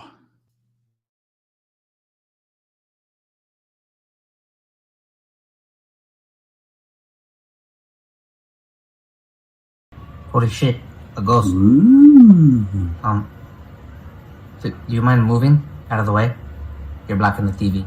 Oh, shit. Sorry, man. It's okay. Thank you. Describe the odor. Is it like when something electrical is burning? And so on. Ridiculous, right? We don't shift the investigation to the reporter. But that's covertly what the school district thought needed to happen to prevent their investigation scrambling principals from burning out. And as this paragraph smolders, it would be prudent to consider bringing students with disabilities from the sidelines of safety and center them to active roles of detecting and reporting threats. So we had a rather difficult meeting. Upon due diligence of examining the reporting system, I informed the district representative that I could not justify modifications to the existing model, as such changes would make the system less accessible to students. Well, that was a short chit-chat. The district folks believed, or hoped, that the threat input system could be modified and maintained with fidelity. I wasn't in alignment with that hypothesis, and so I was thanked and given notice that our partnership would be over at month's end. Business is business, but in school safety, it's never as simple as that. How were the beans and chili that you had for breakfast? They were delicious. Thank you for asking. But now I am very gassy. I'm sorry to hear that.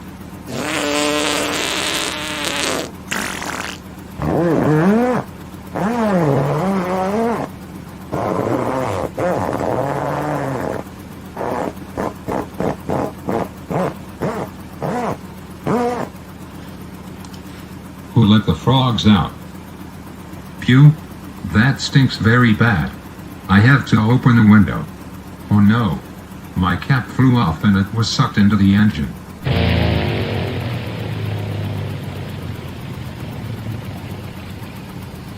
Holy smokes, the engine just cut out. We should use the Decide model to help us make the right decision.